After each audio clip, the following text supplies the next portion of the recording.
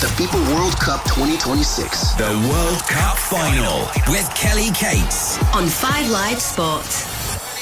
Hello and welcome to the MetLife Stadium for the World Cup Final. It's going to be a celebrity-studded night. Post Malone is in the middle of the pitch right now, but the main event is Spain against Argentina.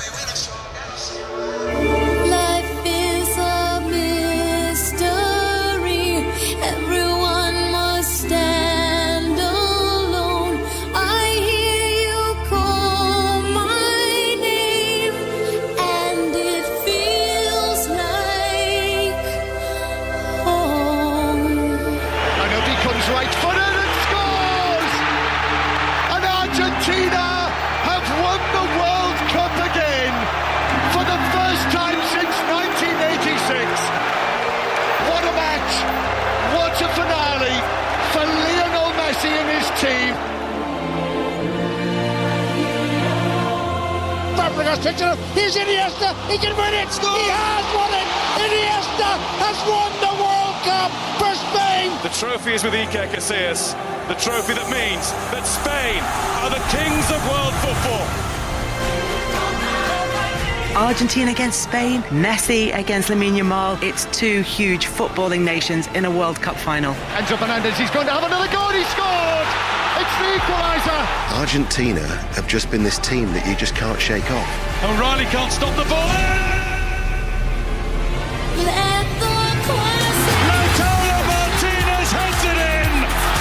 Point-blank range, he could hardly miss. Cross is firing and sliding in is Lamine Yamal, the 9th player to score in a World Cup before the age of 19. And that's a brilliant effort, and they've won it, surely, have they? What a goal! Julian Alvarez. They've unlocked the defence this time, and they've won it. Mikel Merino. Spain, surely, late on once again, have won it. There's the trademark celebration. Mikel Merino takes the celebrations. Oh, there he is. There he is. It's Messi. Messi gets the World Cup record. Argentino, ¿qué decirte, Leo? Another accolade for the little maestro. Pure Messi magic.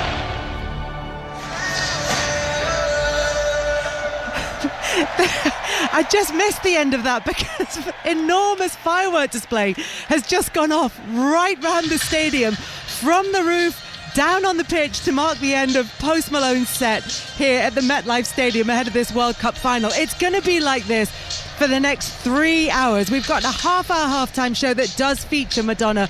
We don't know yet what she is going to be performing, but getting into the groove here at the MetLife, John Murray. It's Spain against Argentina, two huge footballing nations who've had very different journeys, who've played very different football, very different matches to get to this point. It's almost like the celebrity superstar team against the unit.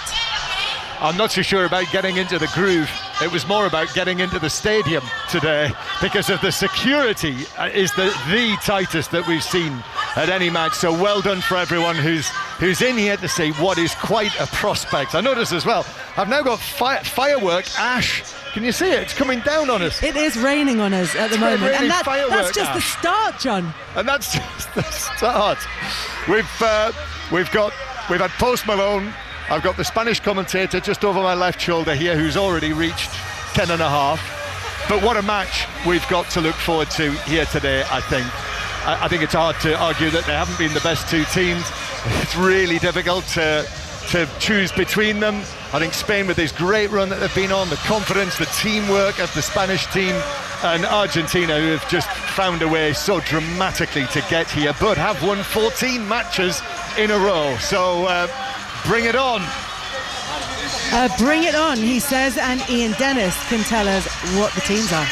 Well, Spain, Kelly, are unchanged. They had a minor doubt over Pedro Porro with this minor hamstring injury, but he's been past fit. So Unai Simon is in goal. Porro, Kubasi, Laporte and Cucurella is the defence. A midfield of Rodri, Olmo, Fabian Ruiz. It's his 50th cap today for Spain. He is yet to lose a single match. Lamine Yamal, Alex Baena and Mikel Oyarzabal. However, if they're unchanged, Argentina have made 3 changes. Nico Gonzalez, it's his first start of the tournament. He comes in for Paredes. De Paul returns to the starting lineup for Simeone, and Montiel for Molina at right back from the side that beat England. So Emi Martinez is in goal, Montiel, Romero, Lisandro Martinez and Tagliafico. Rodrigo De Paul will play on the right, Enzo Fernandez and Alexis McAllister in the centre, Nico Gonzalez to the left, Lionel Messi and Julian Alvarez are the two up front. Deno, thank you very much. Slightly obsessed with all the logistics of how this is being sorted out on the pitch. They've had the big cover over the whole of the pitch and the stage that was set up in the centre for some of the early performances. The stage has been removed.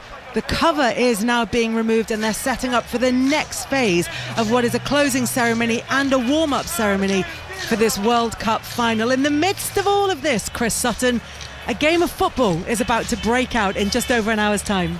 Yeah, it is, and I can't wait for this matchup. You have the calm and the control of Spain, and then you have the sort of chaos and the carnage, which is calculated in a way from Argentina, and just Argentina's will to get through games and win games when they have looked broken and they've looked beaten. There's so much to admire about the spirit Argentina have. I still make Spain favourites. They've been the best team. They've played the best football in the tournament, and I think they'll control the game today. But Argentina, they always have a moment or two. Paul Robinson, as Chris says, Spain will come into this as favourites because of the performances and the control that they've had throughout this tournament. But you saw firsthand in the semi-final against England that Argentina are capable of those moments, and they are capable of winning games by any means possible. Yeah, they've got many tournament veterans in their team, particularly players that have been there and done it on this stage before, and not only against England in this World Cup. Let's not forget they were 2-0 down against Egypt with 79 minutes gone, and it looked like they were out of the tournament at that point.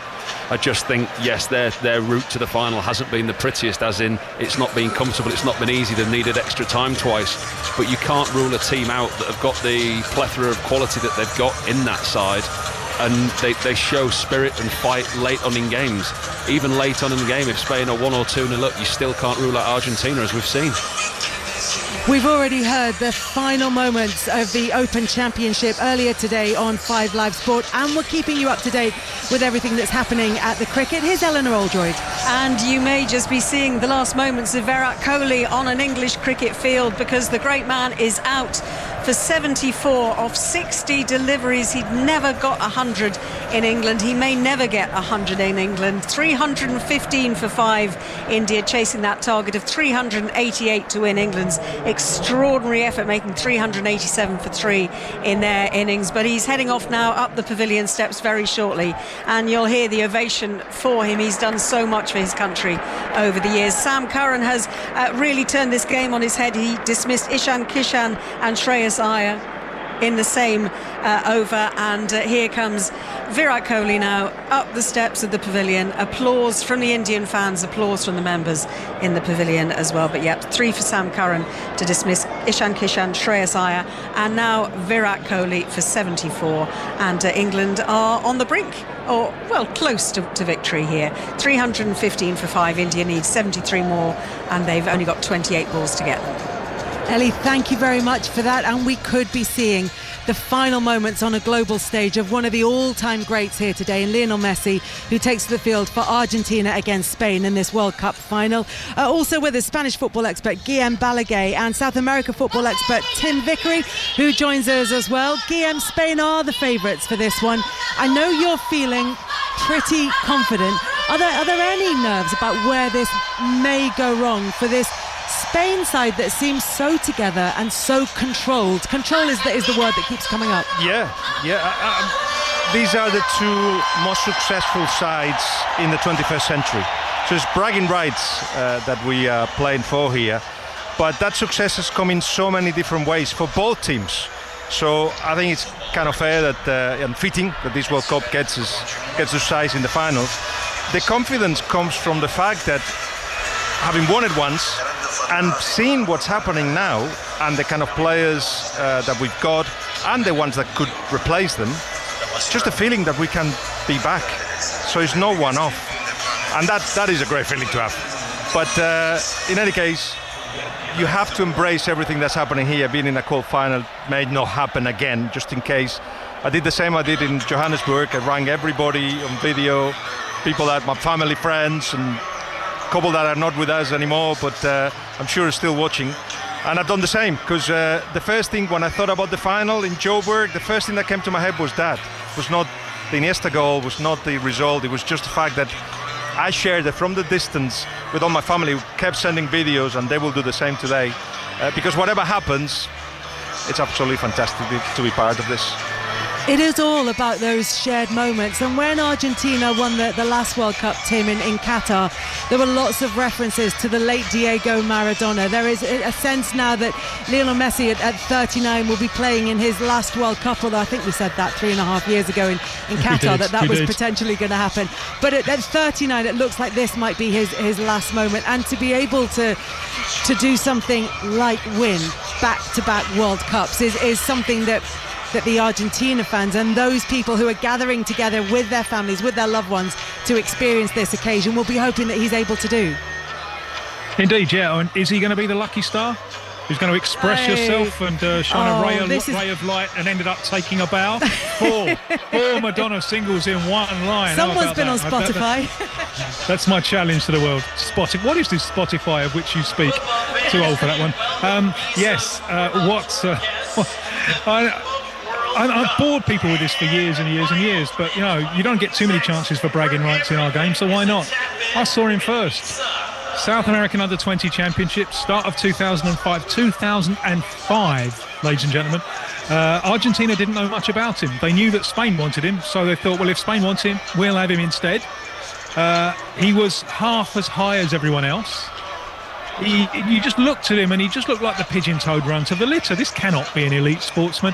And then as soon as we saw him, we all knew we were in the presence of something special for two reasons. One was obviously the ball is tied to his left foot. As Maradona said about Messi, he can dribble while watching TV, and I'll add that he can change the channels as well. But more than that, the thing that's still keeping him here at 39 years of age is, and it was obvious when he was 17, his understanding of space. And he wasn't, when I saw him as a little 17-year-old, he wasn't doing flicks and tricks 30 and 40 metres from goal. He was already with this capacity to watch the game from the best seat in the house while he was playing it and understand what space he needed to attack and when he needed to attack it. And that's why he's still around at 39 years of age, because he's a genius in terms of his appreciation of space. And it also means that because his talent is collective, it helps get the best out of the team. There is no contradiction between running for Messi and working for the team. What's good for Messi is good for the team. That's the way it's been under this Scaloni Argentina now for 5 years, 5 unbeaten years. They've crossed every bridge that has been placed in front of them. But this one is a very, very difficult one indeed. And Messi yesterday, when he said to the Argentine media, he said, whatever happens in the final, this group of Argentina players have written a story that we'll never, ever forget. You can sense there from his words that he knows that this one is going to be very difficult. Lionel Scaloni also said about Messi, he is pure history. Reaching a final at 39 years of age is unbelievable.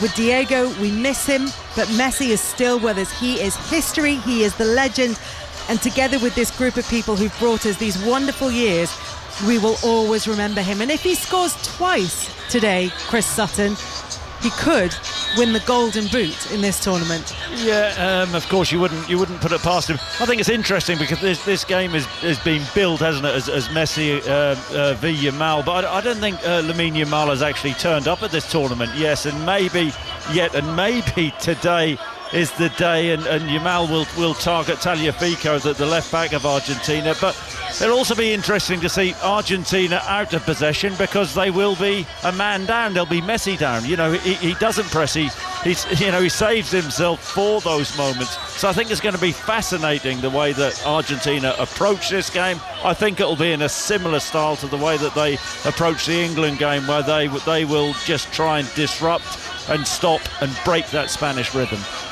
Well, it's Messi against Yamal in the sense that they are the two superstars in that side, although as Guillaume has said to us throughout the tournament, this is not a Spain team that needs superstars. The team is the superstar in this Spain squad. But obviously, Guillaume, doing the rounds at the moment is that picture of Lionel Messi with the baby Lamine Yamal after his parents won an opportunity to have a photo shoot with Barcelona players.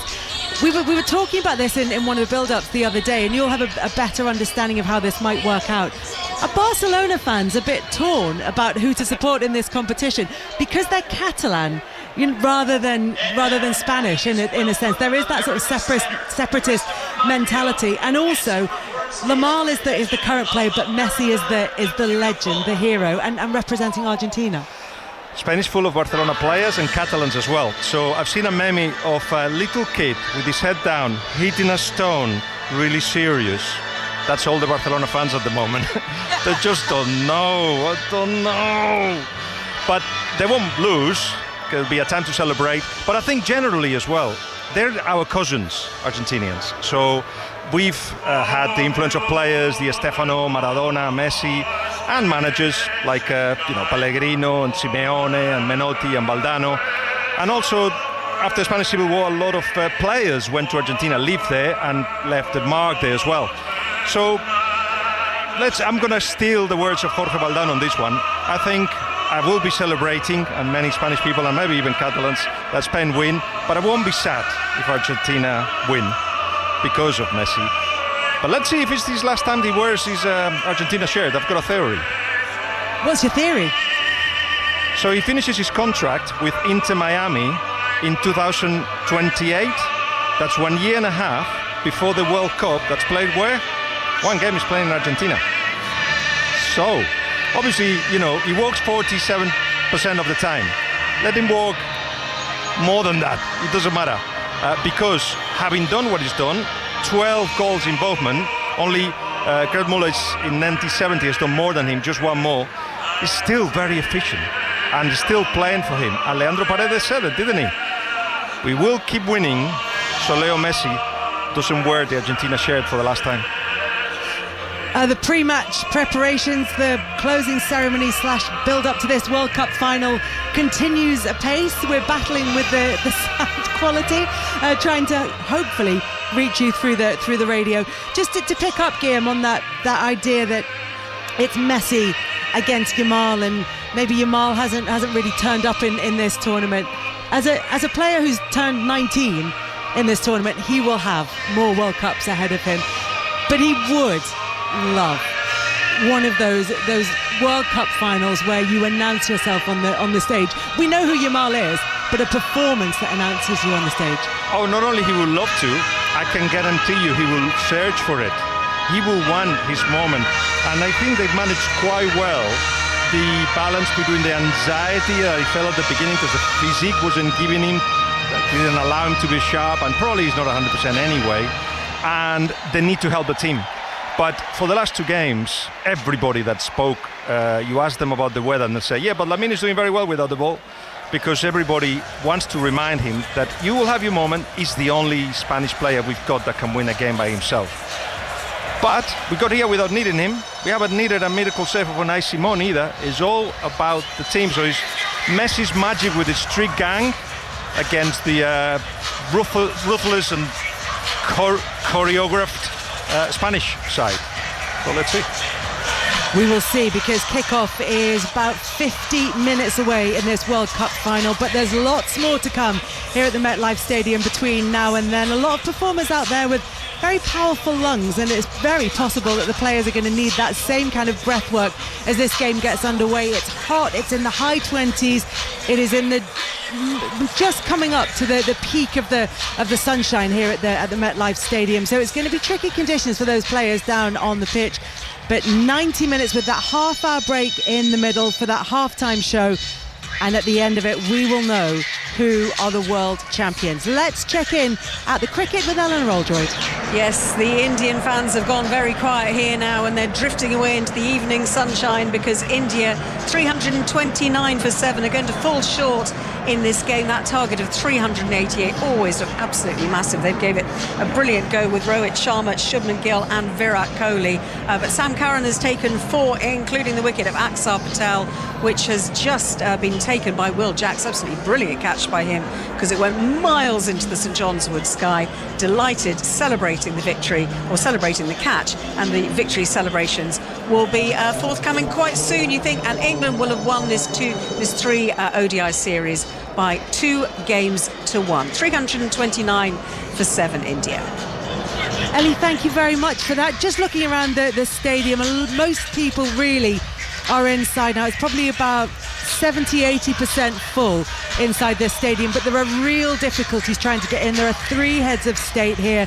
There is a huge social security there is a huge secret service presence making sure that everybody is safe on their way in. There are long bag checks, and so people not necessarily wanting to come out and sit in this blazing sunshine for this long before kickoff. But of the people who are in here, there is a sea of blue and white Argentina shirts. Now that's not necessarily all people who've made the trip over from Argentina, because there are loads of people with those Messi shirts on who are making their way in, who bought them as souvenirs. And then over to our left-hand side, there is a small pocket of the red and yellow of Spain, with all the singing and all the dancing, and the band over there, they've got their flags up.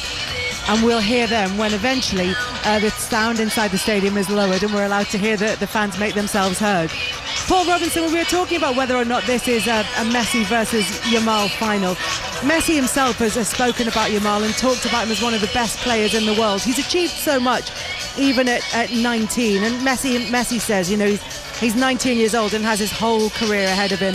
I wish him the best, but we'll give it our all to ensure he doesn't become champion this time. He's got Messi's number 10 shirt at Barcelona that he had for almost 15 years. He's won the European Championship. He's played in a Champions League semi-final. He's already achieved a lot at 19. But we know that Messi can deliver on this big stage. Are we waiting to see whether Yamal can as well? Yeah, of course, and I think he's one of the players that I think we probably expected more from this tournament because of the hype that's been around Lamine Yamal. When you say he's only 19, I think it was this tournament he turned 19. Over 150 games for Barcelona and 52 goals at 19 years of age. The numbers that he's posting at club level are quite incredible, but we haven't seen him yet have the impact like Messi has on his team at this particular tournament, because we've all talked about Spain as the star, when actually there's a lot of focus on Lamine Yamal. You know what, as well, Kelly, with Yamal, and we spoke about this a lot throughout the tournament. He was sort of nurtured in because he had an injury. He came on in the first game, and De La Fuentes had to manage his minutes, which hasn't been easy. He probably wanted to give him more game time than he's had. I think the last couple he has played 90 minutes, but you just wonder, the Messi stats, 8 goals, 4 assists. Yamal has got his goal. You just wonder whether the fact that he hasn't turned up, whether this afternoon is this afternoon for him, where he really comes good for Spain. As I said, the Spain fans are over in a small pocket to the left-hand side inside this stadium. But Guillaume, you talked about the conversations that you've had with people at home. You talked about the conversations that you had before the final in Johannesburg and how important that is. Give me an idea of how this final is being seen in Spain, how huge this occasion is. I think Joburg was special because it was the first time that we saw something that we're going to see today. So the villages will have this big screen in the main square. The cities have organized in different places, indoors mostly, not just bars, but sports centers, also meetings of fans. Somebody told me that somebody who's in Malaga, one of the people I spoke to, says I was going to go to where all the fans are going to go, but 10,000 tickets were sold last week. Not last week, it must have been after the semi-finals, 4 days ago. It feels like a whole week when you are a whole day in the States. And to be fair, it could have been a week ago. They might have just been that confident. Well, when you've got, this has been important for Spain because 2 things have happened. One, the national side, the federation has been very good portraying what's been felt here and the things that have made Spain special. So they did a video with Why Not. Everybody that won the World Cup in 2010 followed the line of Laporte when he was asked, can Spain win the World Cup? And his answer was, why not? So then you heard this whole squad of Spain with Iniesta at the end, of course, saying why not. That has given feed and petrol to the people back in Spain, but also they're so nice. Everybody in the squad, the manager, everybody is so nice. So that is breaking down barriers, political barriers, ideological barriers. And we know, all this is temporary. We're going to be one for a day or two, maybe, if we win it. And then it will go back to a lot of the divisions that have, invaded the country. But right now, everybody I know, and I know a lot of people, they're all watching it. I cannot think of anybody that wouldn't. Is that because there's an element of overconfidence because of what we've seen from Spain? Not really. I think they just want to be part of this. But they want to win it. Well, it's great to be part of a final, but essentially it's about winning, isn't it? I think it's the two sides of the same coin. You want to be part of a World Cup final. We've been hearing for so many years about it, and you've only been to one. You've been to more than one. So to actually have that shared is great. But yeah, once here, there is a touch of confidence, not from the players, but from us, because, as you were saying, against France, we played against 11 players when we had the ball that were very physical, and we danced around them. It should be easier with Argentina. But Argentina play when they have the ball with 12, because we're going to count Messi as 2. And that moment will appear at some point. We have to combat it or score a couple of times before he does. Yeah, when you say that they're so nice, I wish I could say the same thing about Five Live, but I've been with Chris Sutton for the last 2 weeks. But in all seriousness, De La Fuente, when he took charge in the 19s, when they won that in 2015, he had Unai Simon, he had Rodri, and he had Mikel Merino. 3 players who've been on the journey with him. Yep. The only time when Rodri wasn't with him was in Euros under 21, because he's just signed for Manchester City. And he said, let me just have the pre-season with Manchester City. But the rest of the time they've been together. And he's been adding, with the same idea, he's been adding Cucurella here, or Pedri there, or Dani Olmo. And then all of a sudden, everybody knows everybody. Those are big, massive helicopters, them. They are huge military helicopters, 3 of them flying over the MetLife Stadium. As we said, there are 3 different heads of state going to be inside this stadium, including President Trump, who will be arriving shortly, I would imagine. And they're just so tight on security, understandably, ahead of this World Cup final. Tim Vickery just touched on there with Guillaume the idea of how big this occasion is in Spain, the idea that for one day there will be this sense of unity. And that's something that Argentina very much lean into. We remember the incredible scenes of celebration after they won the World Cup in Qatar, and the thousands, maybe even 1 million people on the streets of Buenos Aires at that time, and they will be poised in case their team can do it again today. Yeah, far colder in Buenos Aires now than it is in late December, as it was in Qatar. And you'll see this in the stadium. You'll see this. And it is a shame that the fans are being drowned out by this piped music. There was one who was warbling behind you, who I was thinking, well, if it gives him that much pain, why does he do it? Just leave it to the fans to create the atmosphere, and no one creates it. He's a really well-regarded opera singer, to be fair to him. Good luck to him. But leave it to the fans to create the atmosphere, because they are a part of the spectacle. I'm intrigued by the team that Scaloni has picked. We knew what team Spain were going to pick. Same old, same old. We knew. Argentina, but remember the World Cup in Qatar, the final? He sprung a surprise, and he was worried. He was terrified against France, and he sprung a surprise with Di Maria, and it was Di Maria attacking the side that no one expected, and it took the game away from France for a while. It was just a way that Scaloni found to impose his game on that of France. Are we going to see something similar this time? Because the side that's been announced isn't the side that had been expected. Everyone thought that the holding midfielder, Leandro Paredes, was a given, was a certainty. He's dropped out, and he's got both De Paul on the right and Nico Gonzalez on the left. And the one that intrigues me here is Nico Gonzalez. He's a very left-sided player. Now, there are 2 readings of this. The defensive one would be, well, Tagliafico is going to need help defending against Lamine Yamal. So we put a man there to stop Yamal cutting in. The attacking reading will be, Yamal is going to come, Pedro Porro is vulnerable defensively, that's where we're going to strike for him. But that's the part of the field that is really going to fascinate me. What do Argentina intend to do down their left, the Spanish right? Guillaume, what do you think would cause Spain more problems out of those options?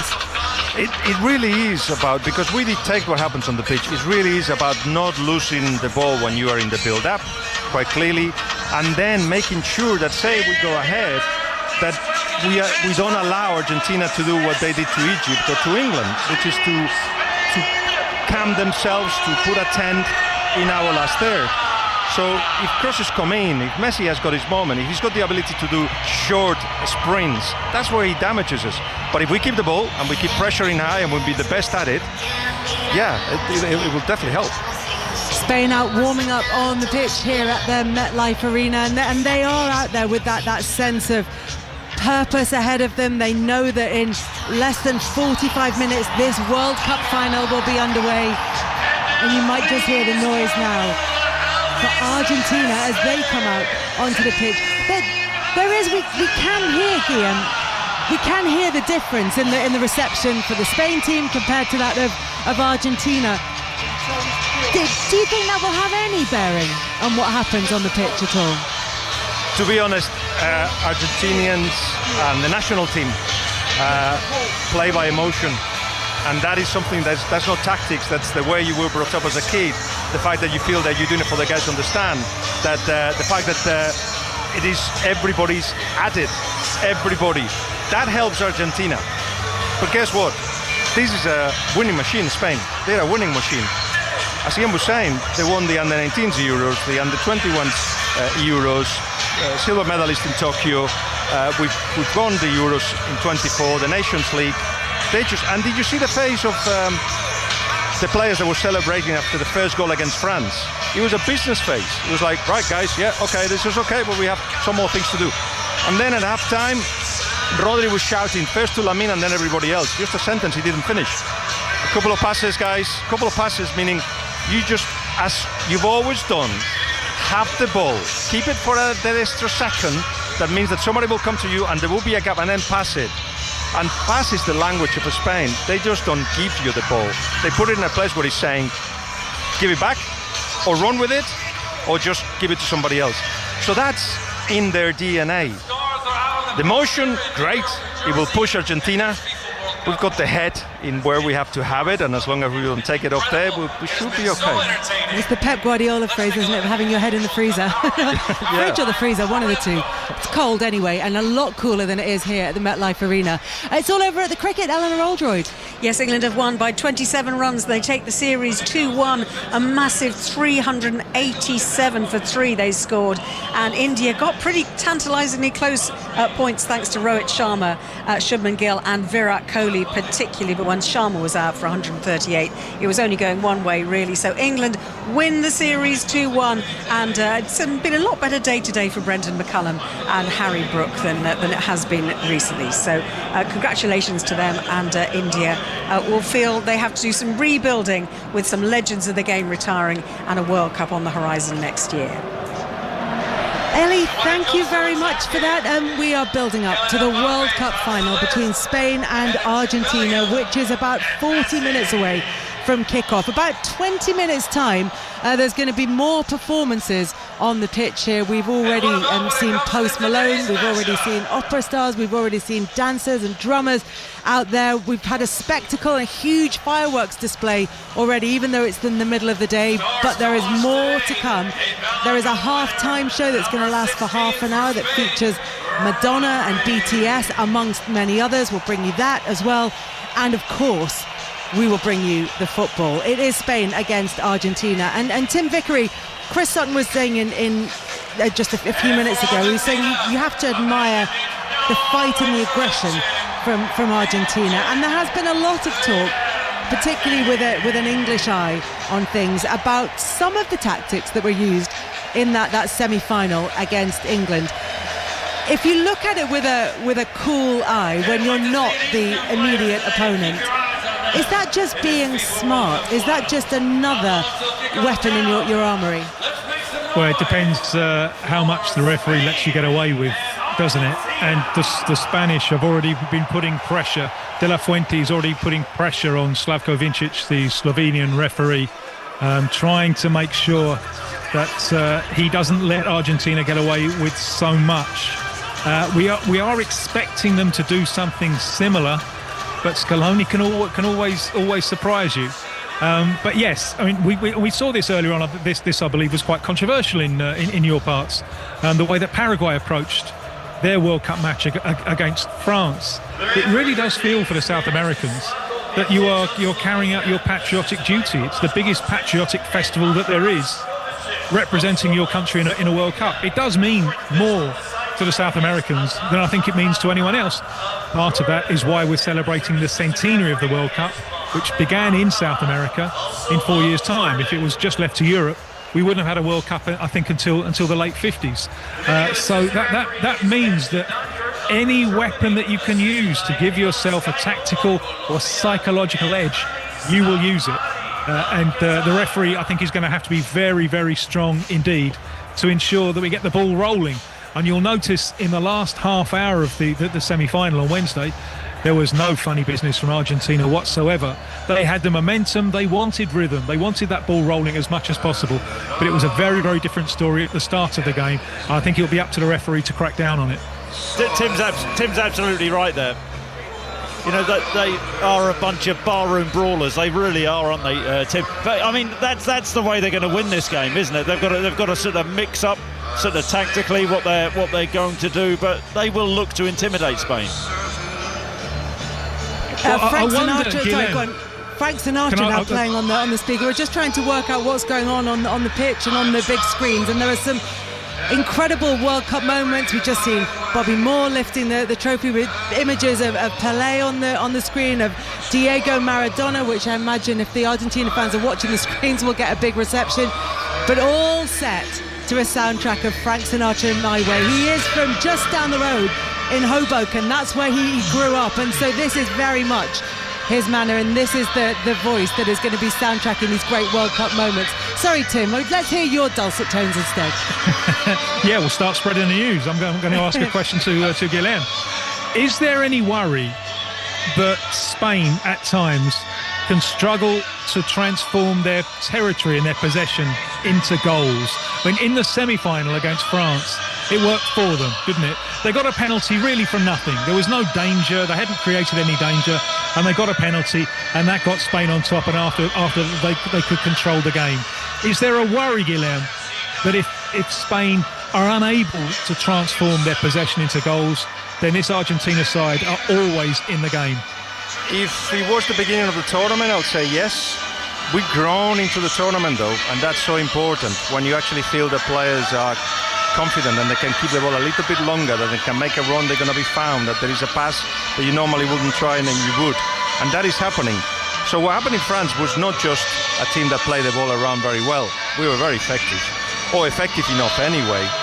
We weren't at the beginning, and that was my doubt always. And you don't know. You cannot predict, all of a sudden it's all going to work out. But right now, you've got the best Spain of the tournament. So with that in mind, it's a balanced side.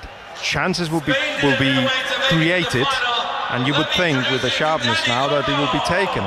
And I pray for a Lamine Yamal moment, which would take the game away as well too.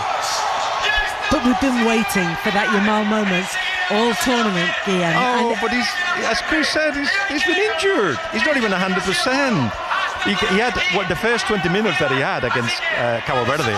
He couldn't breathe at the end of it.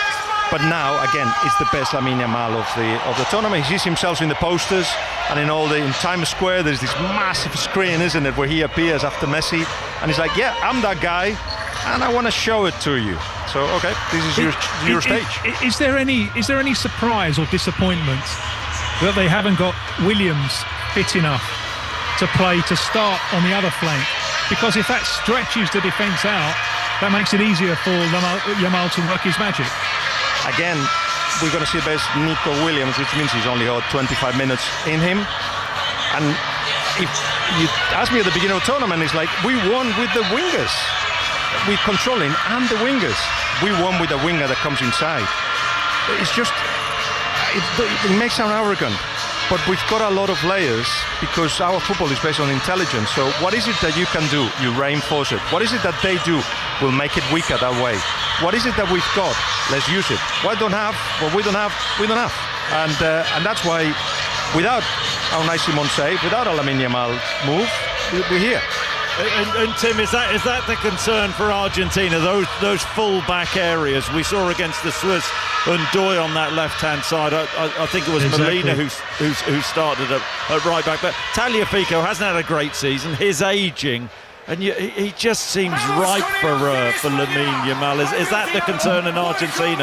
Is that the weakness in this team? It certainly is, and I think for that reason they're probably happier to be facing Spain than to be facing France. Because, and I'm sorry to harp on about it, this was the tragedy of Wednesday. England had the attacking weapons that Argentina really don't want to face. Pace, power and talent. And France have plenty of that. Spain have it as well. As Guilherme said, the repertoire that Spain have is huge. But what does worry the Argentine defence? People running at them at pace. And Yamal doing it from one flank, Williams doing it from the other. That would be hard for them to handle. The fullback position is not Argentina's strongest position. So if Spain can get Williams out for 25 minutes, half an hour, I think their chances improve. I actually think though that Alex Baena has done an excellent job for Spain. He didn't start the first game. He's had 6 starts since. And the work rate of the players, I think he epitomised that against France. We were there. It was an all-round team performance. Oyarzabal dropping back into midfield, putting the shift, and then Baena, the right back is already shattered by the time Williams comes on for the last 20 minutes. He had his best game, I thought, of the tournament, Baena, last game. And everyone says coming into this tournament that Spain lack a number 9, but Oyarzabal, I think he's been absolutely outstanding this tournament. Did you see who earlier in the tournament, De La Fuente, the coach, he was asked, which player from another national team would you most like to be Spanish? And even before the question had been finished, he said Julian Alvarez. Yeah. That's the one he really wanted. He wants Julian Alvarez. He has to face him today. And that's the reasoning for that is because he does want that out-and-out number 9. So clearly, Oyarzabal took that personally, Guillaume. He doesn't care. He doesn't care what you think, Kelly or Tim or anybody. He won't even be aware of what I think, Guillaume. He won't be aware. He's going to come in and do the job as he's supposed to do. He's brought his family, which at least shows a little bit of emotion from him. But everything that's outside the pitch, he just switches completely off. And there was doubts and there was debates about Unai Simon. Really, Unai Simon? I mean, you're going to have Cubarsí, a 19-year-old, in against Mbappé. I mean, Rodri doesn't feel fit or sharp. Oyarzabal, he doesn't score. And all of a sudden, he scored 15 goals with Spain in this season. It's a record for Spain. No Villa, no Torres, no anybody. He just suits perfectly. This Spain is the invisible man. Will be invisible again, and we'll see. I think Guilherme, will Fabian Ruiz move left to block Messi?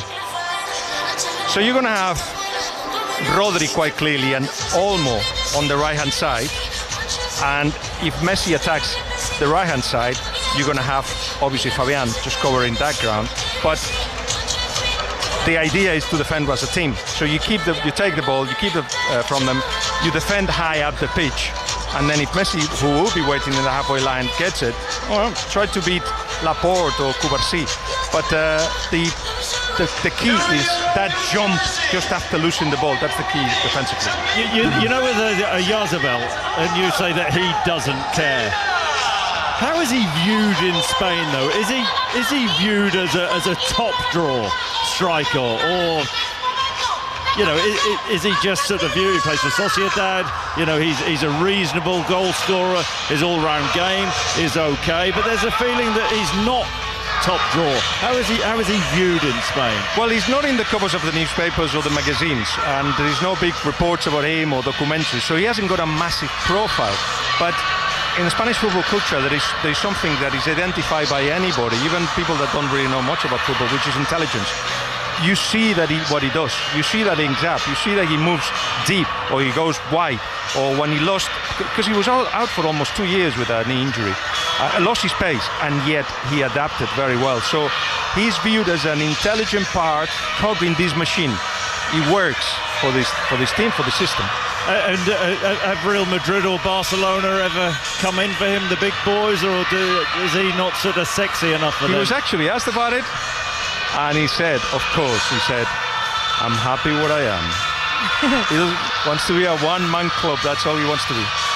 And that's him absolutely settled, and he's delivering on the global stage for Spain at this tournament. And Guillaume was talking, Tim, about maybe a plan for trying to deal with Messi and having to be really smart about it, having to use real football intelligence, because that obviously is what Lionel Messi has in spades. And what we've seen him do in this tournament, and to great effect against England, is instead of taking up positions where players, he's finding space in there, and so the players who are defending against him aren't sure whether to go and deal with him one-on-one, whether they allow him to play.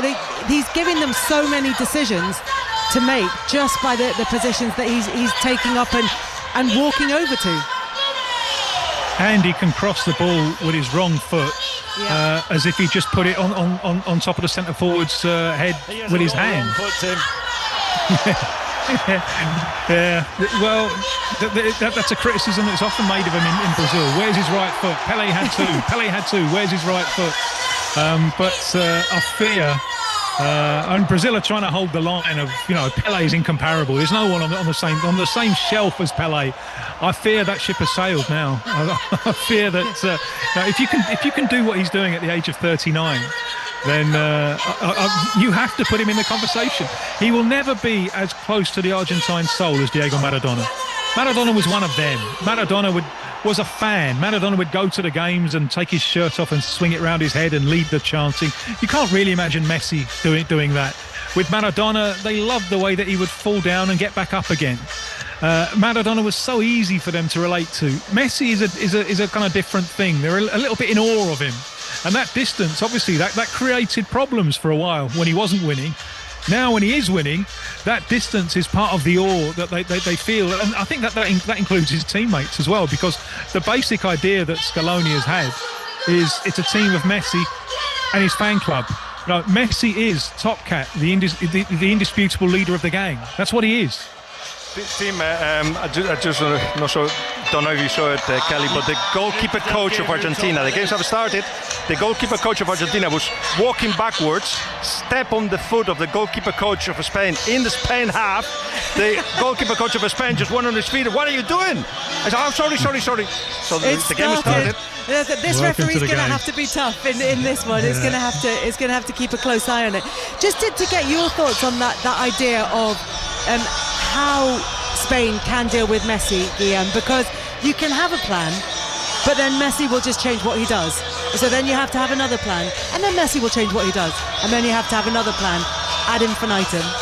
No, I think you just need to play your game. You don't need another plan for Messi, but you cannot defend Messi all the time. That's quite clear. Did you hear the story of Luis de la Fuente when he was Sevilla youth coach, played against Barcelona, and he decided to go man marking on Messi for 75 minutes. His defender got a yellow, so he was replaced by another defender. The game at that point was 0-0, and Messi then scored 4 goals against the new defender. So no man marking, you just have to keep the ball. I keep saying this, but that's what would happen, and be very aggressive when you lose it, to make sure that nobody has got the ability to raise their head and see where Messi is, because of course they will find him, especially with De Paul being there. That's his job. I think it'd be a really interesting battle today. We see Messi line up as a central striker, as he did against England, but quite often one of the favourite pockets he likes to go to on the pitch is over on that right-hand side, and that's a left-back, that's Cucurella. And for me, Cucurella is one of the best one-on-one defenders. He certainly was in the Premier League last season. That's why Real Madrid have taken him on, and I think Messi will soon get fed up of Cucurella kicking him over on that side, so he might have to find some new pockets of space on the pitch today. Well, that's one of the points I was going to make on Cucurella, is that if Spain have a player who has that stereotypical Argentinian, I'm going to say he's got a bit of that dog in him. if there is one player in Spain who's got that, it is Marc Cucurella. Good point. again, just on the defending, you just need, Rodri says, to touch the ball, to pass the ball with one touch. And then nobody come close to you to do the kind of thing that they do, if you like. But you're right, when it gets to 1v1, Pedro Porro has been extraordinary as well, in a less kind of aggressive way, if you like. But yeah, Cucurella has got no problem. And now the former Barcelona player, of course, who's a Real Madrid new signing, facing the legend of Barcelona. Everything is showing us that there'll be some sparks at some point. But try to beat Cucurella and Fabian and Cubarsí and all of those that Messi's going to find when he has the ball. Go on then, Tim. How do Argentina win this World Cup final? How do they become one of those rare teams to win back-to-back World Cups? Spain not taking their chances. Maybe Guilherme can Laporte be exposed? Is he the weak link in the back four? Will Argentina look to play on him? Alvarez against Laporte? And Cubarsí in set pieces. That is a winners, but nobody's exploited it so far. Could be the chance tonight. I've got to say, Tim, we thought that against France. I was sure that the French front line would cause Spain all sorts of problems. They didn't see enough of the ball, really. Spain I think Cubarsí's been better than Laporte, in this tournament. But what is it, eight shots they've conceded on target? In this tournament, that's absolutely extraordinary. Not all of us. I remember from that game, after about 15 minutes, France launched the perfect counter-attack. It was perfect. It was a lovely ball from deep from Olise. A gorgeous diagonal pass from Dembélé, and Mbappe's in on goal. He couldn't get a shot off. Spain, they had enough men around the ball, and people talk a lot about Spain in possession, but they had enough men that the defensive recomposition was so good that the perfect counter-attack, and France couldn't get a shot on goal. And I thought at that point, wow, I'm going to have to reassess my thinking about this game. Not all of us thought that, Chris. I went into that game, and Guillem will back me up on this, with confidence for Spain. Did I not? You did. Yeah, more than I did. This isn't about you. I'm not saying that, but I'm just saying that you're trying to make it out as, saying, oh, I thought that for France. And you thought that the French front line would be as feeble as they were? No, I knew that Spain would dominate the ball, and I knew that you can get at that French defence. But I'll say this about this game here today: only twice in World Cup history has a team come back from 3 goals down. Spain, and I agree with what Tim and Guillem have been saying, that sometimes they don't take their chances, but only when Spain go 3-0 up should they be confident. If they're only leading 2-0, we have seen this unique mentality that Argentina have. Even if they're 2-0 down, you wouldn't still rule out Argentina from fighting back. And Spain haven't been behind.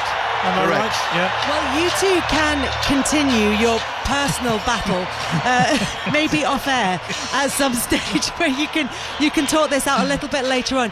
Listen, when it gets to the final whistle, you're going to shake hands and you'll see each other in the bar afterwards. We all know you'll be friends again by then. Kickoff then is fast approaching. Less than 20 minutes to go until it all gets underway. Here at the MetLife Arena in New Jersey, the stage is set for Spain against Argentina, and they are building a stage in front of us with the flags of every nation who's competed at this World Cup. And we're going to hear very shortly from Jennifer Hudson, who will be singing the American national anthem. So we're going to say goodbye for now, and thank you to Tim Vickery and Guillem Balaguer. Pleasure to talk to you guys as always. We are nearly there, because there is a huge ceremony to come. It is the closing ceremony. It is the build-up to this World Cup final. We are all set for what could be a fascinating battle between Spain and Argentina. As far as the game itself is concerned, Chris, is the key to this one for Argentina to try and get either an early goal or at least not to concede early on against Spain? Yeah, you know what, I mean, you talk about Argentina when they're out of possession, and Messi will not work. Spain will dominate the ball. I think it has to be a similar approach from Argentina, the way they approach the game against England. They have to stay in the game. I think they'll defend deep. I think that they'll try and intimidate the referee. I think they'll be aggressive. I think they will disrupt Spain as much as they can, and then just hope for a moment. The longer the game goes on, though, if you get well into the second half and Spain don't get that goal, that's when I think it will get a little bit nervy for them. But if Spain take the lead, we saw them in the previous game against France. They didn't just beat France; they obliterated France. And I know Ian Dennis thought that would happen, but most people didn't. It was so impressive the way that they played. John Murray, one of the hallmarks of this tournament has been the glitz and the glamour, the very American-style approach to all of this, and one of those things is being seen here at the stadium. We're going to have the halftime show a little bit later on, featuring Madonna, Justin Bieber, BTS, amongst others. Shakira obviously will be here singing her World Cup final song, and right on the pitch right now they're getting all set for this, the pre-match, let's call them shenanigans, shall we? Yes, this will take us over the course of the next 10 minutes or so, maybe a little bit longer than that. So the US anthem is going to be sung by Jennifer Hudson, who's just been prepared, isn't she, down there, Kelly, on her golden dais. So the pitch has been set up like it was for the opening ceremonies. We've got the flags of all 48 nations, and we've got the military out there. We've also got the flag bearers who are dressed completely in gold lame, and Jennifer Hudson. As are you. And Jennifer Hudson, all in shimmering white in this New Jersey sunshine, in the middle of the blue carpet that has written across it FIFA World Cup 2026, and then in gold the final. So she will sing the US anthem, and at the end of that we are due to get a fly past by 4 F-16 jets. So I'm just saying that so it doesn't surprise Ian. So I know he can be a little jumpy at loud noises. That's a bit rich coming from you. And here she is, a moment of hush. At this time, we ask that you please rise, if you are able, for the national anthem of the United States of America, performed by Emmy, Grammy, Oscar, and Tony Award-winning artist Jennifer Hudson.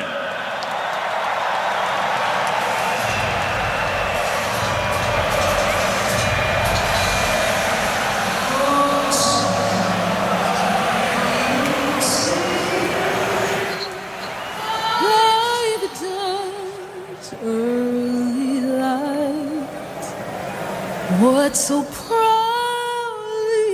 we hailed at the twilight's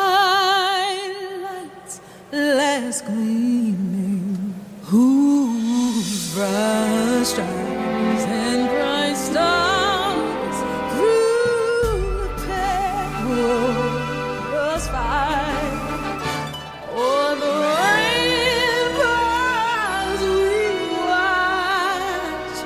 so gallantly streaming, and the rockets break leather bombs bursting in agony through the night that I fled was still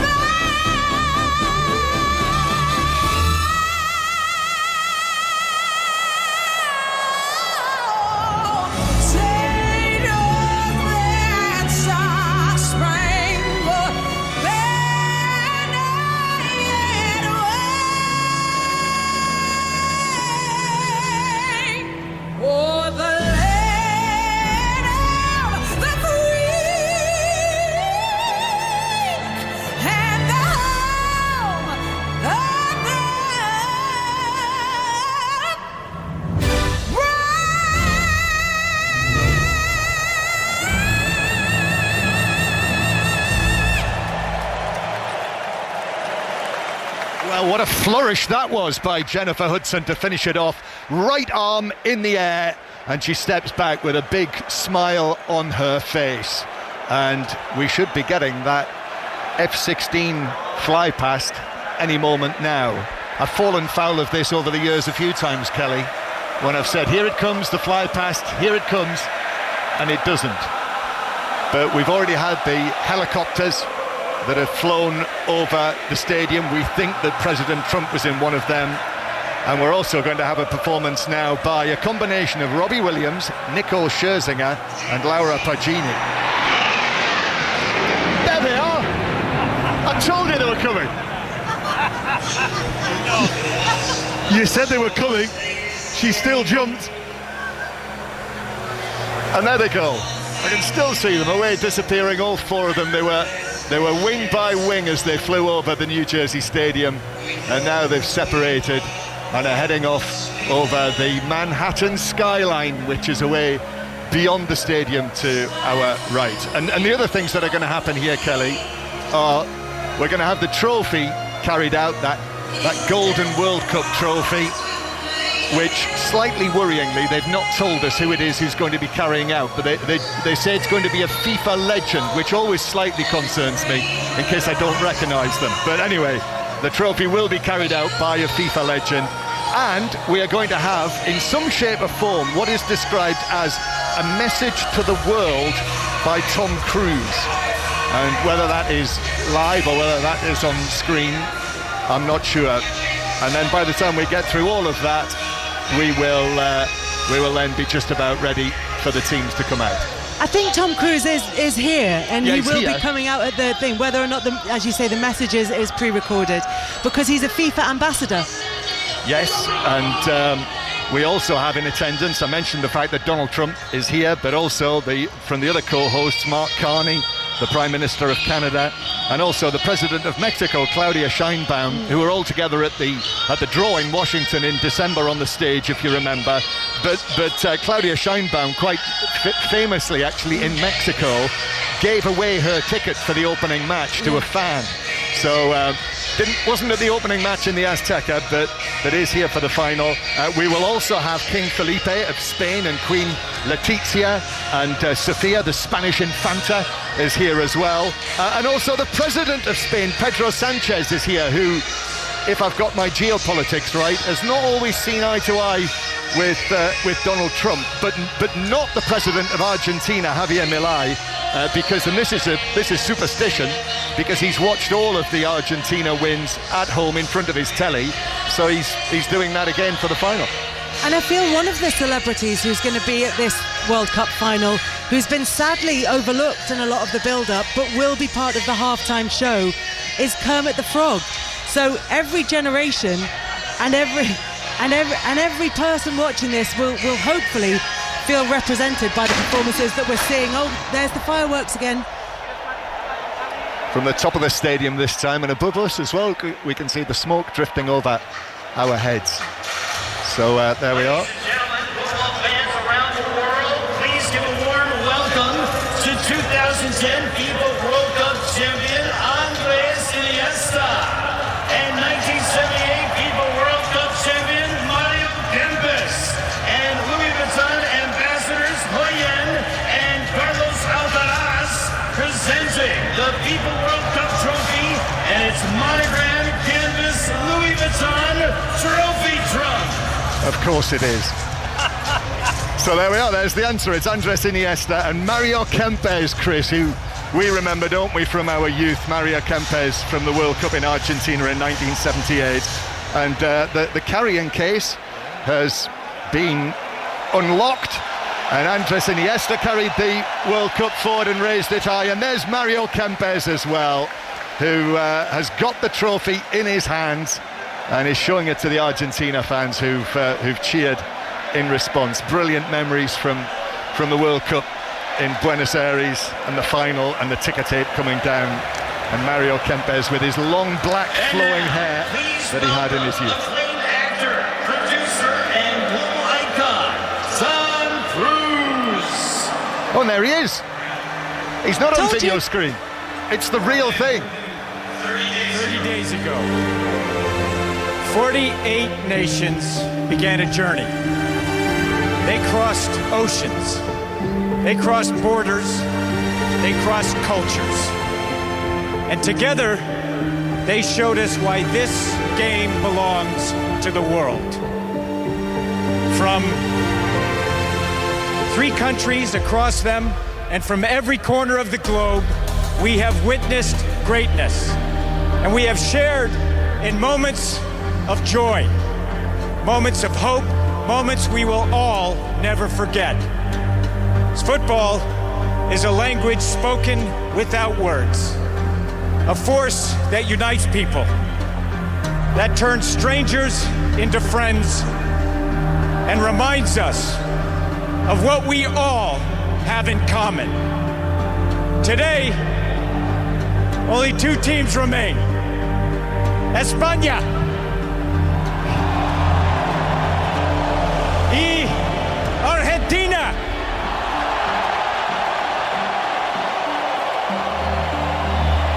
But these stories belong to each and every one of us, to every nation, to every player, to every supporter, to every volunteer, to every dream carried on the pitch. So as we gather for one final chapter, let us celebrate a tournament that brought the world together. Let us celebrate each other. This is football. This is unity. And this is greatness.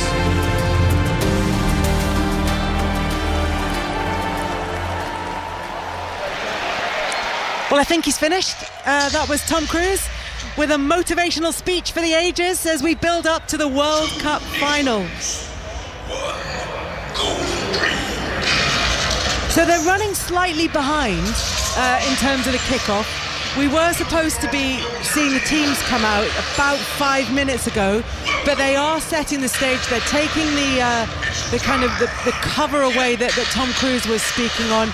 They're now putting the more familiar things that you will have seen on television on the pitch, including the FIFA lettering. They're just about to unfold the 2 flags of both Spain and Argentina before the players make their way out onto the pitch. It's quite a lot to squeeze in, John Murray.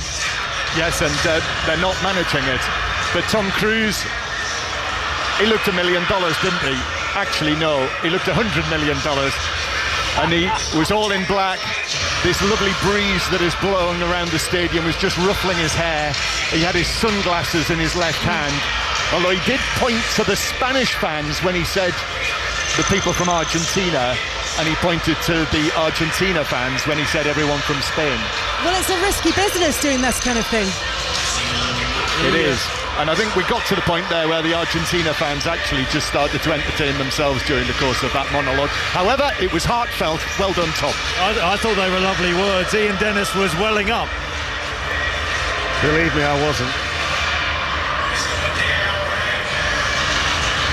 Well, Tom Cruise with a message of unity about how football can bring people together. We did hear from Guillaume Balaguer that in the build-up to this game, he was thinking about the people that he spoke to before Spain won the final and after they won the final in Johannesburg in 2010. And we saw those incredible scenes just 3.5 years ago on the streets of Buenos Aires in particular, when Argentina lifted the trophy. It's such a rare feat to be back-to-back world champions, and that is what is ahead of Spain today, and what could be Lionel Messi's last game at a World Cup finals. May not be his last game in an Argentina shirt, may not even really be his last game at a World Cup finals, because one of the matches in the opening to the next World Cup finals will be played in Argentina. So perhaps Messi could have one last dance, or this could be it. If he scores 2 goals in this one, he'll win the Golden Boot as well. But the players are on their way out and taking you through the arrival of Spain and Argentina at the MetLife Arena ahead of the World Cup final. Ian Dennis. Well, dare I say that I wouldn't be alone in thinking that this could have been slightly different had England not wilted on Wednesday night. However, what we do have for the first time in a World Cup final is the reigning Copa American champions against the European champions. Old and new. An old superstar against the young superstar. Lionel Messi, who is the oldest outfield player to appear in a World Cup final. Only Dino Soft, when he was 40 years and 133 days in 1982, as the goalkeeper, of course, as Italy appeared in a World Cup final, up against Lamine Yamal, the 3rd youngest player to appear in a World Cup final at 19 years and 6 days. And everybody, I'm sure, now has seen that image of Messi cradling Lamine Yamal in his arms. Well, now these two superstars will do battle, but it is their feet that will do the talking. As on this baking hot day here, not hardly a cloud in the sky in New Jersey, the two teams take to the field as they walk through that guard of honour. And the giant flags that have been stretched out, as they have throughout every of the previous 103 games at this World Cup tournament in the United States, Canada and Mexico. The flag of Spain fills the halfway towards our left. The flag of Argentina, the albices, the sky blue and white, to our right. And now the two squads of 26 we ask that you please rise if gather you are able for the national anthem of Spain. outside the centre circle down below as we look from our lofty position. And now here on BBC Radio 5 Live, BBC Sounds, and also live across the world on the World Service. It's time for the national anthems, starting of that of Spain.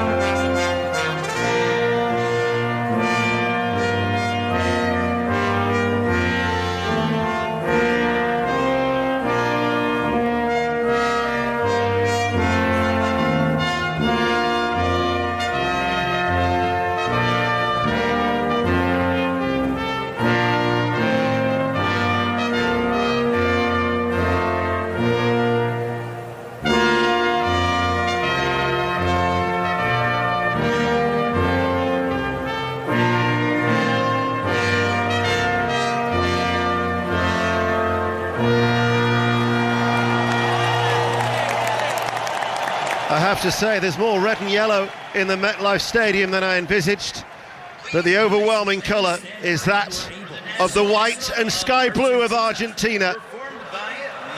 Thousands of them inside this cavernous bowl, and now with all the passion that they have displayed, we get ready for the national anthem of Argentina.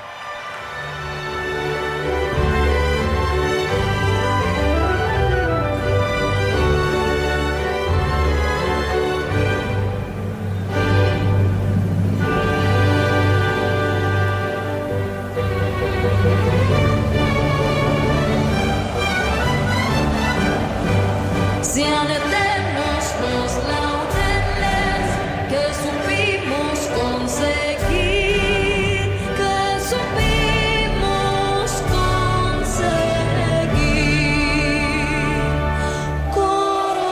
Coronados de gloria vivamos. Oh, juremos con gloria morir. Oh, juremos con gloria morir.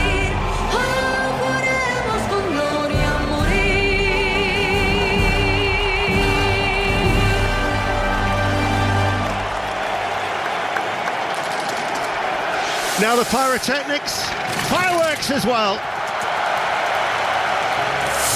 The red and yellow of Spain, the sky blue and white of Argentina, as the Spanish players wait.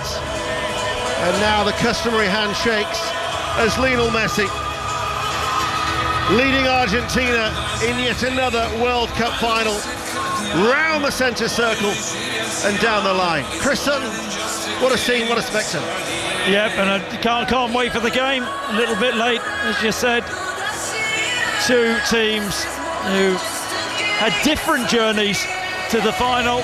Spain have been silky and smooth and slick and played with control, and Argentina, they never know when they're beaten, and they're a team who always seem to find a way. And I suppose, can they again today, Paul?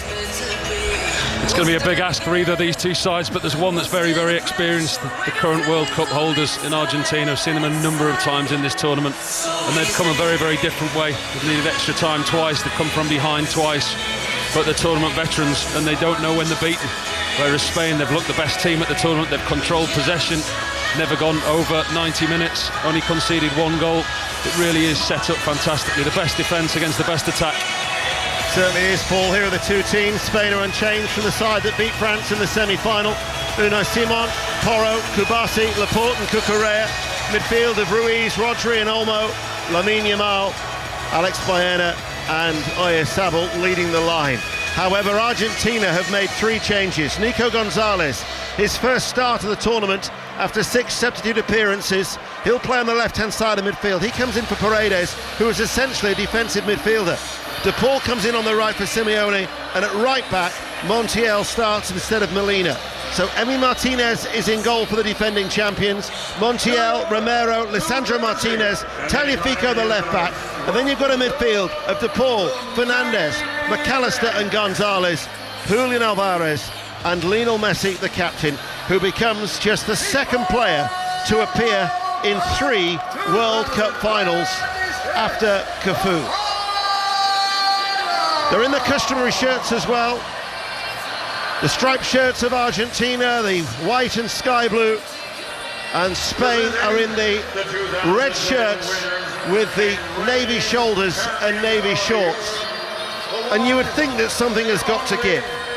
Argentina coming to the game with 14 successive wins. And as for Spain, they are looking to set the longest run in men's international football. It's a run of 37 games undefeated that has previously been set by Italy and Argentina. So, gentlemen, if we're to nail our colours to the mast, who are you backing? Oh, it's Spain with the skill and Argentina with the will. I just think Spain will have too much for Argentina. Argentina, there'll be a man down when Spain have the ball, because Messi won't move much, but then he may come into his own when Argentina have their moments. But Spain have controlled so many games, and you know, we've had that argument earlier, maybe they haven't scored enough goals, but I think that control will come through once again today. But I'm not ruling Argentina out. No, absolutely. I mean, that's why it's so finely poised. Argentina have scored at least 2 in every game that they've played, so you'd expect them to at least get on the score sheet today. And if Spain don't take the chances, they could be punished. The biggest World Cup ever, with this the 104th final game of a tournament that began 38 days ago. And we are in the biggest venue at this World Cup, the MetLife Stadium in New Jersey, where you've got close on 79,000 people packed out inside this giant cavernous bowl. And listen to the roar in the next 5 seconds after the countdown as Lionel Messi ties up his bootlaces. We're underway. The 23rd World Cup final, live on BBC Radio 5 Live and BBC Sounds. Our referee is Slavko Vincic of Slovenia. He'll need to be strong in the early stages, as straight away the masses of Argentinian supporters break out into song. Muchachos, it's their anthem, and they'll sing it all afternoon long. Good to have you with us here on 5 Live and the World Service. Spain are playing from left to right as we look. Simon will touch the ball towards Laporte. There was Fabian Ruiz. There's no real great pressing from Argentina. Olmo, Oyarzabal drops off, lays it towards Porro. Lamine Yamal wanted the ball early and he wanted it to feet. He goes back towards Kubasi, and straight away Spain, here in the sunshine in New Jersey, have just settled in the opening 60 seconds. Yeah, I mentioned Argentina. They're not going to really press with any great ferocity. They won't press particularly high. They'll be in sort of a mid or a low block. Spain will dominate the ball. Just wonder with this pitch though. They did water it earlier, but it's not as slick as Spain would have liked. Early foul by Porro, and Slavko Vincic will just let him off with a warning, Paul. Yeah, the referee's looking like the first one go, but you can clearly see from an Argentina point of view, those of you that saw or listened to the England game, we spoke about Argentina pressing high and the intensity in the early stages of the game. Whether it's a game plan because of the weather or because they're going to allow Spain the ball, they've certainly started in a different way. Emi Martinez has the ball at his feet. He's in a light green goalkeeping outfit. This is Lisandro Martinez, who's now coming forward with the ball. Tagliafico is ahead of him, gets away from one challenge, inside to Alvarez. De Paul has actually stayed out very in here. In fact, here he is in the centre circle. Montiel is out wide on that right. At the minute, Cucurella doesn't seem too concerned about him. No, De Paul will play narrow off that right-hand side. He'll get the width from Montiel. He gets the nod over Molina today. More of a natural winner in Nico Gonzalez off the Argentinian left. The ball carrier. Emi Martinez, Enzo Fernandez, Spain are pressing. Romero now brings Montiel into the play, and he's got a lot of space to come onto on that far side. Links up with De Paul, back towards Montiel. Romero running back midway through his own half as two helicopters are hovering overhead. Never known a stadium with security as tight as it has been today. The queues to get in just for the media, let alone for the supporters, although everybody was advised to get here early. And judging by the way that it seems so full here, hardly an empty seat in the house, everybody has heeded those warnings. Here is Lisandro Martinez. Tagliafico down the line, doesn't keep the ball in play, and McAllister goes out for a throw in front of Scaloni, the Argentine coach. We're going to have a little bit of possession, Argentina, but we can see the contrast in styles in pressing already. Spain immediately want the ball back. As soon as they lose it, they want to get the ball back, whereas Argentina at times, they're happy without it. Enzo Fernandez was just doing a little bit of a job on Olmo, as we've just seen Baena brought to the ground by Montiel. Are we going to get an early yellow card? Well, it should be. And Montiel, guess what, is pleading his innocence. Baena made a movement towards the ball, then in behind, and I would describe this as a rugby tackle. He's very, very lucky, Montiel. Pulls Baena down. I do feel that hit the American referee the other night, shown a little bit more authority in the early stages. It would have stopped a lot of the shenanigans as Olmo turns away from Lisandro Martinez. Oyarzabal lays it out towards Lamine Yamal. Lamine Yamal ball takes a deflection, comes back to Lamine Yamal, shoots, blocked, saved by Emi Martinez. It was very fortuitous how it came back to him, but he hit it early left-footed, got a block, saved by Emi Martinez. I think it took a deflection, Paul, didn't it? Yeah, it's a really good save by Martinez. That actually was going across his goal. Good 1-2 from Yamal. He ends up 12 yards out on the angle he shoots. I think he takes a deflection off Romero. Rodri wins the ball. Rodri comes forward into Lamine Yamal, tries to cross the ball, blocked by Lisandro Martinez, pokes the ball away under pressure. Spain, though, aggressive in the press, win the ball back on the right-hand side. 0-0 here in this World Cup final, live on 5 Live. But then Laporte's made an error, and Alvarez, and the goalkeeper's come a long way out. Unai Simon, we've seen him do that on 2 or 3 occasions at this World Cup, and it paid off. As a former goalkeeper, his starting position again, superb. He got so lucky, so lucky, because his initial reading of the through ball, he started to backtrack. The first ball that was going to be played through, he went to come for it, it bounced back, and then the second through ball, he was already so far out of his goal, it allowed him to cut the ball out. He was lucky there, the Spanish goalkeeper.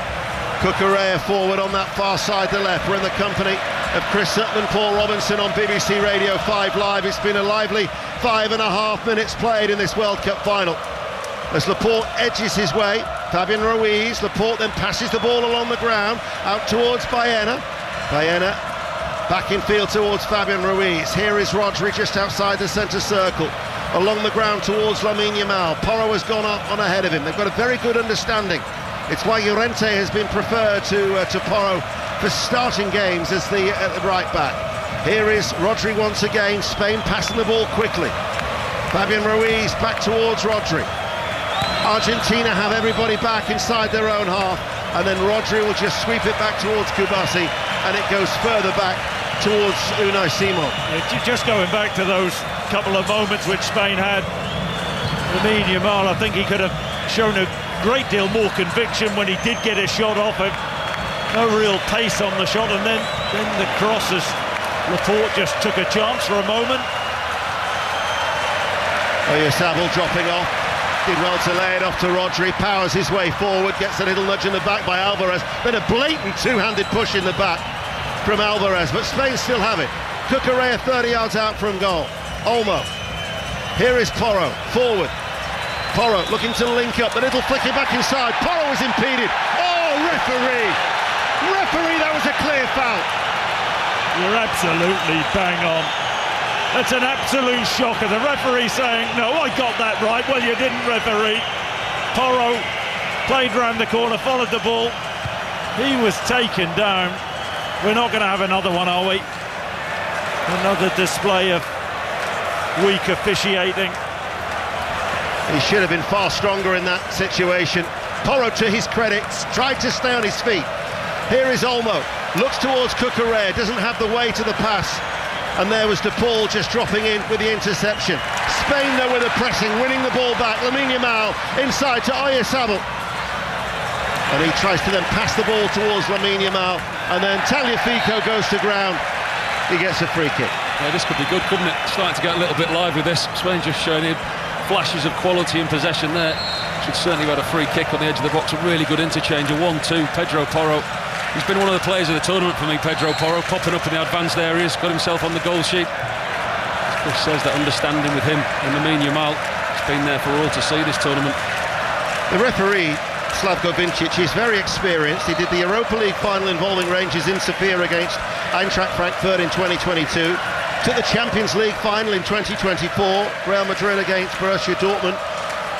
And when Kalina told him he was going to be the referee for this World Cup final, he actually was overcome with emotion and he broke down in tears.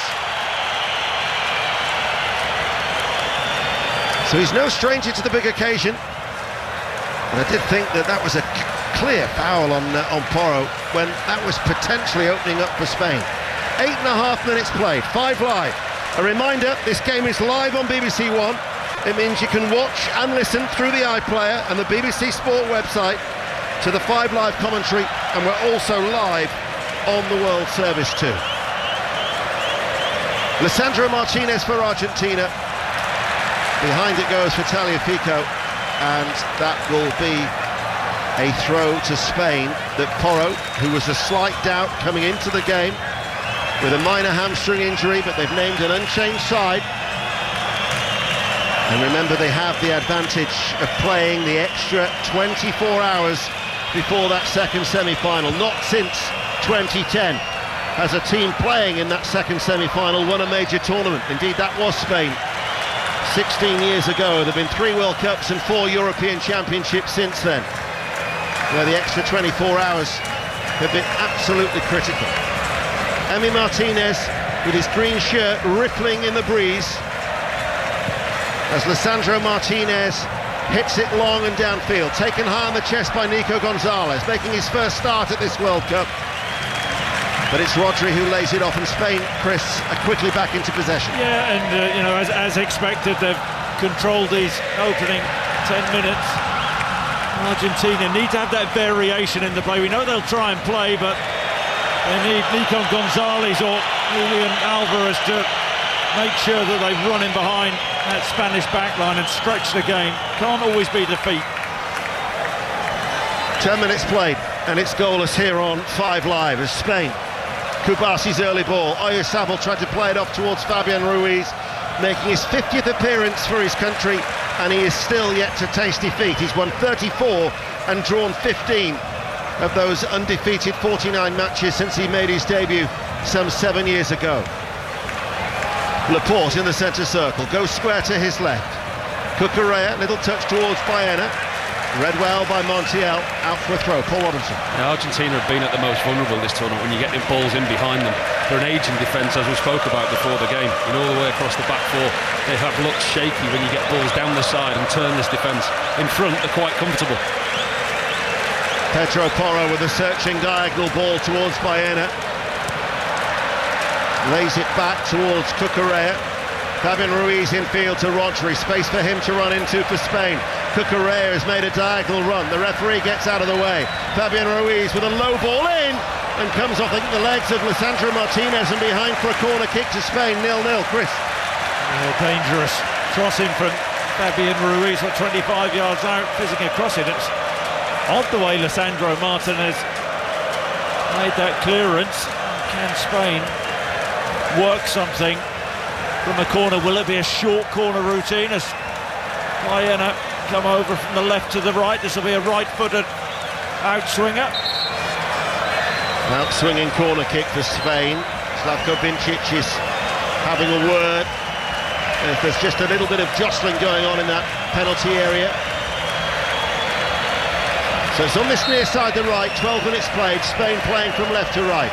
Baena to take it, curls its way, Olmo waits, gets it down, challenged by Romero. Central defender comes out of the penalty area, they bypass him towards Olmo, clips it back across towards Lamine Yamal.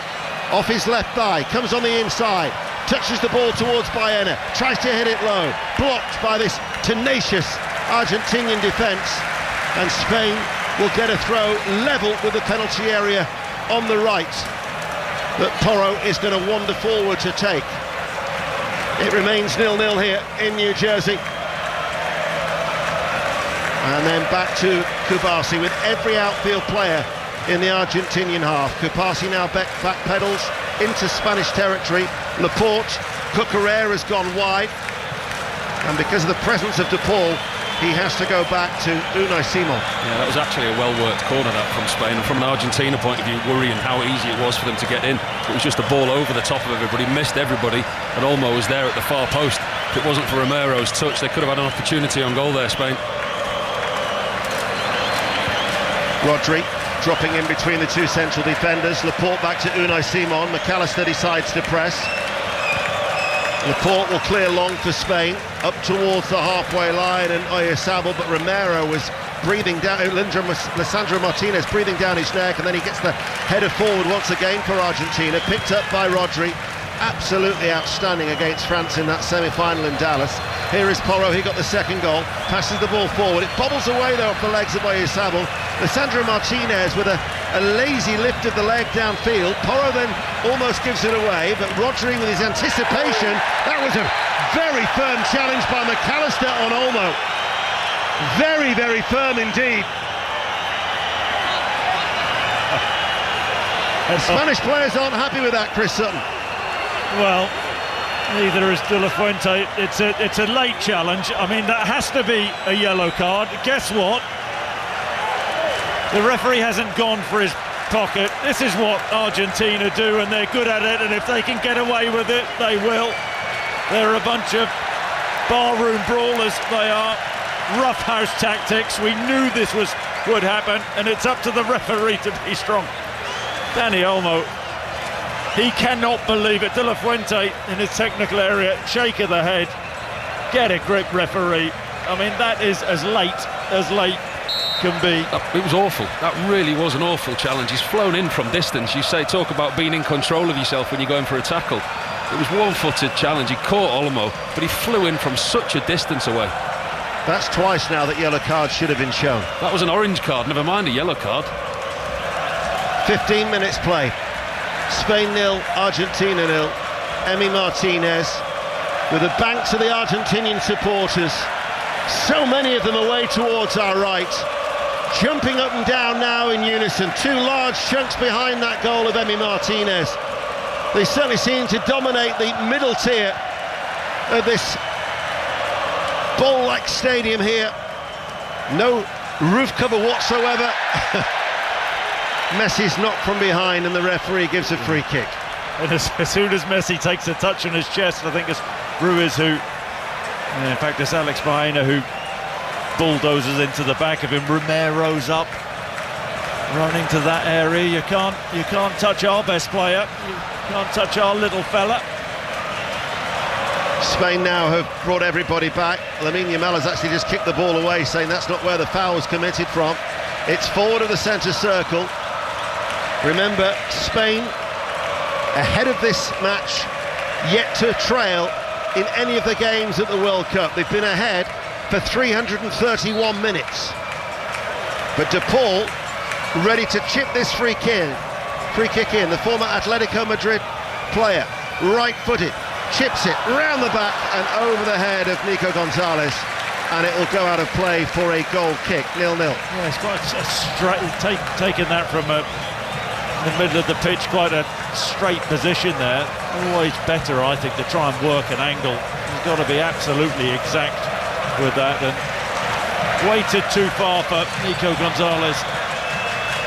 Porro chips it long, looks for the ball to drop over towards Lamine Yamal, controls it with his left leg. Tagliafico backpedals, Lamine Yamal comes on the inside, plays the ball forward, and the goalkeeper had to hang on to that one. It was low off the left boot, it was a diagonal ball, saved in the end inside his 6-yard area, but had he spilt it, it would have been right into the path of Oyarzabal. Yeah, and that's Spain changing the tactics a little bit, going slightly longer that time, looking to go over the top of the Argentinian defence immediately.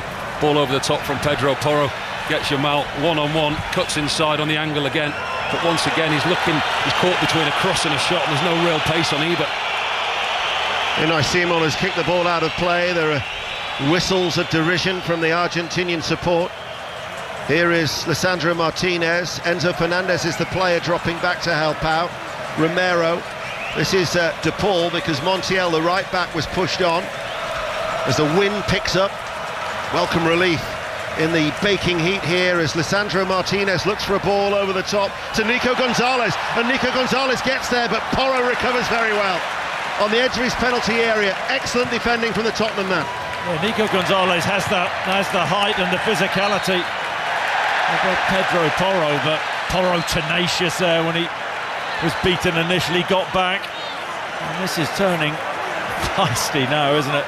Down on the touchline, the man and Olmo and Alvarez, Nico Gonzalez involved.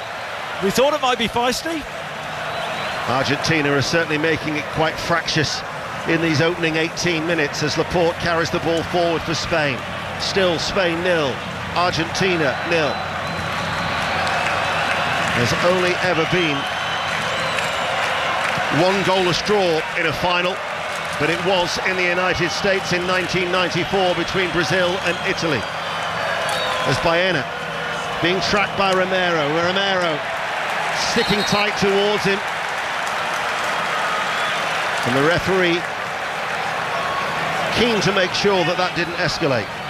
Yeah, he's been very, very lenient as the referee, especially the tackle that he missed down here on this near touchline. But Argentina haven't been quite as physical, other than that challenge in the higher areas like they were against England. They've been sat in this mid-block like Chris spoke about, and they've said to Spain, OK, you can have possession, whether that's a tactic or it's due to the conditions as well, because as we've said, it's a warm day here in New Jersey. And now we've got a free kick for Argentina, almost as if they're trying to disrupt the way that Spain play, Chris. Slow the game down, disrupt it, not allow them to get into any sort of rhythm. Well, and do you know what? You know, I admire that in a way. They win in any which way that they can. And there's been a lot of roughhouse tactics from Argentina in this tournament. They've got away with a lot. But, you know, being aggressive is part of the way that they play. And I've got to say, Tottenham fans must be scratching their heads seeing Romero, who's had an outstanding tournament for Argentina, and you've got Pedro Porro on the other side. Where were they for Tottenham this season? You could also probably the same about McAllister on the other side as well, couldn't you? His form for Liverpool this season's been very much in and out. There's 3 players here in a World Cup final. It'll actually be the 3rd successive World Cup where a Tottenham player can say he is, or has been, a World Cup winner. As McAllister wins the ball in the midfield, but then quickly lost it because Lamine Yamal put a foot into the challenge, and now he links up with Olmo and back again towards Lamine Yamal. That was well read by Lisandro Martinez, and then Messi helps it, and then Messi can finally get on the ball, because we've hardly mentioned Lionel Messi in this, his 3rd World Cup final, as it goes back to Romero. And at the minute he's just standing still inside that centre circle as the bounce of the ball. And then Romero offside against Oyarzabal. Free kick to Argentina. That's the thing with him, isn't it, Messi? He just wandering around, doesn't press with any vigour. But you just know that he will have a moment sometime in this game. But however hot it is, I doubt he's broken sweat so far. Well, did you see that stat about him? He's the player that's walked the most in this World Cup. But look at the goals and assists that he's got. Alvarez directs his header to Gonzalez, lays it off now to Messi, who picks it up over the halfway line. Tagliafico on the overlap, in drill towards Gonzalez, who tried to lay it offside on. Nobody was following up behind. In fact, the flag's up on that far side. That'll be a free kick to Spain. that Laporte will look to take. 21 and a half minutes played, 0-0. He was like a quarterback there, Messi wasn't he, with that pass coming deep and long ball through. That's the second yellow card for you. You tried that in Kansas City. I wasn't having it then, and I'm not having it now. Doesn't like that, Paul. Well, I'll be honest, in our little commentary group that we've been travelling, we had $5 fines for Americanisms, so you've just cut yourself a fine. Right. Lisandro Martinez. You are listening to BBC Radio 5 Live on a day where Ryan Fox has won the Open Championship at Royal Birkdale in towards Oyarzabal. England won that decider against India at Lord's by 27 runs, and Kimi Antonelli won the Belgian Grand Prix. We've brought you so much live sport on 5 Live just today. This is the World Cup final. We are live in New Jersey, and to take you through to half-time, it's our correspondent John Murray. Thank you, Ian. What a setting we have. Spain 0, Argentina 0. The World Cup final. Bright, warm sunshine in New Jersey, and Cucurella down the left trying to cross it into the area, but it was blocked behind by Montiel, one of the 3 players who's come into this Argentina team, and it will be a corner from the left. Paul Robinson and Chris Sutton sitting to my right here. Paul? Yeah, they're going to have to make the most of these, Spain. I mean, they got in with the earlier corner down on this near side quite easily from an Argentine point of view. We'll see what they're going to work. It looks like they're going to play a short one. And Yamal's strolling out there now. They look to take an Argentina defender out there. It's going to be a right-footed in-swinger. Here it is, underneath Emi Martinez, who's able to come and catch that. Not being buffeted. He was able to find the space, and it just dropped very obligingly into his gloves. Yeah, well, it's been a theme, hasn't it? Throughout the tournament, goalkeepers being blocked off, but very comfortable for Martinez coming and taking the ball chest high. So it is Spain, the defending champions, against Spain, the European champions. Argentina bringing the ball forward. Messi's claiming he was sandwiched there, and actually the referee's brought it back for an earlier challenge, not the one on Messi. It was one that happened in the build-up to that move. He gets so many decisions, doesn't he, Messi? So many decisions. I think it was a little pullback from Rodri earlier on in the play. Messi just turns to the referee, puts his arm by his side and says, what? 24 minutes played, and that is time for the hydration break in the final. So lots of enterprising play, you two, but so far really the Lamine Yamal early deflected shot that was saved by Martinez, and that's been about it. Yes, I've got to say it's particularly lame, the effort from Lamine in that situation on the point of near the point of the 6-yard line. Went to try and place it into the far corner, took a little deflection, and Martinez made the save. I think this is how we all expected the game to pan out, with Spain dominating the ball and maybe not creating so much, because Argentina, they defend their box ferociously, but they've offered very little in an attacking sense. Just a wandering Unai Simon when he came out, Paul, as a sweeper keeper. I don't think I ever saw you come out that far, 30-40 yards. You never get in trouble if you come off your line, Chris. If you stay on your line, you don't get in trouble. You should know that. But no, he did get lucky there, the goalkeeper, because it was like a second-time ball, a long ball through, and he'd read the initial ball that got blocked, and he was so high up the field that he took his chances, and because of his high starting position, he was able to come for that through ball. So in that instance, they got lucky. But it's a game we're obviously in the very early stages that's lacked any real kind of attacking threat or good quality in the attacking third. Yeah, I've got to say as well, John, you have to question the referee being a little bit lenient. I'm surprised about that of him, because we know that he's been a strong referee. As Ian said, refereed big finals in Europe, refereed the Champions League final. Well, yeah, I think 2 yellows. I think Montiel with the rugby tackle went with the long ball from the back line and would have been in the left-hand channel. And then McAllister with a pretty wild challenge, very late lunge from him over near the touchline on Dani Olmo. I mean, that was a certain yellow. Paul thought orange. Yeah. I thought it was a strong yellow. But yeah, the referee's lenient, and he's going to make a rod for his own back. But I think Argentina will enjoy the way that he's refereed, Paul. Yeah, absolutely. I think it's a big part of their game. And as like you said in commentary, you said about you have to find a way. If you're not as good as your opponents, you have to find a way to win the game. Argentina back in position. Spain are still receiving orders from Luis de la Fuente. Let me tell you, you might be on the way back from the Open tonight after an exciting day. You might have been listening to it on 5 Live. There will be highlights of the Open on the iPlayer and BBC Two tonight, and clips now as well on the website and the app after Ryan Fox's dramatic victory on the 18th. And this match is on BBC One if you're on your way home, and you can listen to the 5 Live commentary synced up to the BBC TV pictures via the red button and the iPlayer. And Ian mentioned all of the day's top sport. Big news tomorrow, all day on 5 Live, when Andy Burnham will become the Prime Minister. Live coverage all day. Only 5 Live. You'll get the World Cup final one night and a new Prime Minister the next day. So that ad break that you don't like, John, you've just used it all to put out the adverts, yeah? Well, if you can't beat them, as they say in these parts. As Lisandro Martinez plays back underway, hits a long pass downfield. And McAllister there, I mean, the handball is well above his head. A deliberate handball. I mean, are we ever going to see it? That's a short pass by Kubasi, but Unai Simon was very quickly out and was able to steer the ball away towards the far side. Just a little error. Kubasi apologises to his goalkeeper. Yeah, you know what? I've seen a lot of him at this World Cup, and I think he's been the dominant partner in that Spanish central defence pairing. Laporte has the age and experience on him, but Kubasi's been superb. Yep, Kubasi, let's not forget that he also is 19, like Lamine Yamal.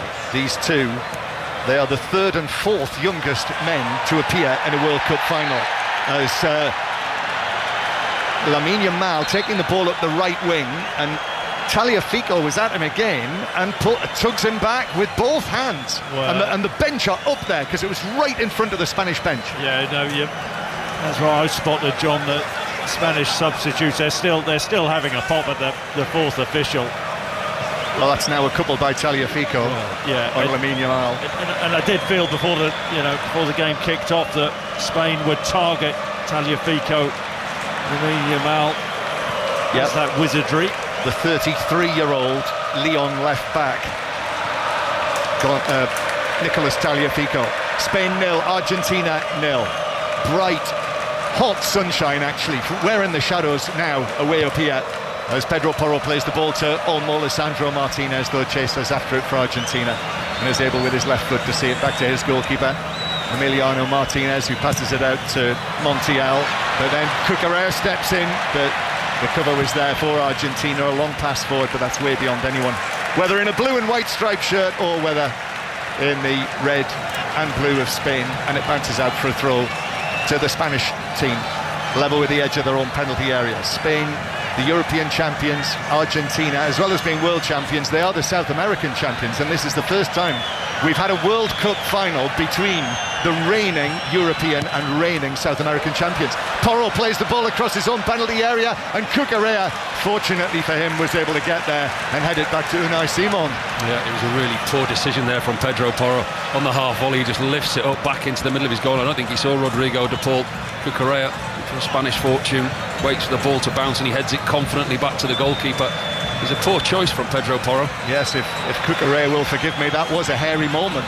Here's Lamine Yamal, low ball into the area for Olmo, but that'll run all the way through, and Emi Martinez allows that one to go through outside the off stump for a goal kick to Argentina. Half an hour played, Spain 0, Argentina 0. Argentina, who've won their last 14 matches. That's an Argentine record for the national team, the men's national team. They've had some thrills and spills, but they keep winning. And Spain, who started out with that goalless draw against Cape Verde, which actually turned out, once we knew what Cape Verde did in the tournament, that was perhaps less of a surprise than it was at the time. But only one defeat in their last 37 matches, and that was on a penalty shootout in the Nations League final, Spain against Portugal. Spain 0, Argentina 0. Way down below us, Lamine Yamal, Tagliafico won that little battle though, came in, climbed his challenge well, and the ball is played across to Romero of Argentina and still of Tottenham, and he's actually being forced there to take the ball by Oyarzabal all the way down into his right back position. They're trying to work their way out of this, but that's given away. Cucurella has it, middle of the Argentine half. Rodri, then just to his left to Fabian Ruiz. Now Baena. Oh, Baena beats Montiel. Left-footed cross, poor, straight onto the chest of Romero, who's able just to bend his knees and go down and chest it down. Yeah, as well, said before the game, Argentina, I think, weak in those full-back areas. Montiel too easily beaten. Baena shaping up to come on the inside and cross with his right, but a little drag on the outside. Poor cross in the end, and it's a mismatch the other side.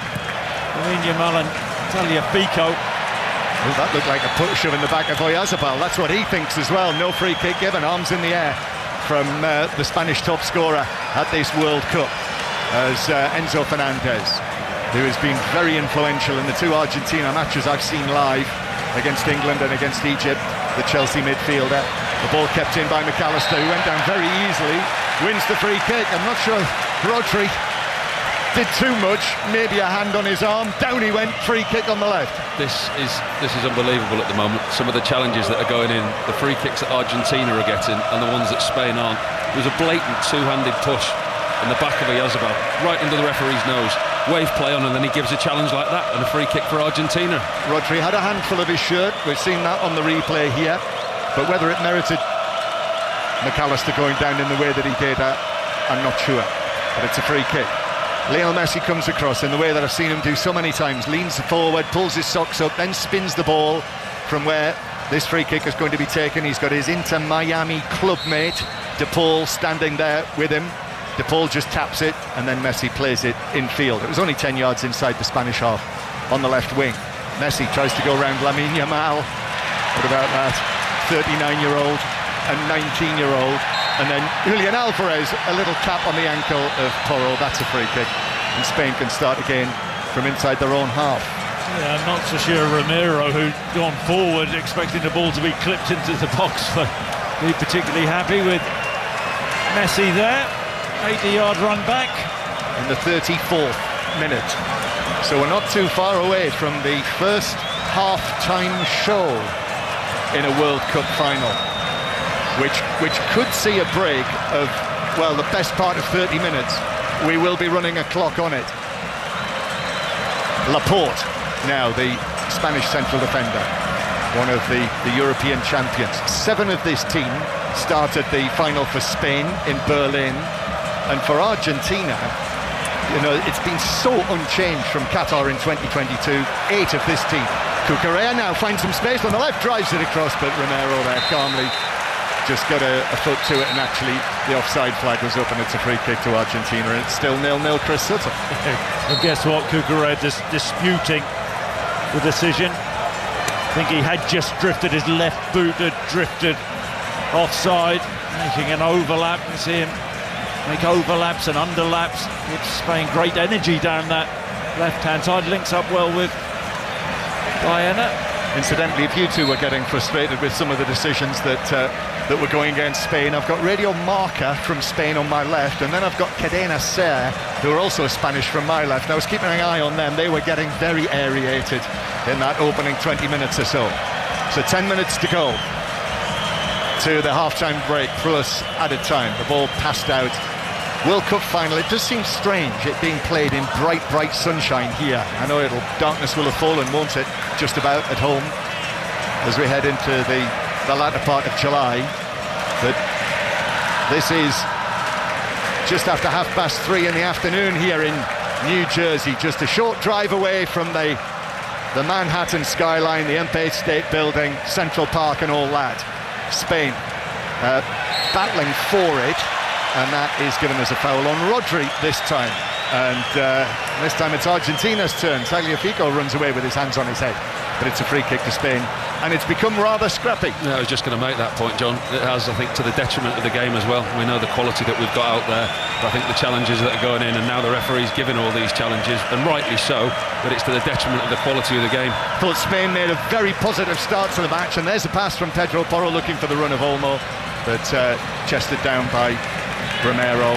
Tagliafico We'll give it Enzo Fernandez, who turned into trouble there. Olmo just got a toe to that, just forward of the centre circle, and Olmo takes it on, takes the responsibility, gives it to Cucurella. A little flick from him, but good recovery from Montiel, who was second favourite there for a moment. With quick steps, got in, put the challenge in, and tackled it out for a throw. Yeah, Enzo Fernandez is playing in that holding role for Argentina. Caught there, a couple of robust attempts and swipes at making a challenge, and they went out left in Spain. Montiel got back well, to his credit. Strong challenge. A beautiful cooling breeze blowing in, perhaps down the Hudson River, just ruffles our shirts as we're watching Spain with Pedro Porro, and Lamine Yamal again feels he was impeded there by Tagliafico, and then the ball is played forward centrally through the middle. Baena was there, Oyarzabal as well. Olmo has the option of Cucurella out there on the left. Cucurella's ball across, couldn't beat the second defender actually. Romero comes back to Spain though, Cucurella on his right foot, uses his left to Olmo. Olmo's ball in, Baena was lurking, but Lisandro Martinez was able to get up, head it away, shouts for handball outside the box. That's not given, and here's one for Julian Alvarez to chase. And Rodri wins a free kick for being chugged back by Alvarez, and it's a Spanish ball inside their own half. The few chances that Spain have actually had and created have been in the wide areas. You know, when you get Yamal one-on-one against Tagliafico, and Cucurella probably having the best of it against Montiel, got down the sides and in behind twice, but just haven't had that final ball.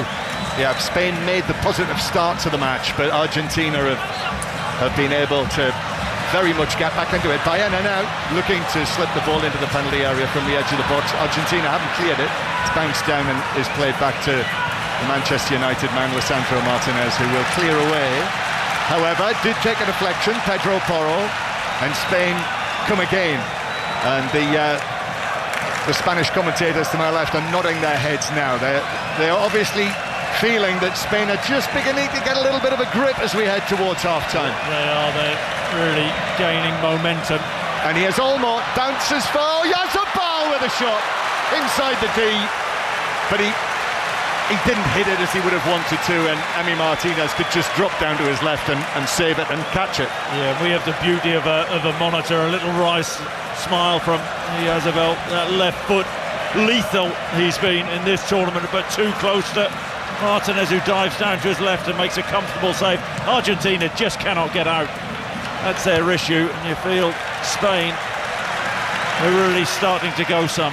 Well, you can see that from the amount of times that we haven't spoke about Messi in the areas that he likes to work in. He's been starved of any type of service whatsoever, and as we grow into this game, the Spain dominance is growing as well. Yes, he's been a peripheral figure, but you and I, Paul, have said that about him already at this World Cup, and here he is still in the final. To our detriment at the time, wasn't it? Well, and against Egypt as well, when missed two penalties at this World Cup. But he's got Mbappe ahead of him now in the Golden Boot standings after the 2 goals in the third place playoff against England last night. So Mbappe on 10 and Messi on 8 in what is his record 34th appearance in a match at a World Cup finals. Spain 0, Argentina 0. Of course, Messi's ahead of him in terms of goals scored now at World Cups, 22 to 21. Here he is, maybe chance to do something about that. Alvarez back out to the right-hand side. The ball is there. The ball's crossed into the back of Cucurella, comes back to the Argentine midfielder, and then it's won back as the ball was played back. Oyarzabal stepped in, and he's now been fouled, and that's a yellow card for that one.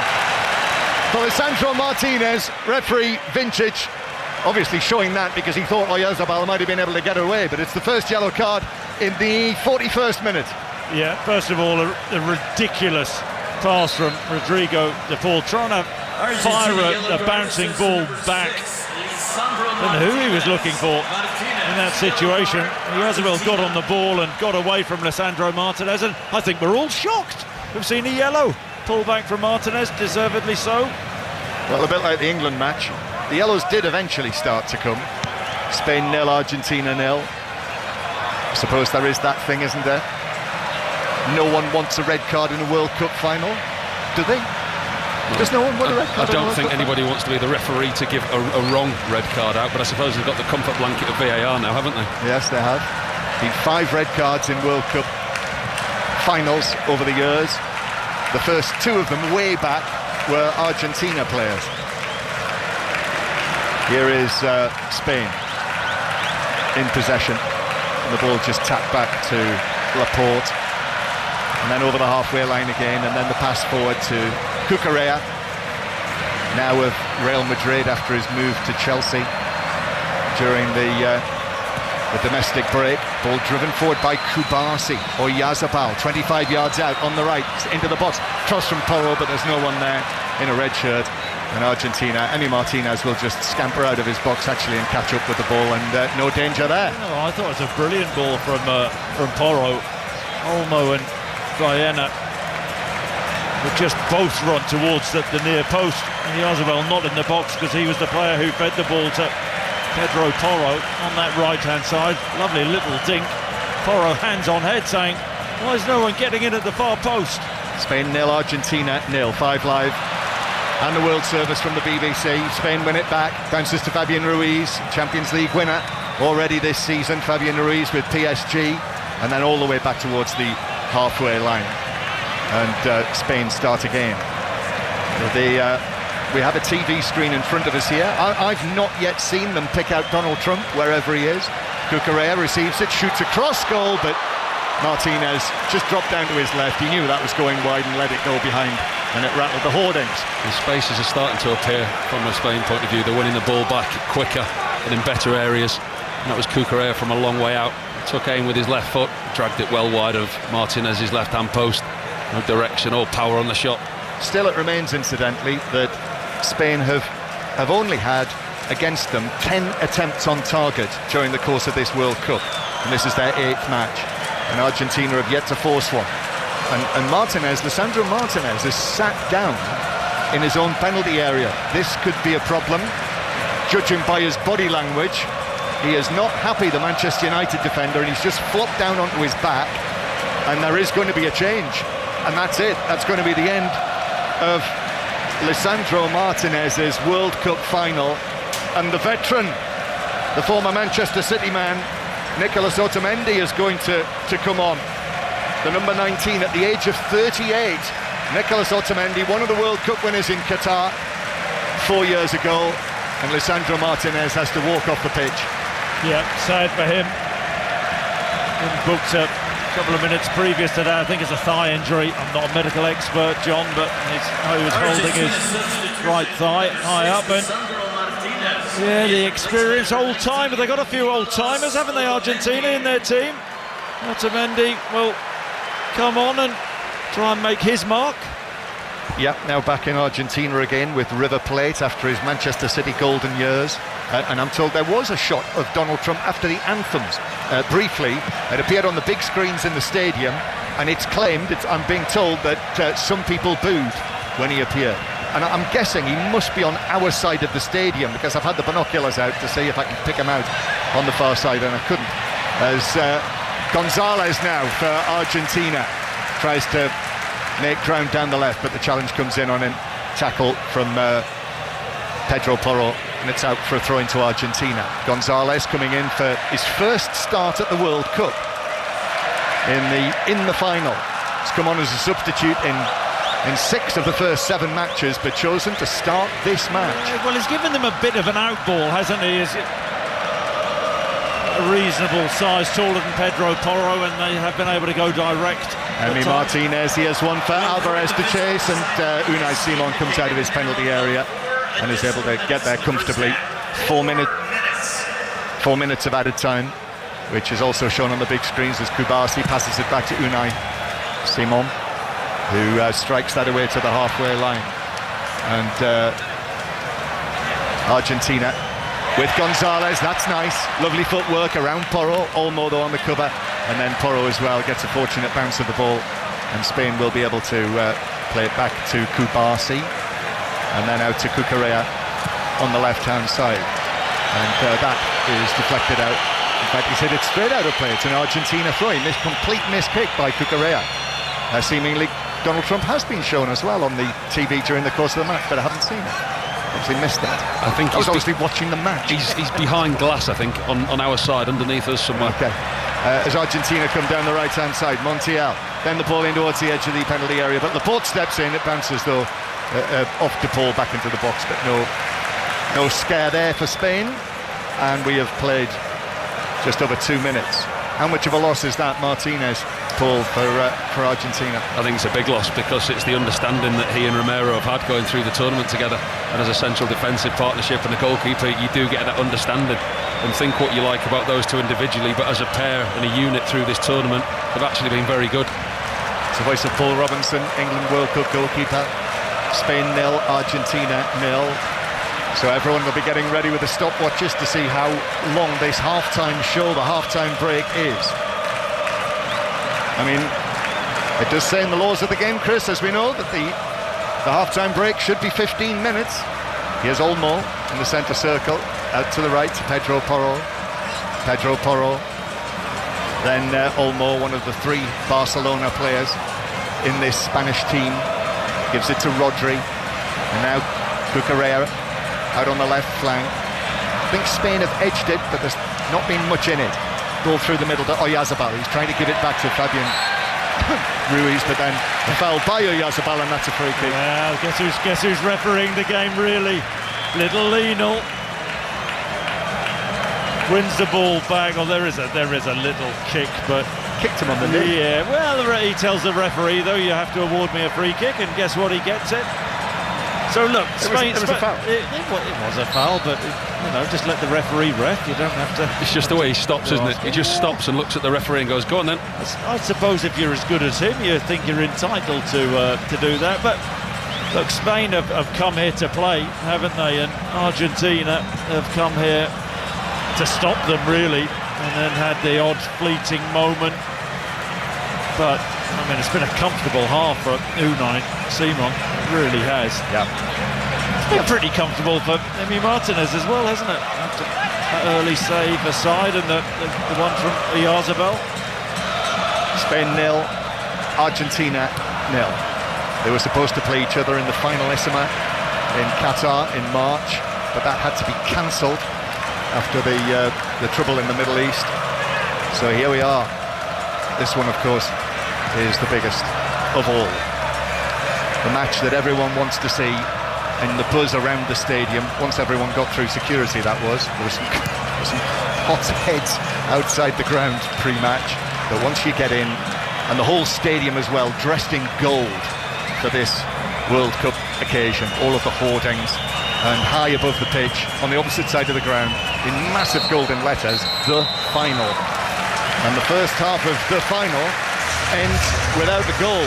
Paul Robinson, Chris Sutton. It's lacked opportunities, it's lacked any real clear-cut chances. Both goalkeepers have been very underemployed, and it's been a case of a controlled performance again from Spain without really creating too much, not taking the chances. They haven't really created. Argentina themselves have offered very, very little, and we've seen fleeting glimpses of Messi and Alvarez in forward areas, but they're still in this game, as they have done through the tournament. Yeah, Argentina were never going to come out and be expansive in this first half. It's about staying in the game, disrupting, stopping Spain, and they've pretty much done that.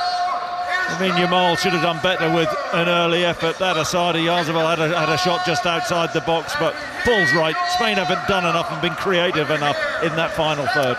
So there we are. The most important match in world football now grinds to a halt for Justin Bieber, Madonna, Shakira, Burna Boy and BTS and friends. Half-time, Spain 0, Argentina 0. Well, the players making their way off. Spain to my left, Argentina to my right, down their respective tunnels, and they'll be out in just about half an hour's time for the start of the second half. John Murray and Ian Dennis will take you through the commentary of that. Chris Sutton and Paul Robinson also inside the stadium here in New Jersey with us, as is Guillaume Balaguer. Also joining us, Tim Vickery. Tim, this is pretty much the game that we expected from both sides. Controlled from Spain, steady, waiting for moments from Argentina. Exactly is, yeah. And Spain obviously dominating most of the game without creating very much, but dominating. They haven't been able to translate so far that possession and that territory into chances. Argentina clearly playing as underdogs, but I wondered about the selection of the number 15 on the left wing, Nico Gonzalez. Was he back just to help Tagliafico defend against Lamine Yamal, or would he do something a little bit proactive? And the idea has been to try and get him higher up the field with two rationales, I think. One, maybe to have a go at Pedro Porro, but also, if you get him high, that pushes Spain back a little bit. There might just be space opening up for Lionel Messi then to wander behind and get on the ball in those little pockets. So that's what Argentina have looked to do to try and stay in the game. At the moment, it's been enough, although there's not a sniff of a goal from Argentina yet. And you wonder, now it's you're far better placed than I am with this one. With the heat, is that going to open Argentina up? Is the half-hour rest at half-time going to have any effect? Is that going to make it easier for Spain, for Argentina to rest up and come out and do a spoiling act for the second 45? We shall see. Well, in the shade at the MetLife Arena, it's warm. It's not blisteringly hot, but they are out under the direct sunlight on the pitch. So Guillem Balaguer, it does feel as though there's quite a bit of energy conservation going on here. You're under the shadow. That heat is bad heat. Bad heat for Argentina, I would say, but also bad heat to actually be sharp mentally and fresh as well, to just make that run and then find that run as well from Spain. So I think it's affecting both sides. Quite clearly, this is the script written by Luis de la Fuente, isn't it? So we're going to have possession. We're going to make sure that find the free man. Now we have lots of free men, but Argentina defends so well around the box. It's not what they want to do, but okay, they knew they had to. There's a bit of frustration in the walking this time of Leo Messi, because he doesn't get the ball in the kind of areas that he likes. So that answers a question. How do you defend them, Messi? This is how you defend Messi. You make sure that he doesn't get the ball at all. But Spain has to be more aggressive from the last pass. They've been aggressive enough trying to recover the ball back, and that has meant that Argentina haven't been able to play 3 or 4 passes together. That's another way to stop Argentina, but it just needs something extra, obviously, as you've all been saying, in that last pass, in that last run, in that shot of Spain.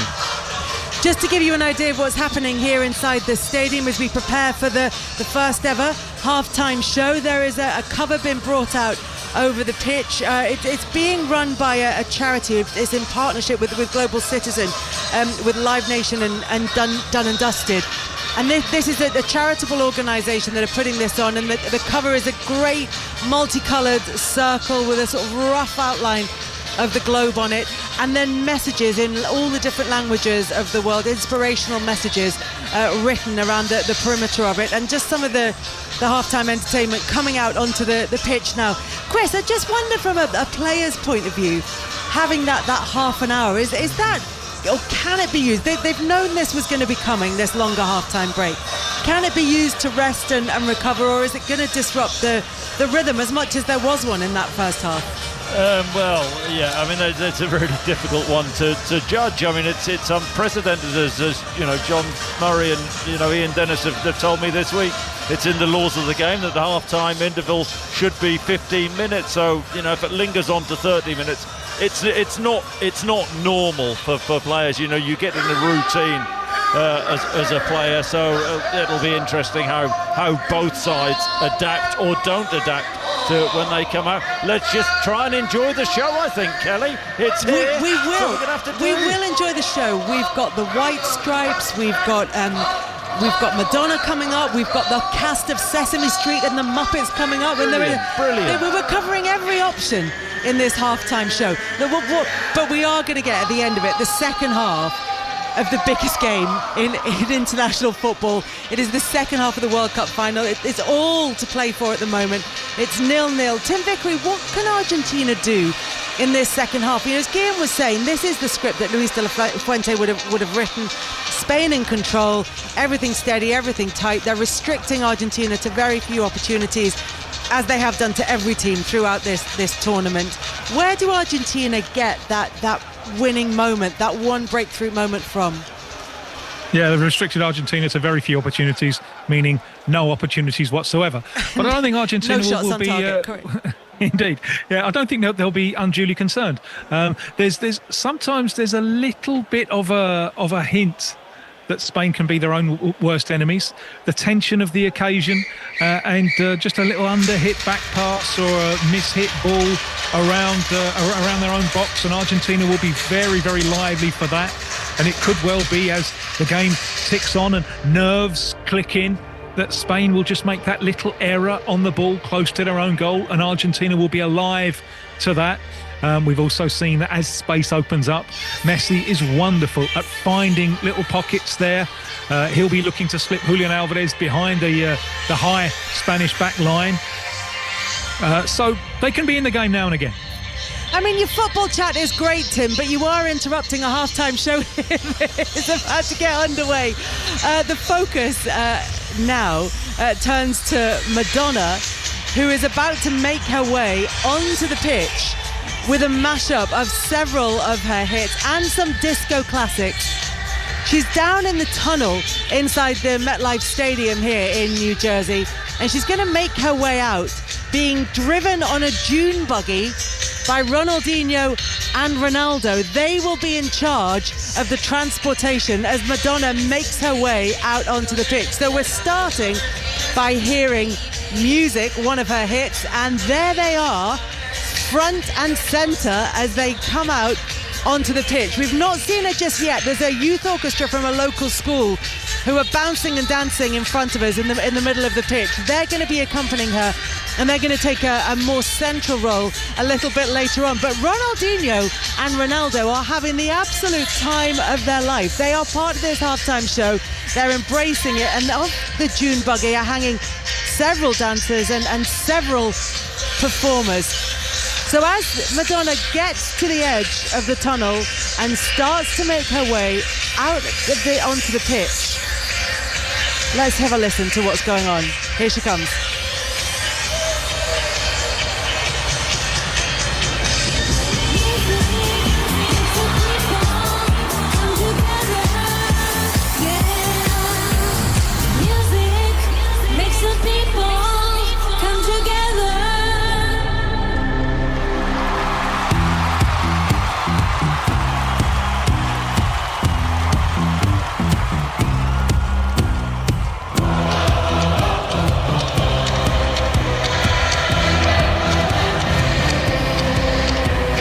So now we have dancers coming onto the pitch in red and yellow stripes to represent Spain, one of this evening's finalists, and the white stripes are on the stage with Seven Nation Army.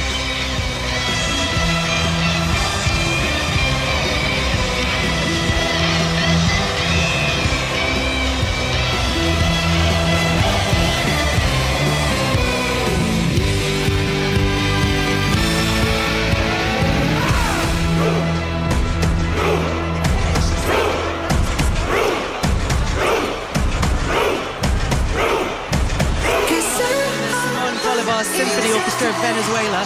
There's a legendary Iranian violinist as well. The Muppets House Band, the Electric Mayhem, to Animal, Janis and Floyd Pepper are all taking part in this orchestra as well. It really is an eclectic mix.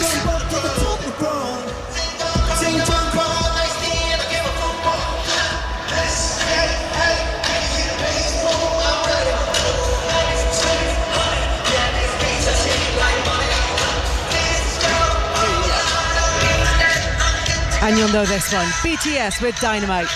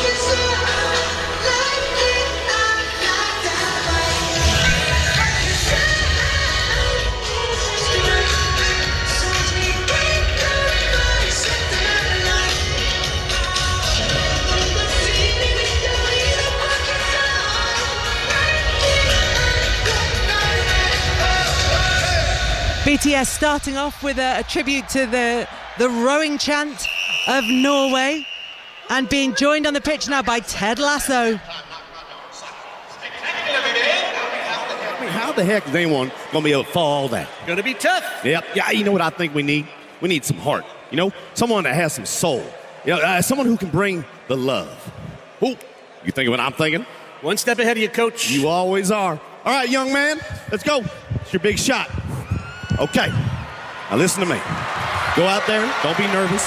Nobody's watching. All right? Make us proud. Lasso and Coach Beard giving Justin Bieber his last-minute pep talk.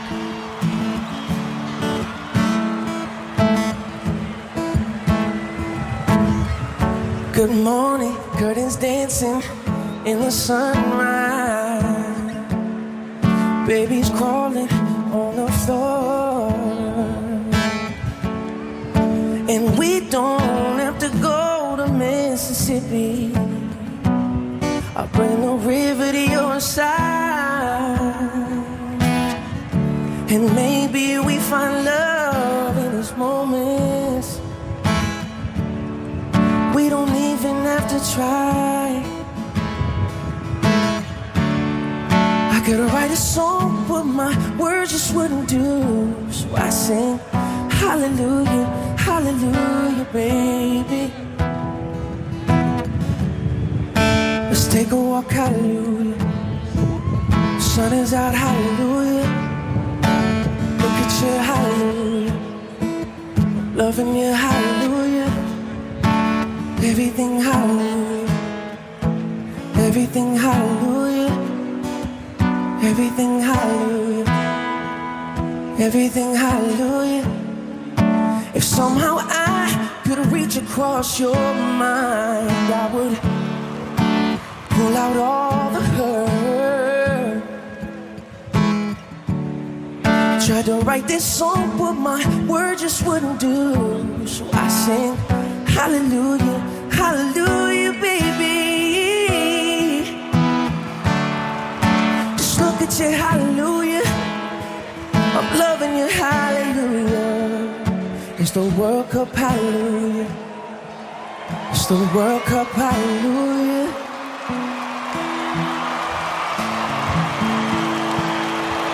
With Justin Bieber playing into the crowd by singing World Cup Hallelujah is a little tweak to his lyrics for Everything Hallelujah. Special lyrics there. And now, just in case you'd forgotten, we are at half-time in the World Cup final. It's 0-0 between Spain and Argentina. Second half coming up. This one might make you realise you're at a World Cup.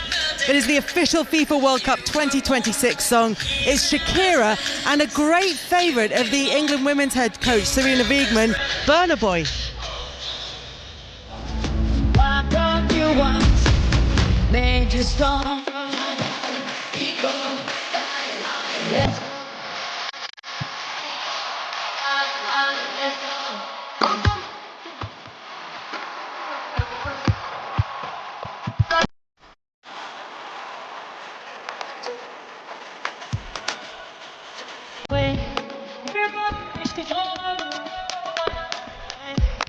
you got to believe, cause you know what it takes to believe in my dream.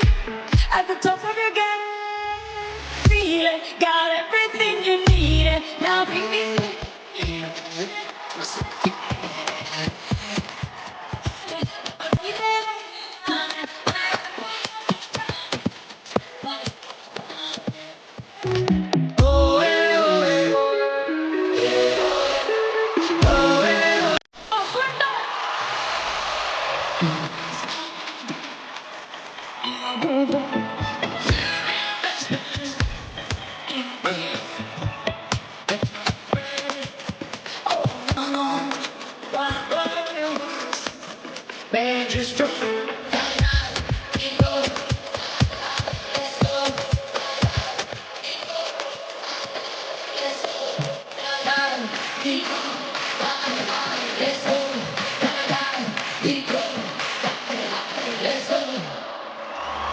Waka Waka, but then what is?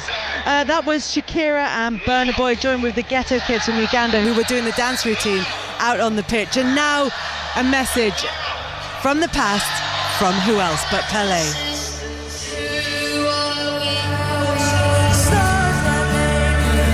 Supported by the Muppets, Sesame Street and the entire cast of the show. There are 4th and 5th graders from the Graniteville School, which is a public school on Staten Island, and this is a new song called We Dance, written especially for this World Cup final by Coldplay. Camera focusing in on the iconic Miss Piggy and Kermit Frog. No current plans to release this track on streaming platforms. See what you think of it.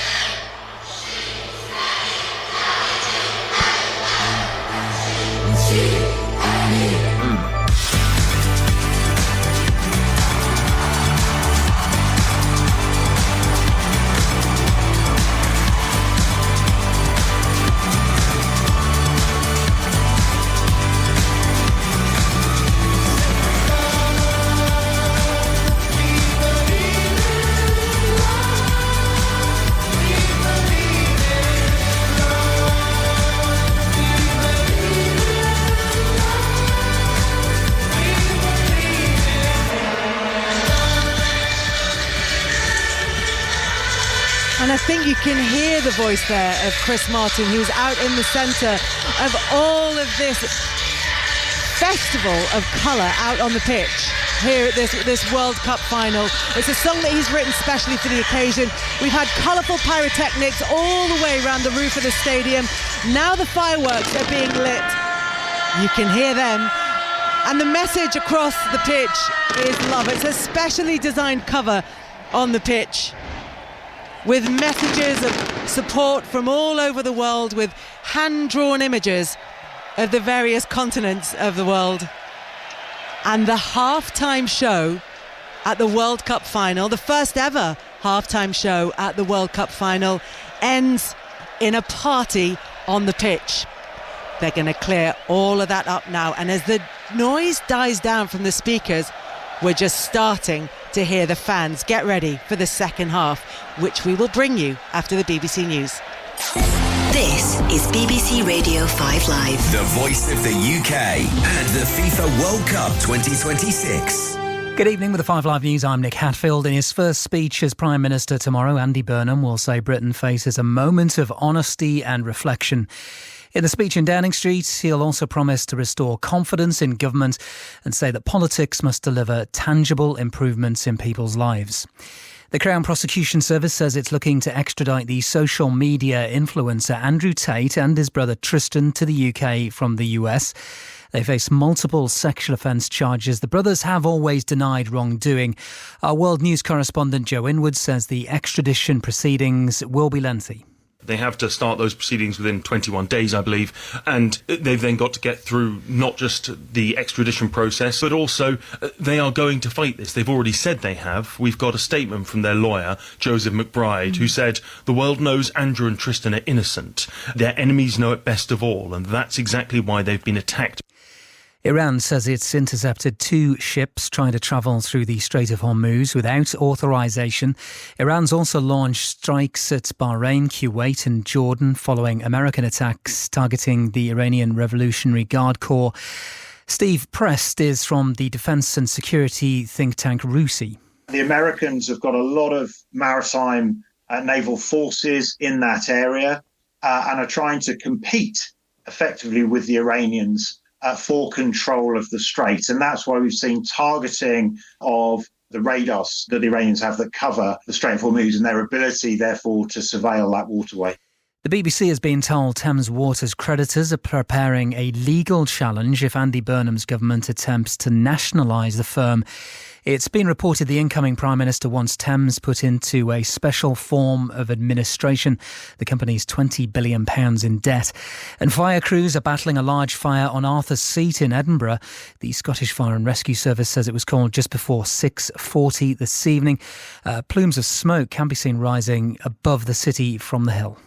New signings, new managers, new dreams. One place for every twist and turn. 5 Live Sport. The voice of the Premier League. Join the 5 Live Sport team for exclusive live commentaries. The latest news, insight and analysis with the Football Daily. And straight after the final whistle, have your say on 606. Today was really exciting. Great game. I've seen them given a bit polite. And you can listen anywhere you like with the BBC Sounds app. The new Premier League season. Coming soon. On 5 Live Sport. The FIFA World Cup 2026. The World Cup Final with Kelly Cates. On 5 Live Sport. We've got the second half of the World Cup final coming up for you live. When is up for debate. It's expected to be in about 5 minutes' time, but we've just had the first ever halftime show. That lasted and it should be about half an hour. It was colourful, it was bonkers, and it should be remembered that this is about something a little more serious as well. Shakira, who's recorded the official World Cup song, said, "I've spent my life doing two things, making songs and building schools." And at the World Cup, these two paths come together. She's doing it in association with the FIFA Global Citizen Education Fund and hoping that the importance of investing in children's education steals the show. The game itself is coming up very shortly. It's already been an action-packed day of sport, and you've heard it all on 5 Live. New Zealand's Ryan Fox won the Open in dramatic fashion at Royal Birkdale. It's his first major. He birdied the 18th to finish one shot ahead of American Cameron Young just as it was about to go to a playoff. In cricket, England completed a series win over India. They won the One-Day International at Lord's earlier today. And Mercedes' Kimi Antonelli cemented his position at the top of the F1 World Championship standings. He won at the Belgian Grand Prix. Ferrari's Charles Leclerc was second, with Max Verstappen in third. So we're running at about 25 minutes gone, just coming up to, in this halftime interval at this FIFA World Cup final. It's Spain 0, Argentina 0. We should only be a couple of minutes away from kickoff in the second half in this one. There are players who are out on the pitch now, just warming up, just kicking the ball around. The teams themselves not yet coming out onto the pitch as the crowd entertain themselves in various degrees of enthusiasm by dancing the Macarena. Again, we asked Tim Vickery a long time ago now, before that halftime show started, what Argentina need to do to try and find that golden moment in this World Cup. For Spain, it's not about that. It's about that increased control and about just waiting to pounce on any error or any opportunity that Argentina give them. But it needs to go a gear up in the last pass, and it's a very intriguing moment now because Spain are going to have to risk. They're going to have to bring players that will try to beat defenders 1v1.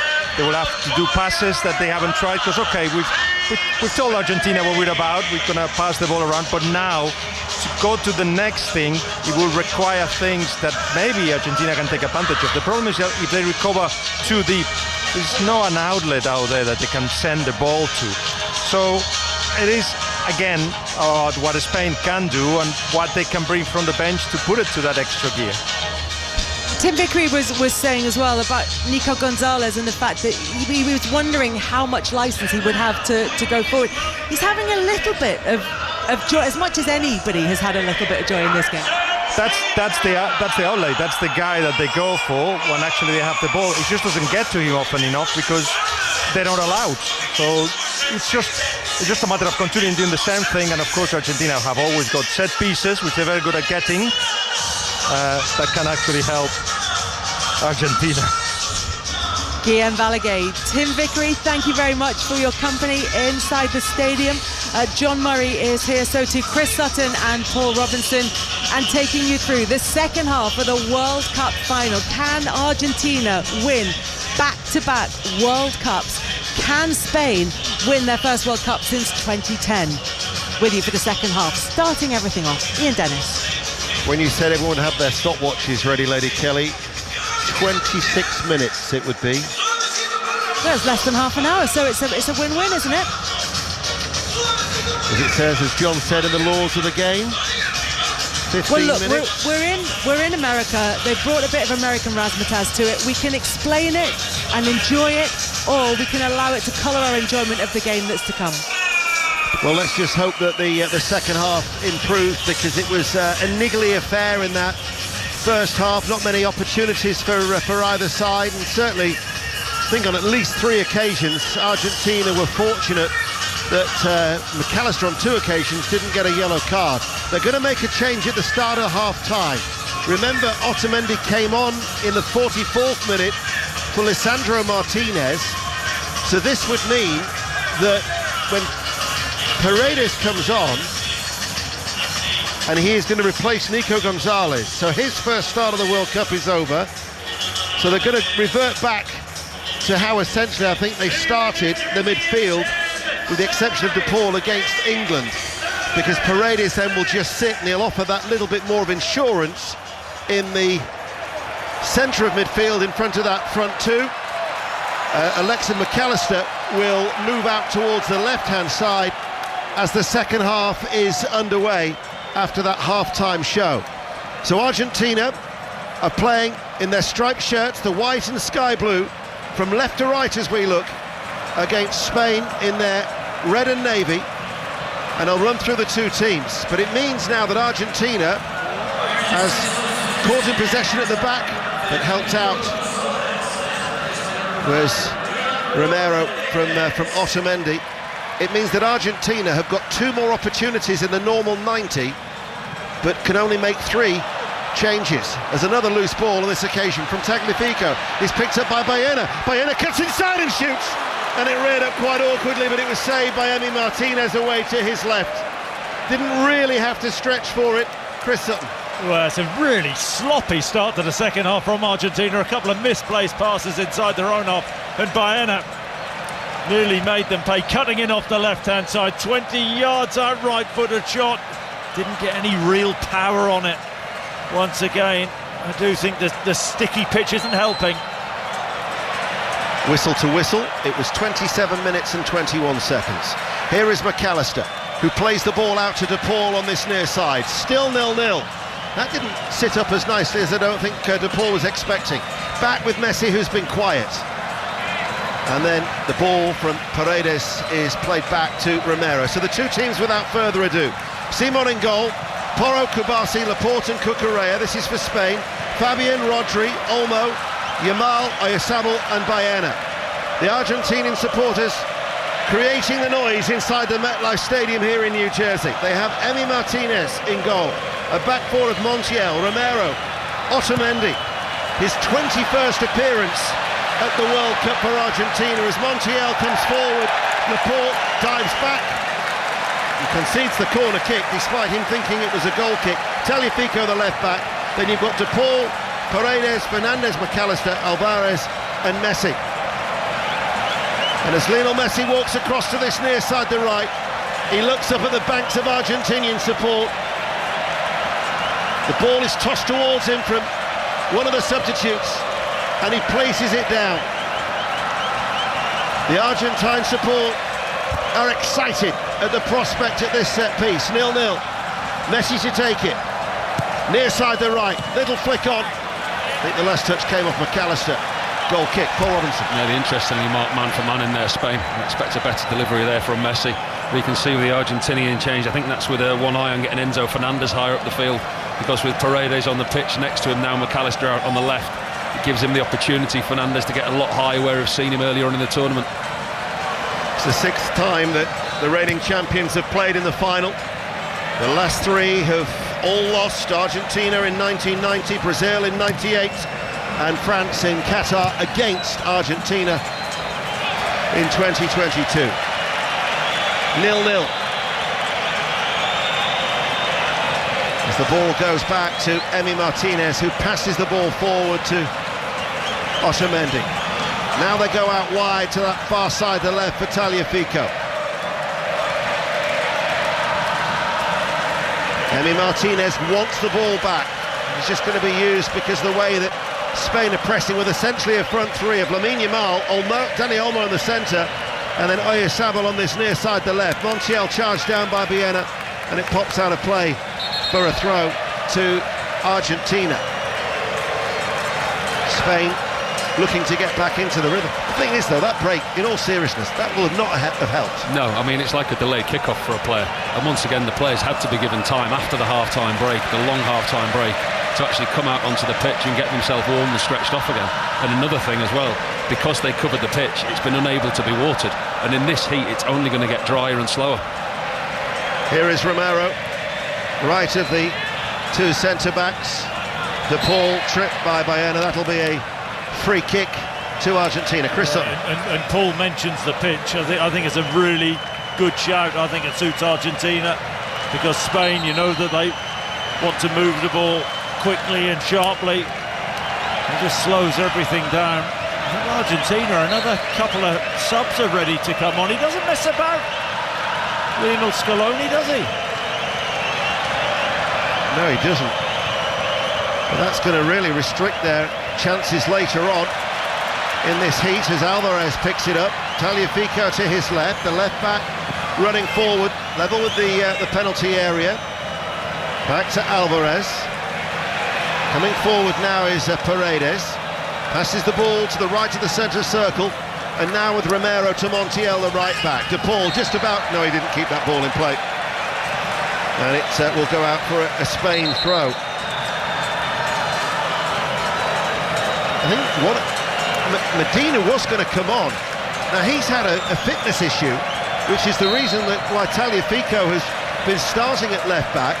But I think they've had a change of mind there, because all of a sudden he's put the purple bib back on, and Medina, the left back, has gone back to warming up down the touchline. Lamine Yamal picks it up in the centre circle.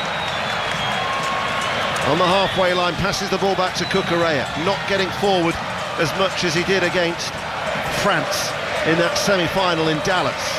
Laporte to Kubasi. Now, Rodri has gone down, off the ball, holding his face. Enzo Fernandez involved, and here we go. Both sets of players getting involved. Pushing, jostling. The referee has shown a yellow card to Paredes, I think it was. There was a lot of manhandling going on there. The referee at one stage was also almost getting in the thick of it. On a day of searing heat, it's a day for cool heads rather than hot ones. Yeah, it's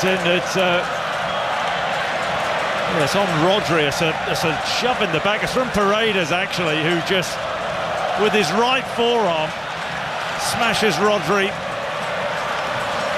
Well, what's Rodri then holding his face for? Well, he's had a bit of whiplash there, Ian. Quite a nasty injury, whiplash here.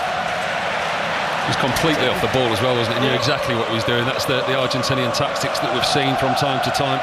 Nowhere near just stopping Rodri getting into a position to control the ball in the game. If we're quick to criticise the Argentinians for trying to deceive the referee, then that's poor from Rodri, barged in the back, going down, holding his face.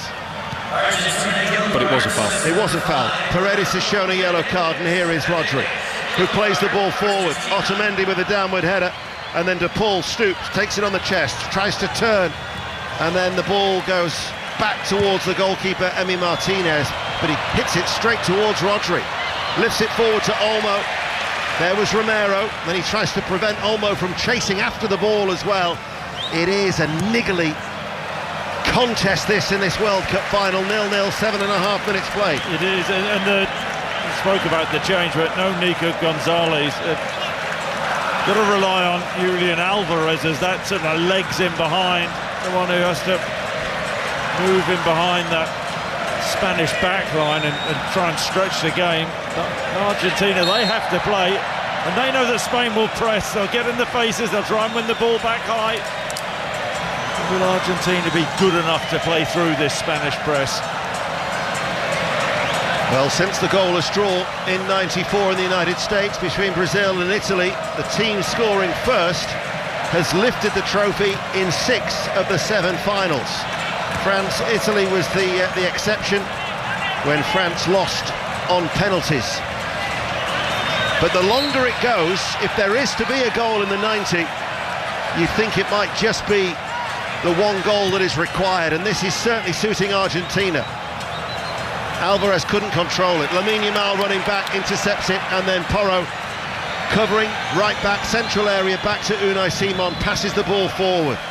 Spain, who quickly got into a rhythm in the first half, passing the ball fast. Nice tempo the way they started, haven't been able to get back into that. And I think that's something that the Argentinians have talked about at half-time. Scaloni will have said you're giving them too much of the ball, they're growing into this game far too much. Olmo finds Oyarzabal. Fabian makes the run ahead of Oyarzabal. Oyarzabal tries to nick it into Fabian, tried to play it back towards Fabian. But there was Otamendi with the interception, only as far as Cucurella. Spain are back in possession. 0-0 on 5 Live. BBC Sounds, and we're also live on the World Service. And we also have the option on BBC Television 2 through the iPlayer and the website to watch the pitches and listen to the 5 Live commentary. Lamine Yamal coming forward is Enzo Fernandez. Olmo tries to prevent a way out. That reared up awkwardly for De Paul. Messi coming back to help out with a back pass towards Emi Martinez, who clears. They were guilty of trying to score the perfect goal there, Spain. Oyarzabal picked the ball up in a really good area, tried to play a 1-2 with Ruiz just inside the penalty box, and it wasn't on. I think the better option for the striker was to take the shot on goal. I tell you what, though, had they scored that would have been one of the goals of the tournament. It was brilliant the way they worked their way out from the back. Ruiz into Olmo, and then the ball to Oyarzabal, who drives to the edge of the box. He could have got a shot off. Little nutmeg. And the forward run and lay back from Fabian Ruiz, but Otamendi, to his credit, the old-timer, old-stager, getting back and clearing his lines. This is another ball towards Olmo. Olmo played inside right channel, the penalty area, cuts it back. Cucurella was trying to get there. Montiel tracks him ever so well, and behind it goes for a corner kick. That was superb defending by the right back. Brilliant defending, it really was, because it looked for all the world that Marc Cucurella was going to tap the ball into an empty net from 8 yards. Once again, it's really worked in the wide areas from Spain. Olmo just manages to keep the ball in, he fizzes it across the 6-yard box. But Montiel, last minute challenge just to take it off Cucurella's boot, clears the ball for a Spain corner. They might be outnumbered inside this stadium in the MetLife, but they're getting quite excited in the middle tier. That large pocket of red sat in front of the press court for those press seats that have been put in specifically for this World Cup final. The referee just having a word with Christian Romero. Spain have a corner kick. They've taken it short on that right-hand side. Lamine Yamal played in by Porro. Deep. Laporta stayed forward, goes out for a goal kick. 0-0 on 5 Live. It's really poor from Porro, worked a little. Short corner, ball fed back to the edge of the box near the corner of the box, and Pedro Porro putting the ball behind. Real opportunity for Spain. It's just that final ball. They've not been on point. Molina is going to be coming on. So that would be Montiel going off. That's just a natural like for like. So it means in the 90 now, Argentina have got one more substitution opportunity to make 2 more changes. So Molina, he was a half-time substitute with Algeria. It was when Montiel actually developed that tight hamstring and then made 5 starts, including the last 4. Didn't start today's game, Molina, but he was a regular, a World Cup winner from 4 years ago, and he will get forward as well. Nel Molina on the right side of the defence now for Argentina. 58 minutes played. Cucurella. Oyarzabal has dropped very, very deep. Rodri passes the ball then to Kabasi. Kabasi running forward just outside the centre circle. This is Fabian Ruiz, short and forward Lamine Yamal.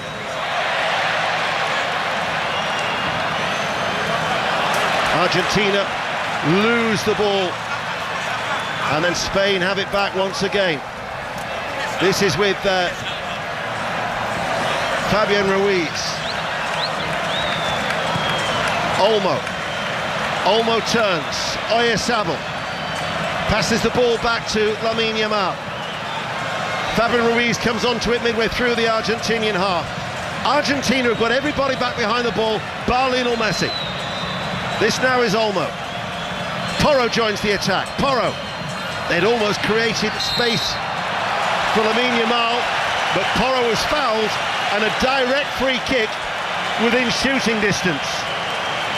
And I can finally bring in Chris Sutton, who's angered the Spanish media in front of him. Well, people should sit down. We're all sitting down. I think we might be having a meeting in the car park after, thanks to Chris. Summarisers, just sit down so we can see the game. Yeah, he didn't appreciate you tossing ice at him, though, did he? That was the only way I could get his attention.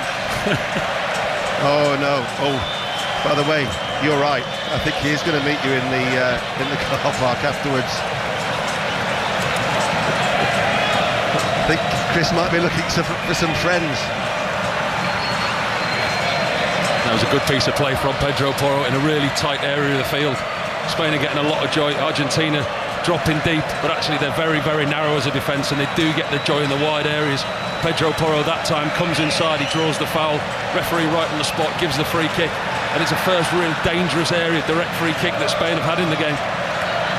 We've been playing for an hour here in the MetLife, so it's just a shade over 25 yards out from goal. Emi Martinez, I think, only wants 2 in the wall. Messi's just querying that.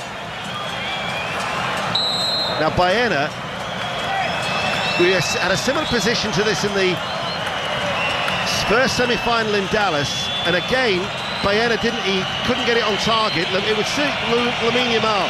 Baena runs off the ball. Lamine Yamal goes for goal, it rebounds, comes towards Baena, right-hand side of the area, the cross is blocked and prevents from going out for a corner kick by the quick-thinking Enzo Fernandez, and then Argentina get a throw-in, and listen to how that is received inside the MetLife Stadium, 0-0. Yeah, some of the last-ditch defending from Argentina, the wall held firm, and then Julian Alvarez getting out there, basic, stop the cross. He did it brilliantly. Here come another couple of substitutions, this time for Spain. So Ferran Torres is coming on. Fabian Ruiz has gone off. Oyarzabal has gone off. He was looking to score the most goals for Spain in a single World Cup to try and beat the 5 that he's equalled with David Villa and Emilio Butragueño. But it's Torres and Pedri coming on. So they are like-for-like changes that Luis de la Fuente has made for Spain. Yeah, he's played in there quite a bit, Pedri, alongside Rodri. We'd like to see him further up the field, we say him playing higher up, but actually he's struck up a good partnership in that deeper role. He'll understand the game, they'll try and get him to link defence to attack quickly, make the transitions happen quicker so they can travel up the pitch faster and get into an attacking area.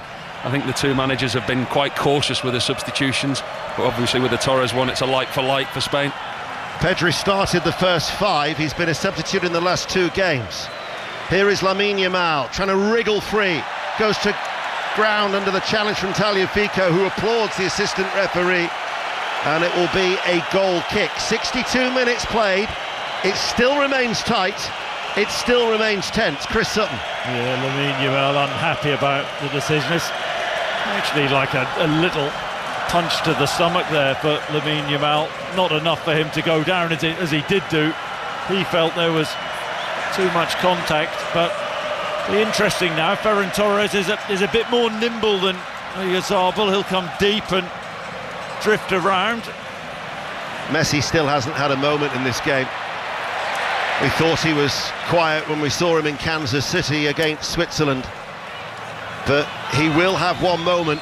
That's what he does, or that's what he's done, as it remains 0-0. But Porro on the halfway line floats a diagonal forward ball over the head of Ferran Torres, easily headed away by Romero, picked up by Olmo. Pedri quickly lays it off to Cucurella, and now it's out to Baena. Baena on this near side, the left. Spain in their red shirts and navy shorts are playing from right to left. Molina has just tackled Baena. Play continues. This is Olmo. Olmo shoots. Emi Martinez has spilt it, and it spins behind for a corner kick. The referee, to his credit, is saying to the Spanish players, I played the advantage. Yeah, he was. There was a clear foul on the edge of the box, but the ball fell to Olmo about 20-25 yards out, and he hits a vicious dipping shot straight at Emi Martinez. The goalkeeper should do better with it. The ball is moving, puts both hands down, and it spins up off his hands and round behind for a corner. He gets ever so slightly lucky there, Martinez. I wonder whether it pops up and off his hands onto his knee. There must have been a moment where he thought, blimey. Slavko Vincic, the referee, has prevented that corner kick from being taken. Christian Romero at the minute is just trying to get to grips with Laporte. Spain have a corner kick far side the right. Lamine Yamal, a lot of jostling going on. It's fired in low. McAllister clears it, edge of the area, comes towards Porro. Porro passes the ball back towards Yamal, sends over the cross, flick header away under pressure. That was from Paredes, corner kick, Spain are on top, 0-0. Yeah, mentioned the last-ditch defending from Argentina. Is so good, defend the box, defend the 6-yard box brilliantly, but you feel it's going to come for Spain. They're wearing them down. In comes the corner kick, very crowded. Emi Martinez is flapped at that. Olmo couldn't get onto it, and Romero is going to run it out of the penalty area on the far side. But Argentina are now on the ropes, and I'm looking at the watch and I'm thinking 65 minutes played. They'll be now thinking, let's get to the drinks break. They'll be quite happy. They'll be quite happy. They won't want to be absorbing the amount of pressure that they've had. But how many times have we seen Argentina, more so the England game, play games like this? The longer it stays like this, they'll know how to get over the line. They won't be disappointed with this scoreline. They won't want to be under as much pressure as they are, but they certainly won't be panicking. And this is where they can draw reserves from that passionate support who are making the noise inside the MetLife Stadium here under the clear blue skies as the sun continues to shine. In this 23rd World Cup final, live on 5 Live and BBC Sounds, Baena delivers the cross. Emi Martinez couldn't get there. Tagliafico didn't know where Lamine Yamal was, and he's headed the ball behind for a corner kick. That's the one you see, sorry Chris, that's the one you see at the far post, isn't it, when the ball goes over and the fullback's got his foot, he's facing the ball and he doesn't know what's behind him. He's unsure, and the lack of communication between goalkeeper and fullback leads to the corner. Lamine Yamal waits to take the corner on that far side then. This is a good period of the game for Spain. It remains 0-0, 66 minutes played. Lamine Yamal delivers it, in it goes, headed out by McAllister. Porro heads the ball back towards the feet of Lamine Yamal, tries to squeeze in between two players, delivers the cross, and the header from Ferran Torres was straight at Emi Martinez. Either side of him, that could easily have been a goal. Yamal does superbly on the right-hand side. He does get a bit of a fortune, goes between two Argentinian defenders and stands the ball up right-footed. Ferran Torres 7 yards out. He heads it straight at Emi Martinez. Got to try and direct his header better than that. That's a golden opportunity. Martinez relieved. An Argentinian player has gone down inside the penalty area, and that is going to encourage a drinks break from the referee Slavko Vincic. So at the MetLife Stadium in this World Cup final, it is Spain 0, Argentina 0, and to take you through till the end of 90 minutes will be our correspondent John Murray. Thanks, Ian. I think that's very well said. To the end of 90 minutes, we might hear from Ian again. It looks like Argentina are going to make another couple of changes here. Facundo Medina, who was being considered at one stage,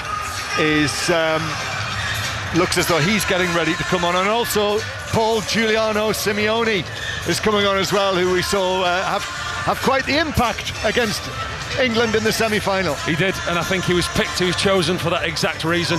I mean, he wasn't afraid to put his foot in, committed the most fouls in this World Cup within the first 10 minutes in that game, and you could see the exact reason he was brought on. He was brought on to upset, he was brought on to destroy and upset other teams and break the rhythm down. But I think in this game it'll bring energy, I think he'll bring pace, and he'll just give them a little bit of bite, for want of a better phrase, between now and the end of the game. Yeah, he might put a kick into Argentina, we'll see. This drinks break's coming at a good time for Argentina, Chris. Yeah, I mean, Spain have dominated, well, they've dominated all game really, but really pushing Argentina back, and Simeone coming on. They can't get up the pitch, and they can't play through the Spanish press, so I think Scaloni's thinking they need a ball carrier. That's what Simeone has, great pace, doesn't he, and try and take them up the pitch and give them a bit of respite. But I mean, Paul, it's an interesting observation, isn't it? The longer this game goes, will Argentina get their moment and make it count? Well, I'd love to know how many times Messi touched the ball in that opening period of the second half. It won't have been many. The players still receiving instructions from the two coaches. The hydration break, the last one of this World Cup, continues. If you've enjoyed our coverage, by the way, we should thank you for listening to us on 5 Live and the World Service, whether it's on the radio, on BBC Sounds, the iPlayer, on your smart speaker, if you've got one, play 5 Live, and the website and app. But, as we've been saying, Paul, we do this all year round, don't we? Every England match, more Premier League commentaries than anyone else. 3 weeks away from the Super Cup, you'll hear that live from Salzburg, PSG against Aston Villa, Community Shield round the corner. So if you've enjoyed it, come back for more. And if it's too late, take your radio to bed. Right, here come the changes for Argentina. And it's Romero coming off. So Christian Romero being substituted. And who's the other Argentina player who's leaving the field? De Paul, I think. I'm trying to see our little screen there. Is that helping us out yet? I don't think it is. Simeone for De Paul. It is De Paul. Thanks, Paul. Facundo for Romero. Yeah. Thank you for that. So that's going to be a bit of a.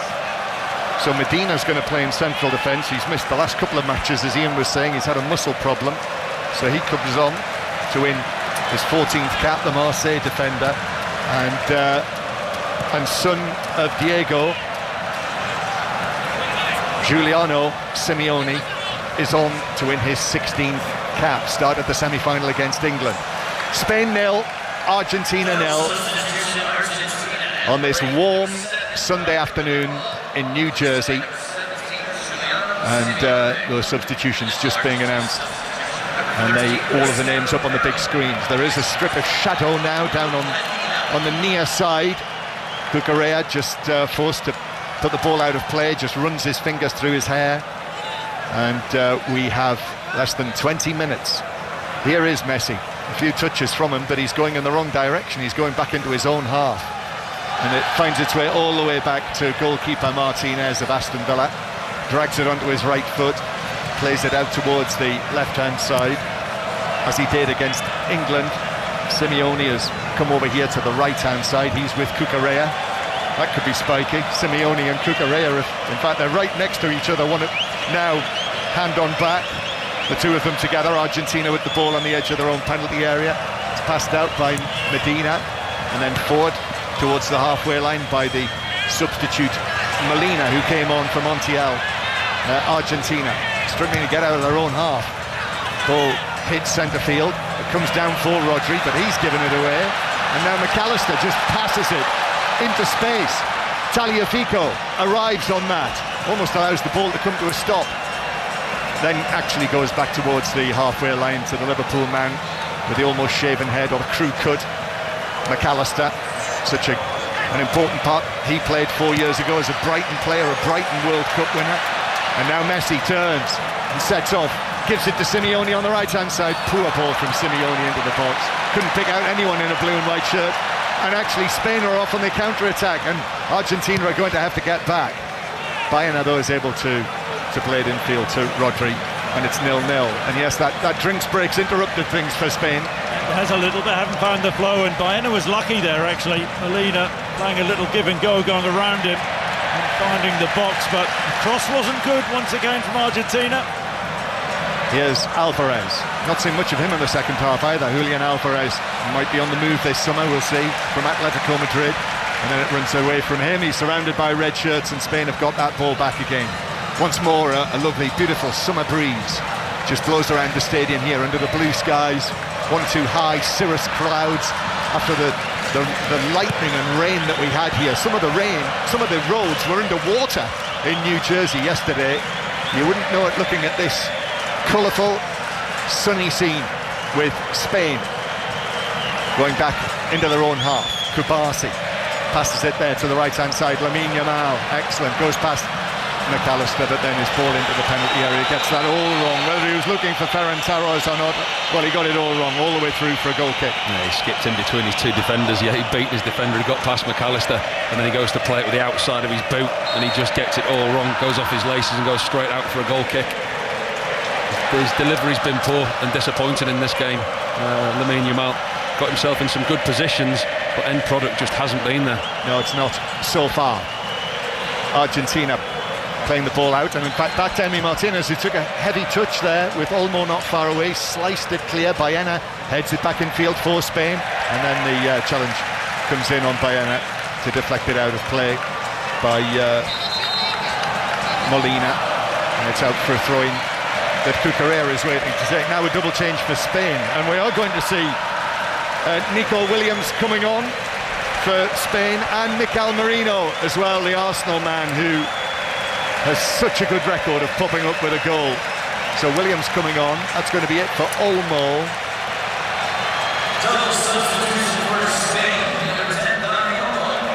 And also leaving the field, Baena. Yeah, you mentioned he gave up, didn't he, on that when Molina played round him, little give and go, looked fatigued, so Williams had a bit of pace and zest on that left-hand side for Spain, and Merino's been really important, hasn't he, with his goals contribution? Yep, certainly has. He's got a couple at this World Cup. We know what he did for Arsenal while he was fit during the course of the season. They missed him, Arsenal, when he was out. Just came back in time at the end of the season. And Nico Williams, as they announce the attendance for the 2026 World Cup final, and it is unsurprisingly a full house. Although when you consider that tickets yesterday, the cheapest that were being sold were for around about $10,000 for a ticket, and it's a full house. Spain 0, Argentina 0. 5 live in the World Service from the BBC. So Nico Williams, remember, he scored the opening goal against England in the European Championship final in Berlin 2 years ago. But the man who scored the winner, Oyarzabal, has been substituted now. It's angled back to Cucurella.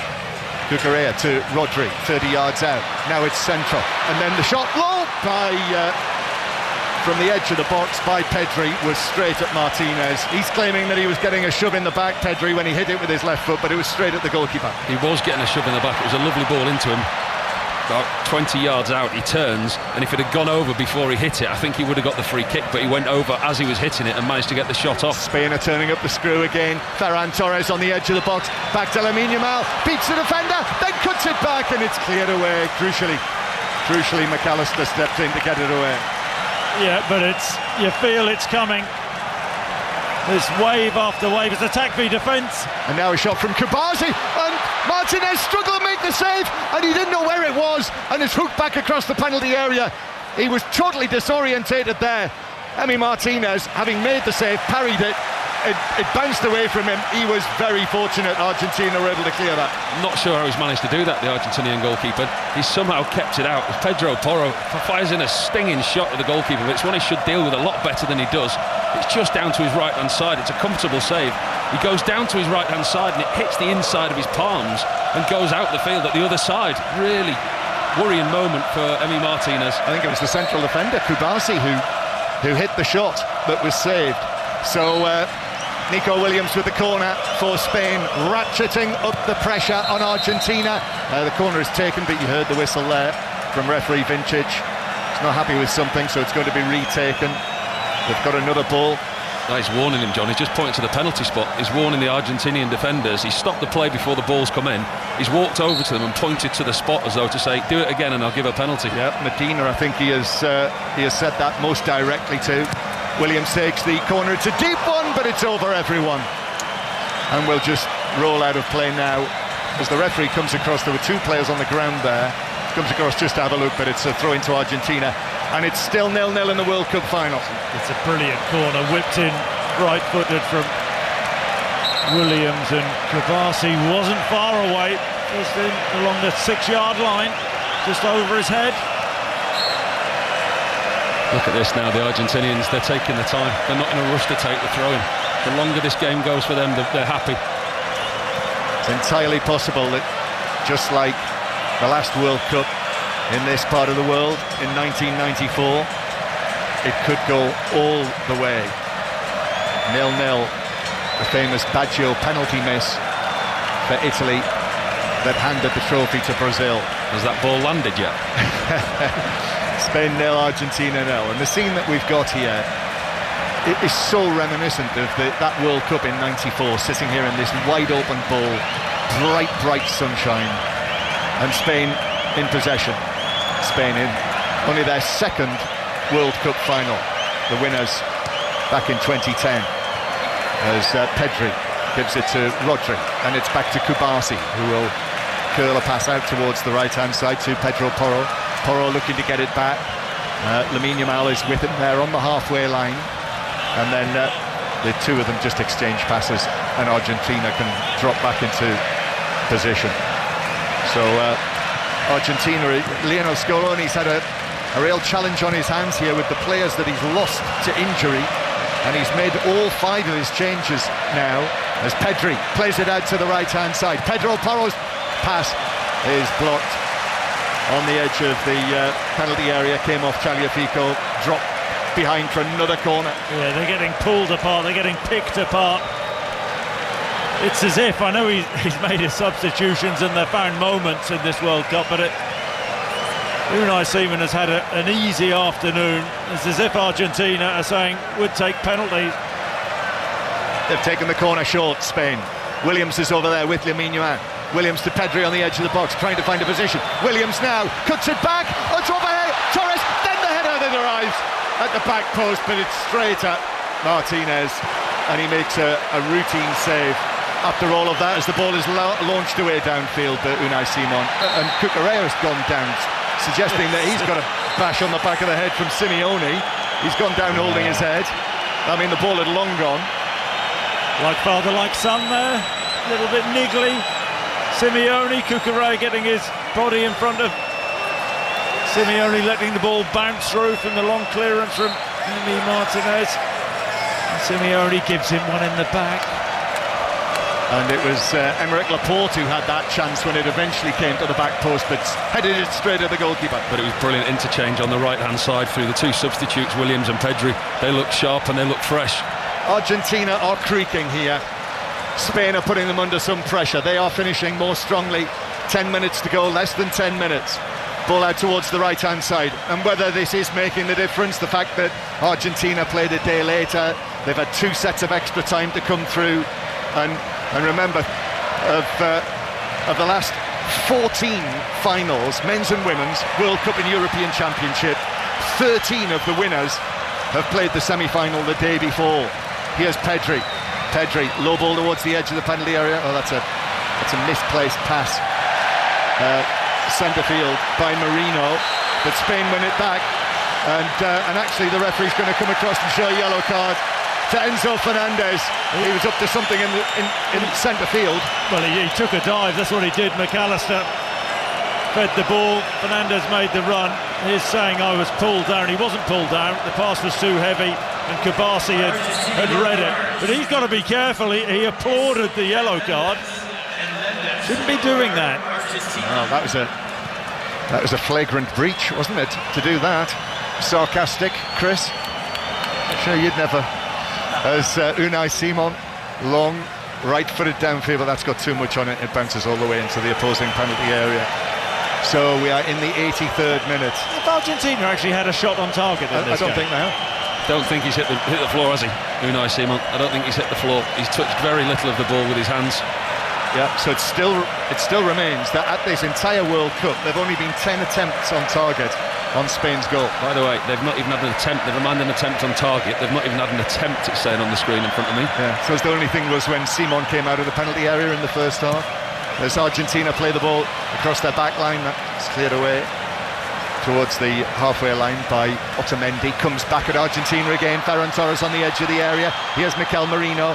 Merino is able to guide it out towards Lamine Yamal, and Argentina drop back in there again. Well, it's Argentina who are holding out here. Not quite as desperately as England held out or tried to hold out against them in the semi-final. And Williams now, he is leaned into by Molina. That's not a free kick. Here's Messi. A rare touch for Messi in the second half. Running the ball forward and passing it forward. This is for Molina to chase, but that's got too much on it. And in the end, Simon can clear it into centre field. There is a foul on Marino, and Marino plays the ball into Enzo Fernandez, who's just been yellow carded, but he knew what he was doing there, Marino. Yeah, Arsenal and Chelsea. That's right. But Enzo Fernandez needs to be careful. He's on that yellow. Spain 0, Argentina 0. Our television has shown us a shot of Donald Trump watching in one of the air-conditioned boxes inside the stadium. I've been told that apparently the pictures around the world back home, as the ball's played into the penalty area and Ferran Torres tries to pull it back across, but that's deflected out of play by Tagliafico for a throw to Spain down the right. Seemingly more pictures of Donald Trump are being shown back at home than they are to us inside the stadium. Just wonder whether he'll have a bit of advice for the losers. Well, there's one thing, he'll be on the pitch presenting the winners the trophy, that is for sure. He will, as will the Mexican president, Claudia Sheinbaum, and Mark Carney of Canada will be there as well, so I'm told. Spain 0, Argentina 0. I know he'll be the one who hands it over though. 5 minutes to go, ball chipped across, and we don't know whose hands that trophy is going to be placed into yet. Spain have had, well, much the better of the second half now, I think we can say that. Laporte across to Kubasi, and then out to the right-hand side, where the ball is tackled out of play for a Spanish throw, 15 yards inside Argentine territory. Argentina's supporters desperately hoping their team can become the first for over 60 years to win 2 World Cups in a row. Out comes the pass to Williams. Williams takes it down, back onto his right foot, but then the tackle comes in on him from Simeone Jr. One would imagine that Simeone Sr. will be here inside the stadium. I know he's been to so many of the matches. As it finds its way all the way back to Unai Simon. Spain, who've conceded only 1 goal at this entire World Cup. Charles de Catalara of Belgium scored that against them. They've never been behind, and have never been taken to extra time yet at this World Cup. But that is what we are looking at here. 4 minutes of the 90 to play, but space opens up a little. Centre field, and it's passed out to Lamine Yamal, and the 19-year-old plays it back centrally to Rodri, who actually flicked it behind Marino, who plays it into the box. Ferran Torres with the shot, but he watched it drop over his shoulder, and he mishit it really from the angle wider than the opposed. Yeah, clever run though. It was. He's a little bit sharper in terms of his speed than Yazabel, and makes a forward run. Marino just chipping the ball in behind. Argentinian back line, not a lot of space to work with. You can see the idea. Ferran Torres right foot as the ball's bouncing, trying to wrap his foot around it, but off target. Well, we'll be heading on to 10 o'clock back home. Maybe people will have one final chance to take the radio to bed with them at this World Cup. Spain 0, Argentina 0. Ball near the edge of the Spanish penalty area. King of Spain is here watching as Spain do get away with little Pedri. And then Lamine Yamal with a pass back into the centre circle. Laporte. And Spain enjoying this feel of the ball. Rodri, and then Pedri again. Pedri, high right-footed ball looking for Williams. Defender came, then backed away. Williams has got it on the left-hand side, up against Molina, Cucurella, then Rodri. Remember Rodri, a Champions League winning goal scorer for Manchester City, the captain of this Spanish team. Rodri gets it back, and then just places the ball into the path of Williams. The Spanish supporters increasing in their support for their team from the stands at that end of the ground. Kubasi towards the edge of the penalty area. It's worked into the box, but Argentina are able to clear it away. Comes back again to Pedro Porro. Lamine Yamal on the right flank, drifting infield. Argentina players getting to him. Still Lamine Yamal. Now across to Rodri. Rodri works it to Williams. Left corner of the box. Williams has it down. 2 defenders on him, and one of them got the touch. Molina it was, who was able to get a touch on that and clear it away, but it's out of play for a Spanish throw. Well, that's little Messi back doubling up, helping his defender out, but this now is just it's taking the same old pattern. Argentina sat back, bodies behind the ball, and Spain just popping the ball in and around them. They just can't get that final touch. Here's Rodri though, 25 yards out. Rodri shoots wildly wide, opened up from there. That was a chance for the Spanish captain. He had so many better options. They're outnumbering the Argentinians in that area of the field. I think he had Williams out on one side, Lamal out on the other side. I think he took the shot on there, Rodri. He goes up high and well over the goal. He should have played that wide. I think that's where Spain are at their best. This Argentinian defence, they enjoy defending the width of the 18-yard box. The options that Spain have had, the opportunities they've had, have come in the wide areas when they've got around the back of the fullbacks. Spain 0, Argentina 0. Played back underway again, but the ball is shoveled forward to Messi.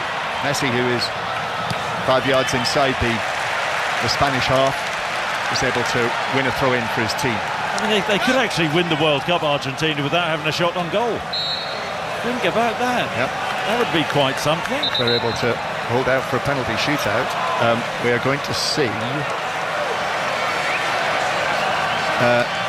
fact, it's the fourth official with the board, isn't it? I think I saw 4 minutes there. Yes, it is. I thought it would be more than that. So we're into added time at the end of the 2026 World Cup final. 4 of the last 5 World Cup finals have gone to extra time. We've not had the thrills and spills yet of 4 years ago in Qatar, which was one of the great finals. It really boiled to a climax. Argentina will absolutely take extra time now. Long right-footed ball downfield. They've been under pressure for most of the second half. Headed forward by Laporte, McAllister, and then Molina. Here is Messi. He sets off on a run and actually is blocked there quite blatantly by Laporte. The ball's played in field, it hits the referee, and the referee's brought it back, and now Argentina are pointing the finger at Laporte. It was a blatant block. Argentina players coming across, and Laporte walks back coolly, leans over, gives Messi both of his hands and pulls him to his feet. You want to see the way that the Argentinian bench reacted to that. I mean, the fouls that have been committed during this game, that was probably one of the lesser ones. It was on Messi, and you should have seen it. One of them's been booked. The referee's just come over to the bench. Somebody's been booked down there. I think it might have been one of the unused substitutes. The referee rather wearily pulled a yellow card out of his pocket and just waved it in the direction of the bench. And the fourth official pointed to, as I say, I think it was perhaps one of the unused substitutes in the purple bib. Spain 0, Argentina 0, but an Argentine set piece. And now you can hear the fans from way down South America thinking this might be their opportunity. This would be a smash and grab. Messi plays it square. Messi gets it back, edge of the area, onto his left foot. Then the challenge comes in on him.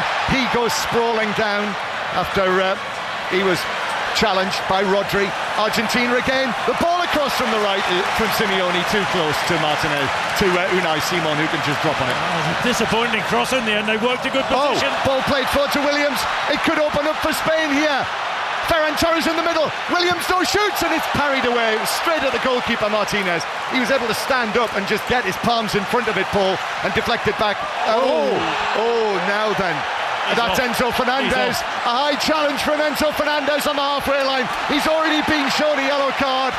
It's a second yellow, and the Chelsea midfielder is sent off in the World Cup final. Only the 6th man to receive his marching orders in this great set-piece occasion, and Argentina are down to 10 men. Well, he's disputing this. I've got to say, where we're sitting, I thought it seemed a pretty wild challenge. First glance, it looks horrible, doesn't it?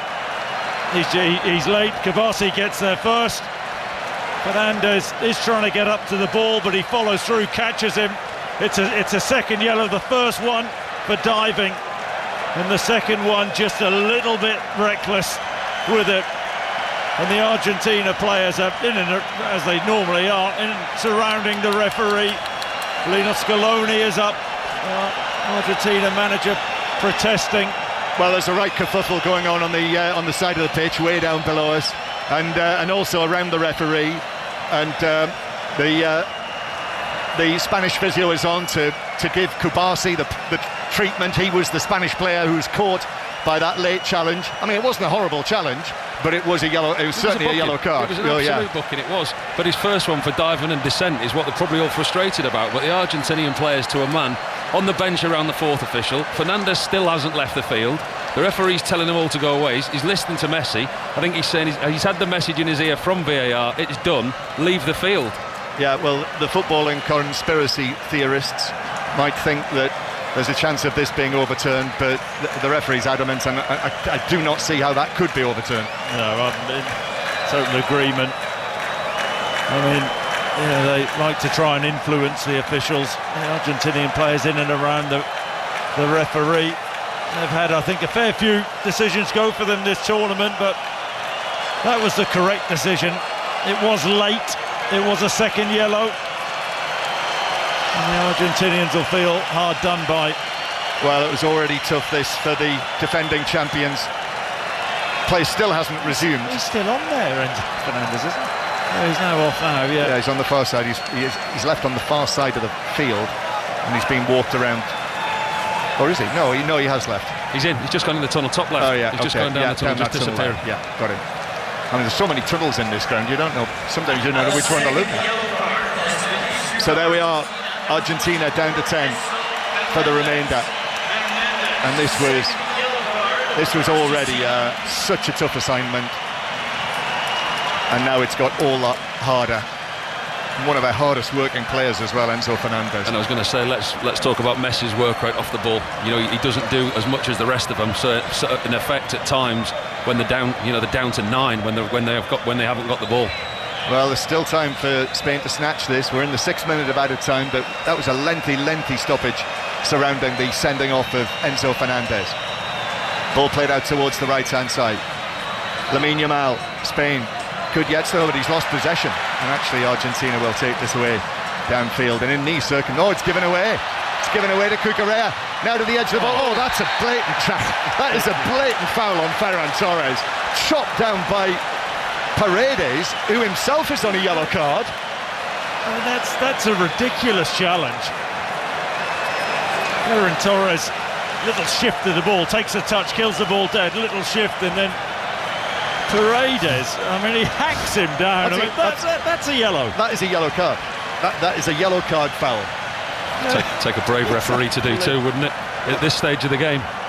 But this could be the moment, the defining moment for the World Cup. Spain have got an opportunity here. 25 yards from goal, very, very central. This is it. You would feel the referee blows after this. One of the Spanish players here is going to have an opportunity, one shot on goal, to win the World Cup final. Well, it looks as though it's going to be either Pedro Porro of Tottenham or the great teenage rising star of world football, Lamine Yamal. Who's your money on? Well, my money's on a right footer. I think it suits a right footer better, but I'm often wrong, John. Lamine Yamal is placing it, and the referee's still sorting out the wall, telling the Argentina players, got to stay behind the white line. Good luck with that. And obviously the Spanish players have got to stay 2 yards away from the Argentine wall. Still, the big Slovenian referee, Slavko Vincic, leaning over, talking to them. And he's also put a spray down to show the Spanish players that they can't get any closer than that to the Argentine wall. And now he's putting in another line of spray down on the pitch. Excellent. World Cup level spraying. Free kick. This is the chance right at the end of added time, at the end of the 90 minutes in the World Cup final. Free kick, 3 strides outside the D, slightly left of centre. Lamine Yamal with his hands on his hips, and Pedro Porro, the other contender. Lamine Yamal, left foot, it's saved by Martinez. Emi Martinez, he enjoyed that one, full length to his left, good 2 hands to it to push it away wide for a corner. Yeah, it's a well-taken free kick from Lamine Yamal. He gets it up and over the wall away to the goalkeeper's left. Makes a decent save, Martinez. Corner taken short, still we play on. Williams ball into the penalty area looking for Kubasi. That's a good challenge there. And that is the last challenge. And it's 0-0. And it's extra time in the World Cup final. Extra time for the 5th time in the last 6 World Cup finals. But as the Argentina players, as they walk past the referee, plenty of them have got something to say to him. Fingers being pointed. But the sending off of Enzo Fernandez in the 3rd minute of added time swings momentum even further towards Spain, you would have to say, Paul Robinson and Chris Sutton. Yeah, absolutely. I mean, they've been so dominant. Argentina still to this point haven't even had an attempt on goal, never mind an attempt on target. We're sat here fairly central and our eyes have been fixed into the left-hand half. Spain very dominant both possessionally and territorial as well. Not overly creative They've had one or two opportunities. The ones that they have got through with have been disappointingly finished straight at Martinez. He's made one or two saves that you would have expected him to make. They're by far and away the better team, and Argentina now completely in survival mode. Yeah, I suppose it's a case of what does Lionel Scaloni do? So Argentina can make another substitution. So does he bring Lautaro Martinez on? Because Messi, we know about Messi's magic, but they're numerically disadvantaged. What? Well, I'm saying that they need somebody, maybe a focal point, somebody to stretch the back line, because otherwise it's going to be 30 minutes of shooting for Spain, isn't it? So that may be crossing Scaloni's mind, but would he be brave enough to do that? Extra time on the way. Spain 0, Argentina 0, and here with us just to our right, Kelly Cates in the stadium with us on 5 Live. John Murray, Chris Sutton and Paul Robinson bringing you commentary of the latter stages of that second half of this World Cup final. Ian Dennis will be back with us as well to get the extra time period underway. 0-0 at the end of 90 minutes. Guillaume Balaguer joins us now. Spain are tightening the screw. They're still in control, and yet, Guillaume, it's not quite happening. How do you call it when the screw goes far too far and it keeps going around? When you lose the around. thread. It just feels a little bit, to be honest, Argentina have defended wonderfully. They've been absolutely brilliant. And they changed the way they defended throughout the game. There were times where it was man-to-man, and at the moment where Spain passed the halfway line, they went on a formation that didn't allow a lot of space. So it was difficult to find the free man. And I think there's a lot of tired legs there. There hasn't been as much risk as I thought it would take place in the second half. And when he has, as Chris was saying, which hasn't been really chances that Spain have made it difficult for El Dibu. But it's more of the same. Let's just hope, as you say, that the screw hasn't gone round fully and he actually just eventually ends up where he has to go. The thing is, as we know, we've now got another 30 minutes of this, and you're talking about tired legs. And Argentina are down to 10 players for this period of extra time. And I'm sorry, I'm battling with the stadium announcer. It's very excitable. In terms of what's going to happen over this 30 minutes, it feels like it should be set up for Spain. But we thought this at the end of the first half. And are you just starting to think maybe this has an Argentina moment in it? I don't think there'll be a moment, just because of what we've seen so far. If there is that substitution that's left, should be a defender in the case of Argentina. And for us, it's just to add some more energy maybe, but just really it's more of the same, with the hope that 1-2 that has been blocked by the centre backs, that dribble of I would say Nico more than Lamine seems like his energy is gone, or just that cross, Ferran actually hits it properly, something like that. Those 10 centimetres that have to go our way goes our way, otherwise see you here for the penalties.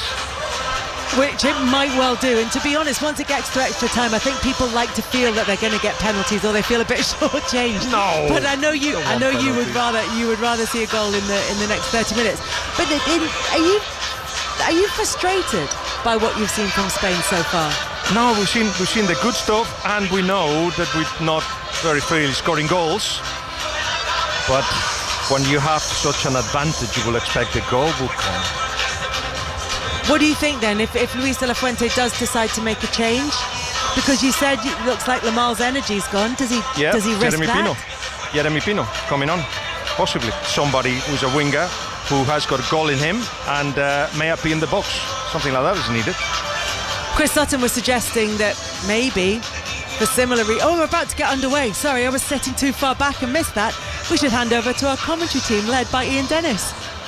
Thank you, Kelly. Perfect timing, just about, as we're back underway in this 23rd World Cup final, and it is Spain 0, Argentina 0, and 6 players, as John was saying, have now been sent off in a World Cup final.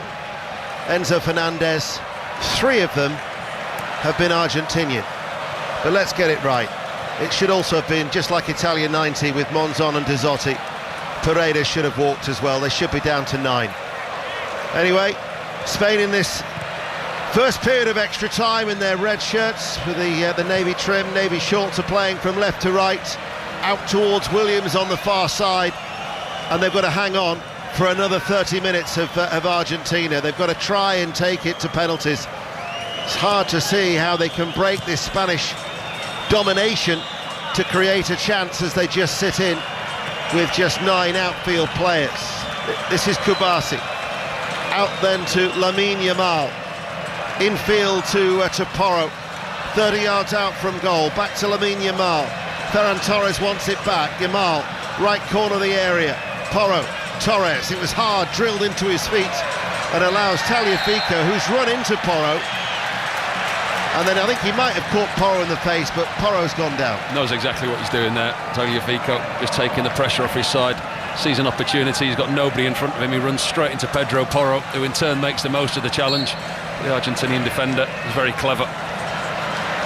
Before today, 8 finals in the World Cup had gone to extra time. Only 3 have been decided by penalties.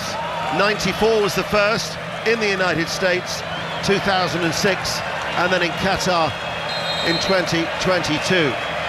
But they are going to bide their time. They're going to try and kill the game as Emi Martinez hits it long towards Alvarez and over his head, and it goes straight out for a goal kick. And how long did he take to take that free kick? Argentina they're playing for penalties, trying to run down the clock. They've got to get up the pitch. Messi's not going to stretch that Spanish back line. You know, leaving him on could be too big of a risk for Lionel Scaloni, as daft as it sounds. Rodri looks for Ferran Torres, he finds him. Ferran Torres just about keeps the ball in play, puts it back to Lamine Yamal on the stretch, couldn't fully control the ball. Tagliafico lifts it over the head towards Alvarez. He tries to pop it back to Tagliafico. They end up losing the ball. This is Pedri coming forward. Williams with a header. Great save by Emi Martinez. One-handed, moving away towards his right. Fine reflex save, 0-0. It was a really good save from the goalkeeper, because I'm not so sure that Williams in the middle actually got a header on it. I don't know whether he's missed that, because he was going to head it. He's got to head it the other way. We'll wait and see the replay. It's Pedri doing really good work down this right-hand side with his left foot, cuts inside, and Williams completely misses the ball. And it's an even better save from Martinez, because he's got to react from when he's missed it. That was an opportunity. Williams should have won it there and then. Yeah, brilliant goalkeeping. He just gambles really on Williams not getting a touch, and he gambles right.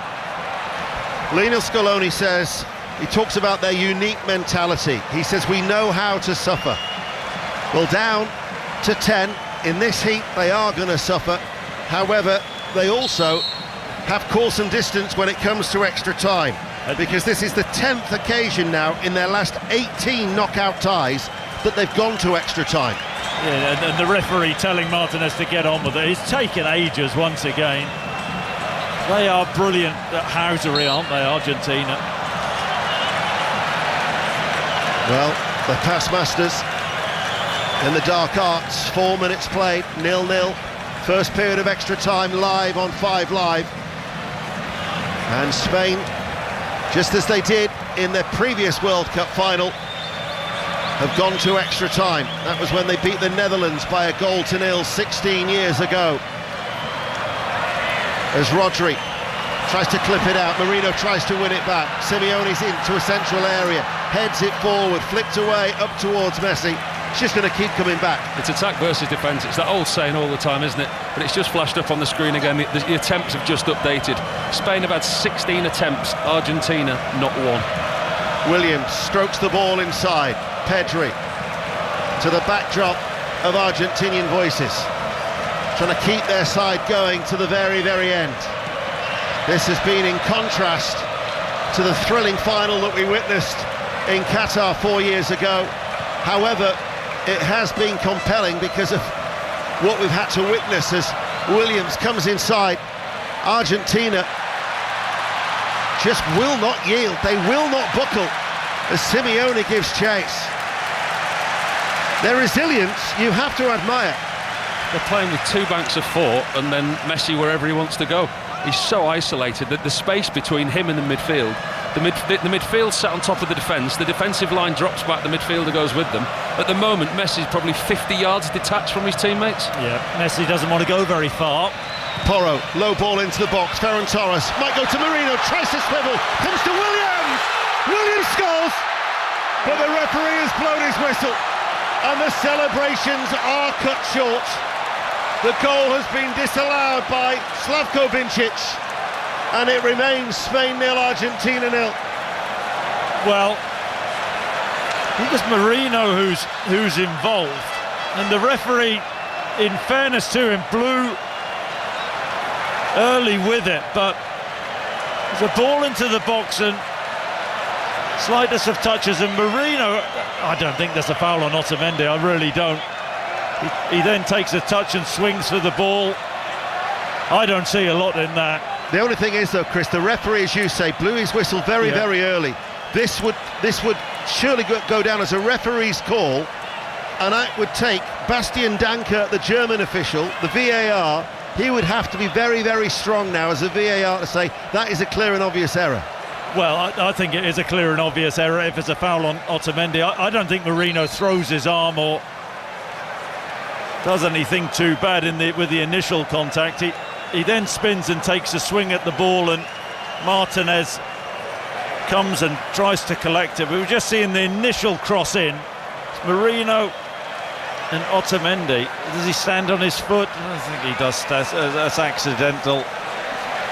So I doubt they're going to overturn this looking at that. But I tell you, that's harsh. He's accidentally stood on his foot. That's extremely harsh. I mean, it's a very, very good spot from the referee if that's what he's given it for, rather than the way that the Argentinian defender's gone down to ground. But he has actually, VAR won't intervene because he stood on his foot as he'd gone through the action. But now Martinez has been very clever as well. He wasn't touched at all in the lead up to the goal, but he's just sitting down on the floor receiving treatment. He'll be down for another 8 minutes. How many instances have Argentina had favourable decisions during this World Cup? They haven't had one go against them. They've not had one VAR go against them. Obviously, you may say the red card wasn't overturned there if the VAR was to intervene, but all the VAR decisions that they've had this World Cup, not one's gone against them. I hope Emi Martinez is all right. I'm sure he'll be fine. Emi Martinez is back to his feet. Now Argentina have got one more opportunity to make one change. Spain have got a chance to bring on 2 more players, and they're going to do exactly that now. So Zubamendi has come on for Rodri. It's actually his first appearance at these finals, and likewise for Eric Garcia, who was an unused substitute throughout the World Cup in 2022. He too is yet to appear so far in these World Cup finals, but they've come on, and it is Laporte and Rodri who have gone off. Garcia, who's extremely versatile, he can play either as a right back, centre back, or indeed in the centre of midfield as a holding midfielder. Formerly of Manchester City, he is on, and Zubamendi is replacing Rodri as Williams picks it up. But sliding challenge comes in. Marino helps win it back for Spain. 9 minutes of this first period of extra time, and it still remains 0-0 here on 5 Live, the World Service, and available on the BBC Sounds app, or you could be watching and listening through the TV, through the iPlayer or the website to the BBC TV pictures.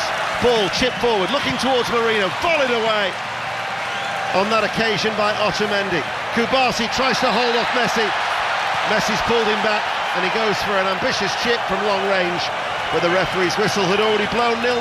Argentina are playing with 2 men down because Messi's given them nothing. There's that lone centre forward.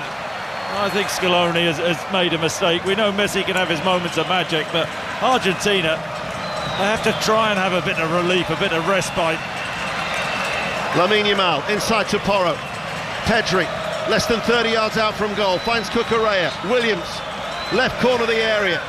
Back inside it comes. Ball is passed square. This now is with Pedri. They pass the ball to Porro. Lamine Yamal is also hovering. Porro delivers the cross. Williams waits at the far post. Molina was tucked in to head the ball away, the right back. Spain now knocking on the door, forcing Argentina back.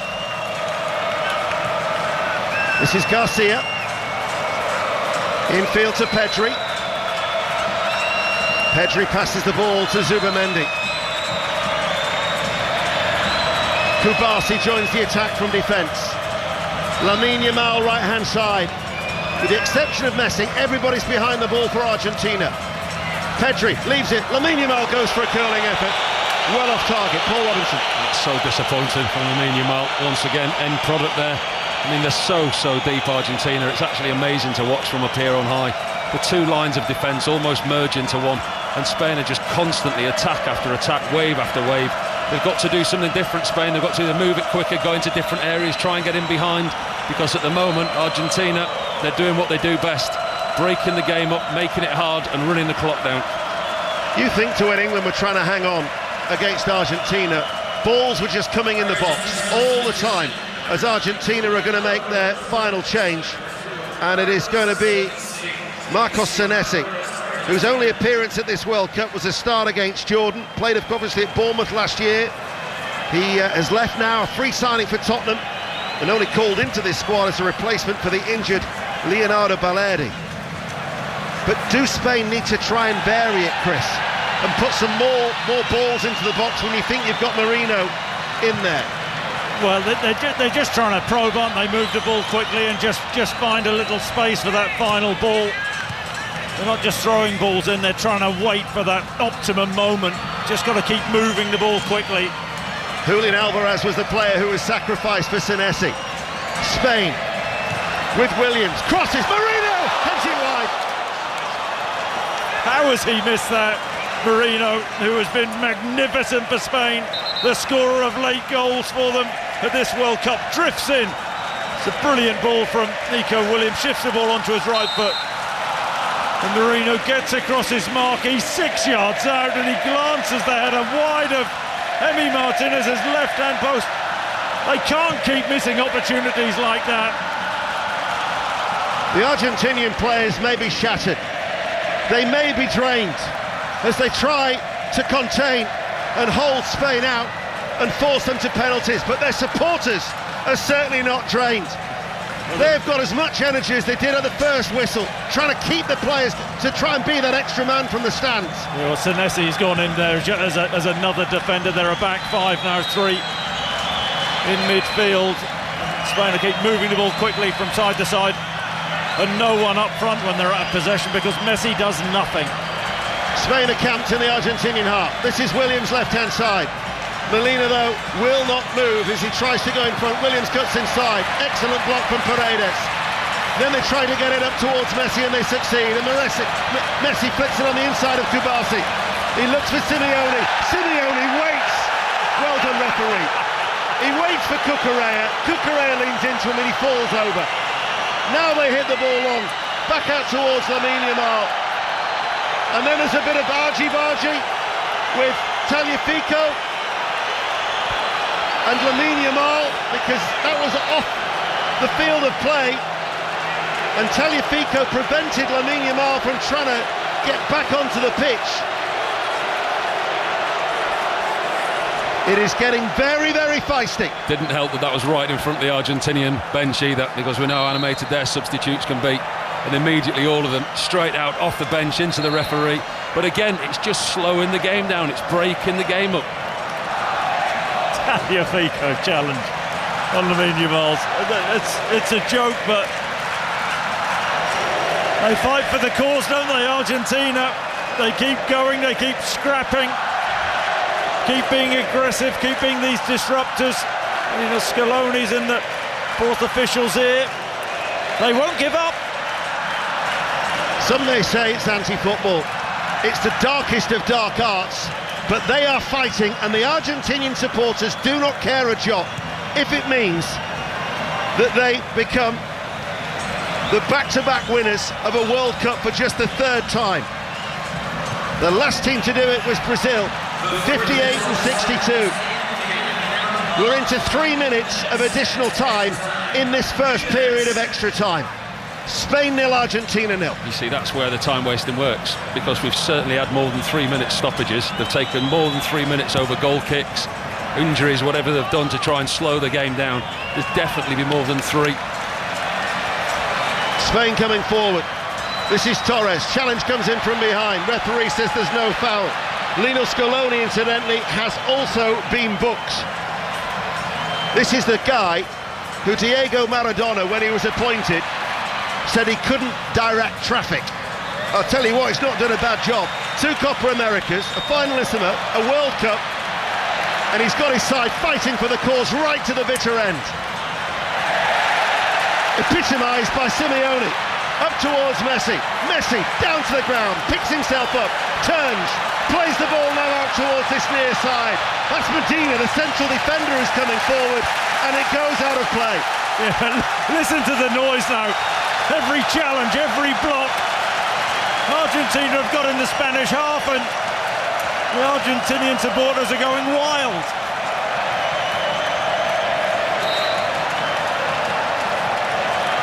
They are playing with so much pride. They are leaving everything out there on the pitch. Is that Taliafico who's just gone to the floor saying that Ferran Torres out as well? They know exactly what they're doing, and the referee needs to get the grip of this because they're doing it all the time. They take the time with a throw-in, and Tagliafico goes to ground, which the referee then has to go over and tell him to get up, waste more time. Deafening noise inside the MetLife, generated by the Argentinian support. And the players as well are also acting as cheerleaders. Well, they want to throw in, Ian. Just imagine if they score. They're trying to pen Spain in, deep inside their own half. They've hardly looked away towards our left as Porro tosses that ball forward, flicked on by the head of Ferran Torres. Paredes, lucky still to be on the field. Taliafico clears. The referee. Wherever you look, if you're Argentinian and you're wearing the sky blue and the white striped shirt, you are just throwing your arms in the air, you're standing up, and you are singing as loud as you possibly can. They've been the best supporters at this World Cup. They've generated a proper football atmosphere wherever they've gone. They've travelled in their thousands, and they're not just sitting there nervously thinking, can they hang on when their side are down to 10? They're backing them to the hilt, what proper football fans are about. And that's the first period of extra time here on 5 Live. And they still refuse to buckle. Spain 0, Argentina 0. 0 as we head into the final 15 minutes of football of this World Cup 2026. At the end of that, if it's still 0-0, we will, of course, go to penalties in this one.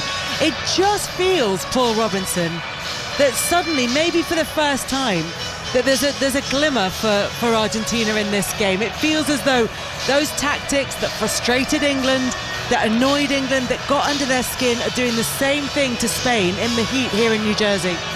It's exactly what they've wanted to get to. This is the stage of the game that they've wanted to get to. I mean, they've destroyed, they've done nothing, they've offered nothing going forward. And when you look at the stats again, there's 19 attempts from Spain and 0 for Argentina. And to get to this point and to still be in the game, we know how resilient we are. We know how horrible they are to play against. But they're experienced. There's so many of them that have been there and done it before. 17 of this squad have won the World Cup in Qatar in 2022. You know, you don't do that without gaining experience of how to play tournament football. And they're just such a difficult team to break down. The pride and passion that they have in defending and the togetherness that they have is showing. But Spain are by far the better side. It's exactly how we described it before the game, how we thought it would play out, but probably to an even bigger extent the way that Spain are dominating. Chris, it has been so tight, this final. I know Spain have had more chances, I know they've had more shots on target, but it hasn't really felt as though they were going to make the breakthrough. It hasn't felt as though they've really put their foot down. Can they do it in this final 15 minutes? Well, they had the big chance with the Marino header. He has to bury that. It's 6 yards out.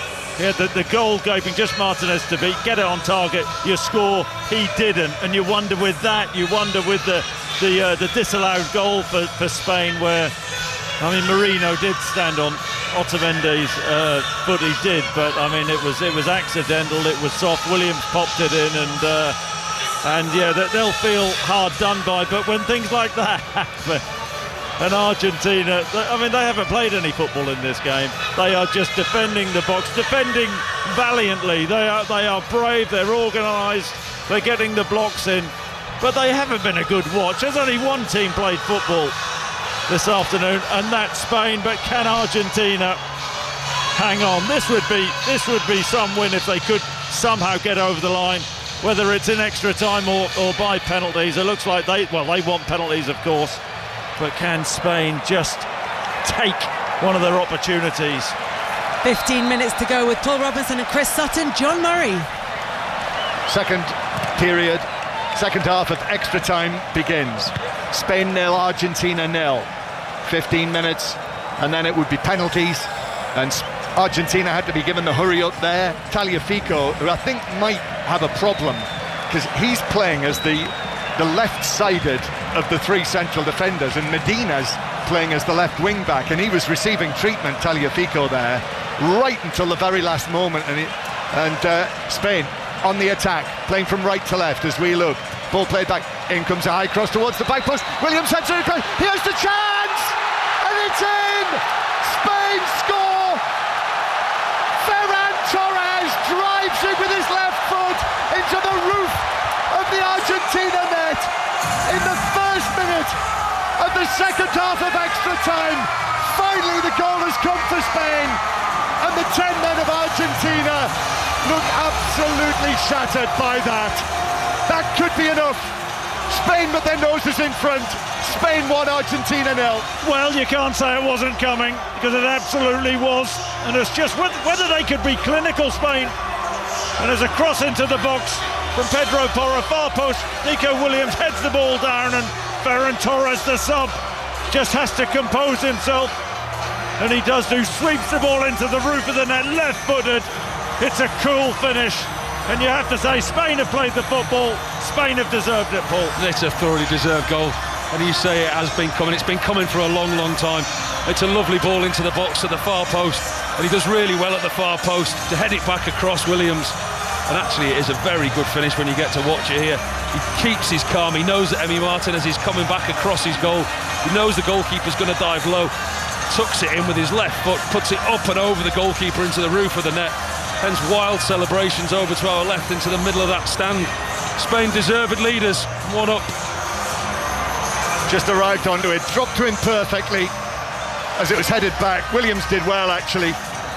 And Ferran Torres, with a touch of the Tardellis, the way that he ran away celebrating that goal. And then kicked the corner flag. And Spain, with the man advantage, now have the goal advantage. And Argentina doing everything they could to try and take this as far as they could, quite possibly to penalties. Well, now they're facing an enormous task. Yeah, but is that Tagliafico, the injured Tagliafico, throwing himself to the floor? He wins a free kick for Argentina. Free kick, set piece chance that they will. Well, they'll send the blue and white stripes forward now. But Spain now have their eyes on a second World Cup title. Here's the free kick, which is driven high towards the edge of the Spanish penalty area and then flicked on. It might have well come off the Spanish head, actually, which took it back into the penalty area, but Unai Simon was able to come and claim it. Came off the head of the substitute Zubamendi. I think for Spain's point of view now, it's about keep doing what you've been doing. They don't need to sit off and be as submissive with the 11 men as we saw England do against Argentina and allowed them back into the game by being so defensive. For Spain, they're so on top. They've got to keep playing in the way that they have. This is 5 Live and the World Service from the BBC. Paul Robinson and Chris Sutton sitting with me. Chris, you were absolutely right. You called it very early on, the suggestion that Argentina could actually win this World Cup without having an attempt on target. But now that's all changed. They've got to score. Yeah, they have, and they've got to press Spain. And as Paul quite rightly said, Spain are brave on the ball. They'll back themselves to beat the Argentinian press. Although there's an errant pass from Pedri.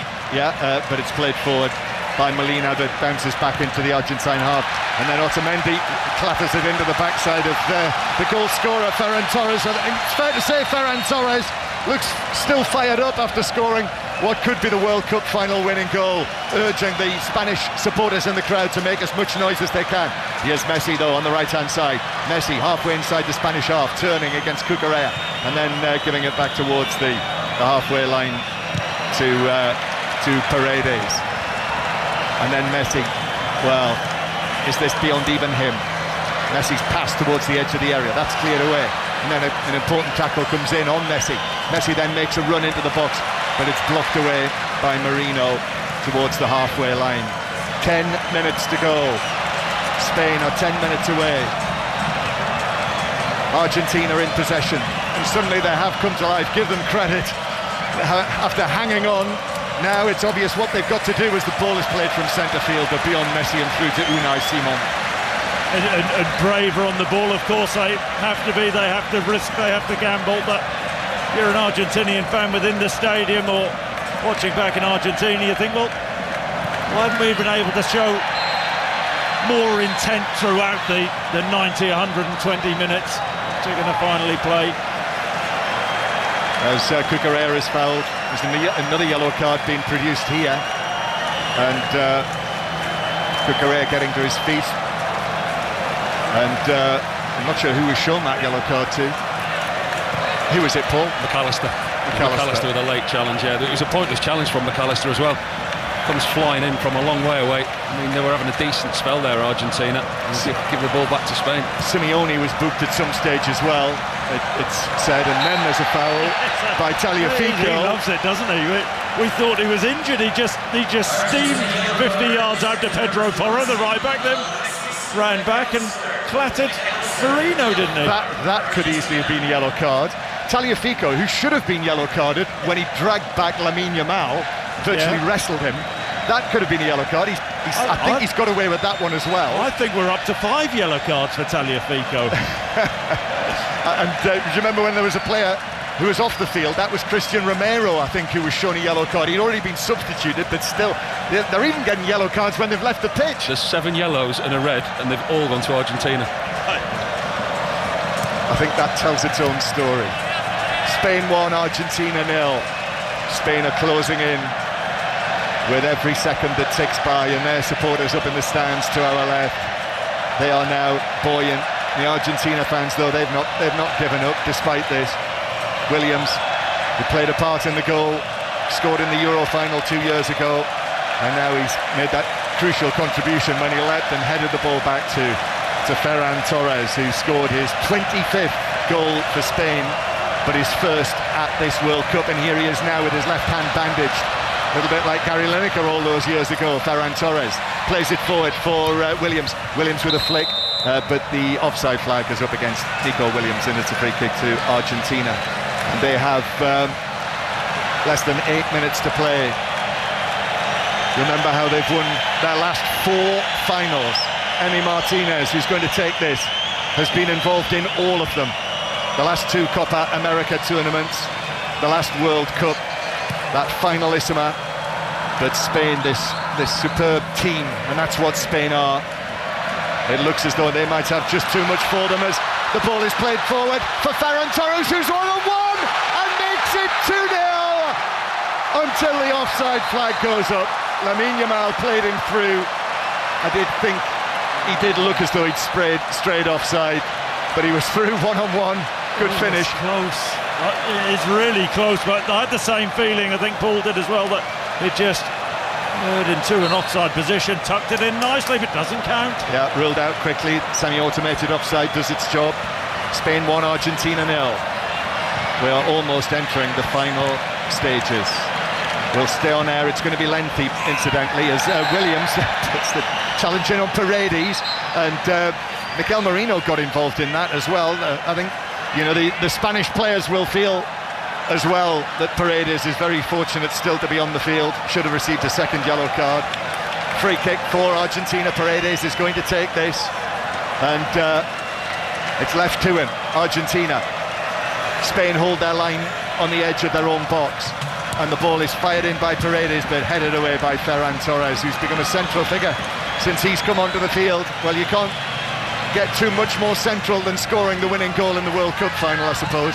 Paredes, and playing it across. Argentina are leaving the men up, leaving them forward. They're taking a risk here. It's entirely possible Spain could break forward and score a second goal. Here's Messi in his 3rd World Cup final. The 39-year-old skips away, and then Messi's ball into the penalty area is headed down and behind to comparative safety by Eric Garcia, but it is a corner for Argentina. Yeah, those are the areas, aren't they? Sorry, where Messi pops up, where he did against England. Messi's taking it short. He's giving it to Paredes. Messi gets it back. Here is the delivery in, and it lands on the roof of the net. Unai Simon, you'll have been in that position, Paul. The ball's swirling in. Is it going to land on the top of the net? Yes, it does. Knowing that you're beaten, and you can tell by the goalkeeper's reaction, because he absolutely clatters into that back post. He wants to make doubly sure. The sun in New Jersey is shining on Spain. And they're just showing the offside call on Ferran Torres on the big screens here, hence the gasps, because there wasn't a lot in it. And we have less than 5 minutes to go. That Ferran Torres goal, it seems, will rule out the necessity for penalty kicks at the end of a World Cup final in North America for a second time. Williams is away down the right. Oh, he's beaten Molina. Oh, and he's got it all wrong. What on earth was he doing? Torres was standing in the middle, and Torres looks at him because Williams I think he just completely lost his train of thought as much as anything else. I don't know what Paul thinks. I think he's doing a bit of showboating. I think he's trying to be too clever. He does brilliantly initially to cut inside and drive into the box, and then he just has to feed it to Ferran Torres. That would have been 2-0. But Argentina survived, just passed it straight through for a goal kick. Here's the ball to the edge of the area.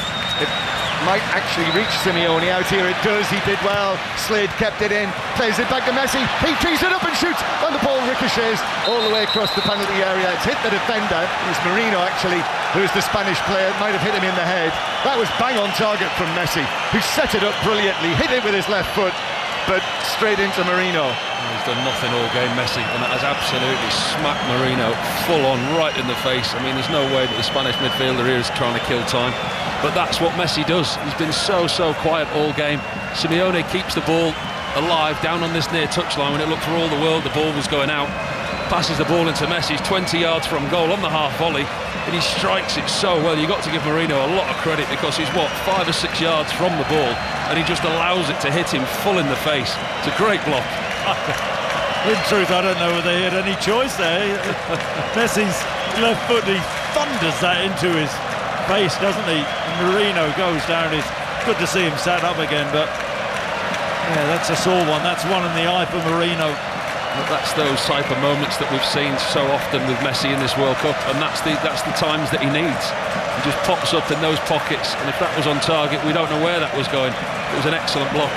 Well, they are going to have to go through the full process, because I think it caught him smack square on the forehead, and he went straight down. So he's had to undergo all of the various checks, and we now have 2 minutes of extra time to play. That's a corner, right, for Argentina, and Marino off the field, who's a sizable player, isn't he?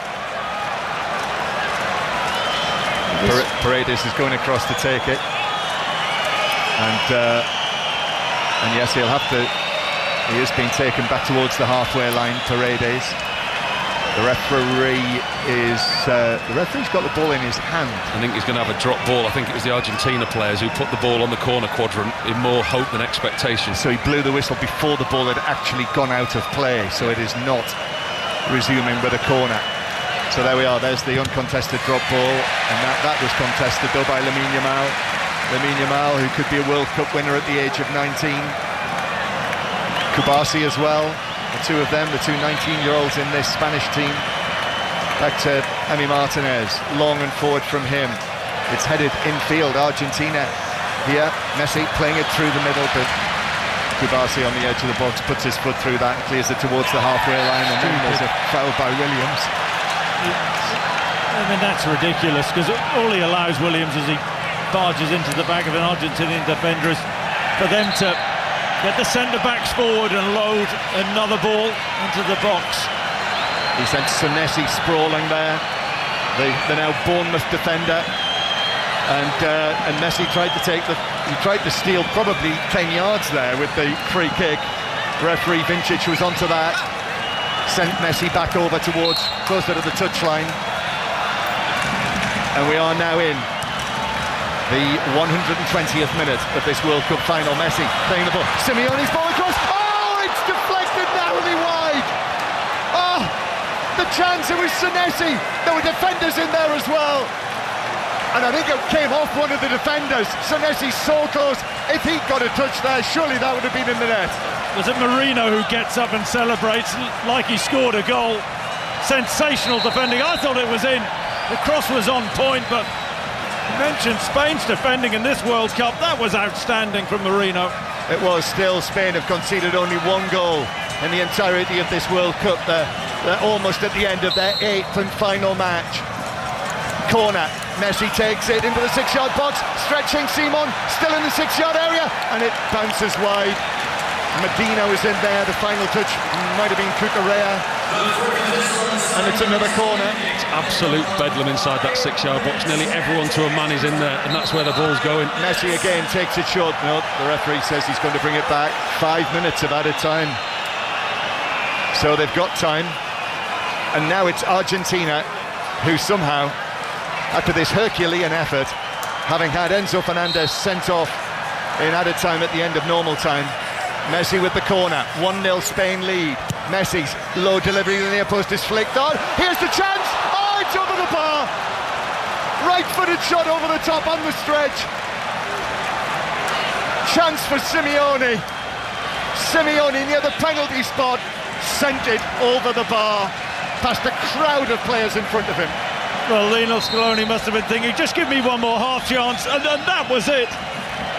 Corner wasn't the best corner from Messi. Tagliafico helps it on, and Simeone all alone, 10 yards out. The ball bounces, is sitting there, but he gets under it, right-footed over the bar. That was a golden opportunity.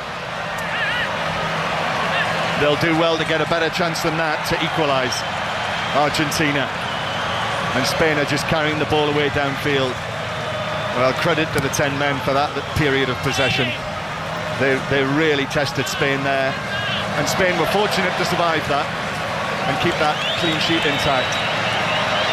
Emi Martinez, forward from him again. They've left 3 players forward, and this time Otamendi has gone down as he was challenging for the aerial ball with Pedro Porro. Otamendi went down, rolled over and over, ball out of play, throw-in taken. Otamendi gets up, carries on. Messi now just right of the centre circle, finds the pass. McAllister, middle of the Spanish half. We're in the 3rd minute of the 5 of added time, and Argentina are giving this a go here. And then the referee spots a foul on the edge of the box, and Spain, that is some relief. Pedri fouled, and it's a free kick to Spain on the edge of their own box. It's defended very well, Spain. It's the half opportunity that they give away there to Simeone. You wonder if Argentina are actually going to get any more chances in this game. Spain haven't kept on doing what they do. They do still have an attacking threat, but they have been slightly defensive. And as you say, you've got to give Argentina credit, because they looked absolutely out on their feet, yet they've had one giant Herculean effort to try and get that all-elusive goal. Spain 1, Argentina 0 in the 2026 FIFA World Cup final here in New Jersey. Spain have just over a minute to hold out, a minute to win it. Argentina clear into the centre circle, and then there's another foul. I'm not sure what the foul count now is in this match. It must be, you must be entering record territory. It's another needless foul, isn't it? And Otamendi playing as that makeshift centre forward. Messi hits this free kick long, but Unai Simon comes calmly forward to the edge of the box, catches it, and then goes down, as they used to say, in instalments. He has to get himself back on his feet, though. The referee already indicating, which he does, launches this downfield. It's cleared back forward, but back to Spain, and the ball's played out to Williams here on the left-hand side. Torres waiting in the middle. All of the Spanish substitutes and the coaches and Luis de la Fuente are waiting there on the side of the pitch. They're waiting to celebrate. The European champions in Berlin 2 years ago. They've done this before, of course. Spain, European champions in 2008, and then World Cup winners in 2010, and they're on the verge of doing it again. Quite the achievement. Ferran Torres challenged on the left wing. The ball runs away from Cucurella. That might have been a foul. It was. Argentina are going to have a last free kick, a last chance, and they send everyone forward. Emi Martinez comes forward. The Aston Villa goalkeeper gets the ball down. He's going to launch it long. Last chance, Chris. Yeah, this is it for Argentina. Even Messi's moving forward on that right-hand side, but they need to get a knockdown onto that second ball. Can they create something? Support to our right is incredible. The Argentina fans with their shirts being twirled in the air, hoping for one last chance. It will not come. And Spain have won the World Cup in New Jersey. 1-0 winners after extra time. They've beaten the holders, Argentina, who could not take that final step. And Spain, oh, they are such worthy winners. Spanish players running hither and thither. And there's also been a little bit of nonsense. I've seen a punch being thrown down there. There's some bad temper in the centre field, near the centre circle. But in all other areas, Spanish celebration, certainly in the stands. And Luis de la Fuente, what an achievement by him. European champions under the unheralded Luis de la Fuente 2 years ago. Now he's the coach of the World Cup winners. I think it is all calming down now, Chris. Yeah, it was Paredes who threw punches at Eric Garcia at the end of the game. I think he was unhappy with Garcia's reaction, but yeah, it's all settled down now. And let's get it right. The best team won. The best team of the tournament won. The slickest, the silkiest, the stingiest. Spain, absolutely phenomenal. And they thoroughly deserve it. Not to be for Lionel Messi this time. Not to be for Argentina. And that sending off of Enzo Fernandez, obviously a pivotal moment in the game, Paul. Yeah, key moment in the game, but they've been absolutely outplayed the whole game. And that bad sportsmanship there at the end, as you said, I think there's a couple of punches thrown there. I don't like it when it happens to them at the end of the game, but I think from Spain's point of view, I mean, to win a World Cup by conceding only one goal, that tells you a lot about the team, and it tells you a lot about the quality. And I think they're a team of an age that are going to grow. They'll grow together. They're an experienced team now at winning tournaments. And every time that I've seen in this tournament, they've been impressive, and none more so than today. You can say they do maybe lack ever so slight cutting edge, but it didn't matter today because they were by far and away the better side. Yes, you're right, Paul. They've got a little bit of a nerve, haven't they, to react like that, bearing in mind how they reacted and how Barco, the substitute, ran around taunting the England players after the goal that was scored in Atlanta. But Spain can celebrate, Argentina commiserate with one another. And after extra time, Spain winning with that goal right at the start of the second period of extra time from Ferran Torres. Spain 1, Argentina 0 in the World Cup final. Kelly Cates. And your commentary team here at the MetLife Stadium, John Murray and Ian Dennis, Chris Sutton and Paul Robinson. And we're also joined by Guillaume Balaguer. Guillaume, you talked about how much the World Cup meant to you in 2010 when Spain won it. What does this one mean to you? Right now, I love being here, but I would love to have a space machine and jump and go to my mom's. That's my sister's there and her partner, and I know that she's going to be jumping up and down.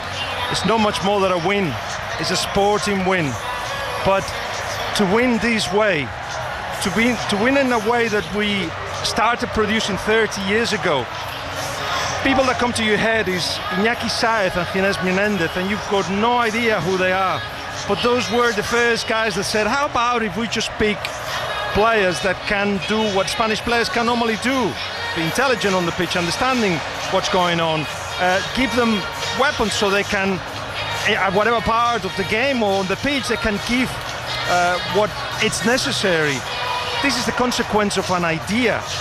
When an idea is such a rich idea that gives you success, and now you have to say in another area of success, is the celebration of that, the celebration of continuity, of process, but also, of course, I just want to give a hug to all my friends. I mean, I love you all here, and just 4 of you, I give him the back. I would just jump on top of you and just give you big kisses, because that's what it feels like right now to win the World Cup.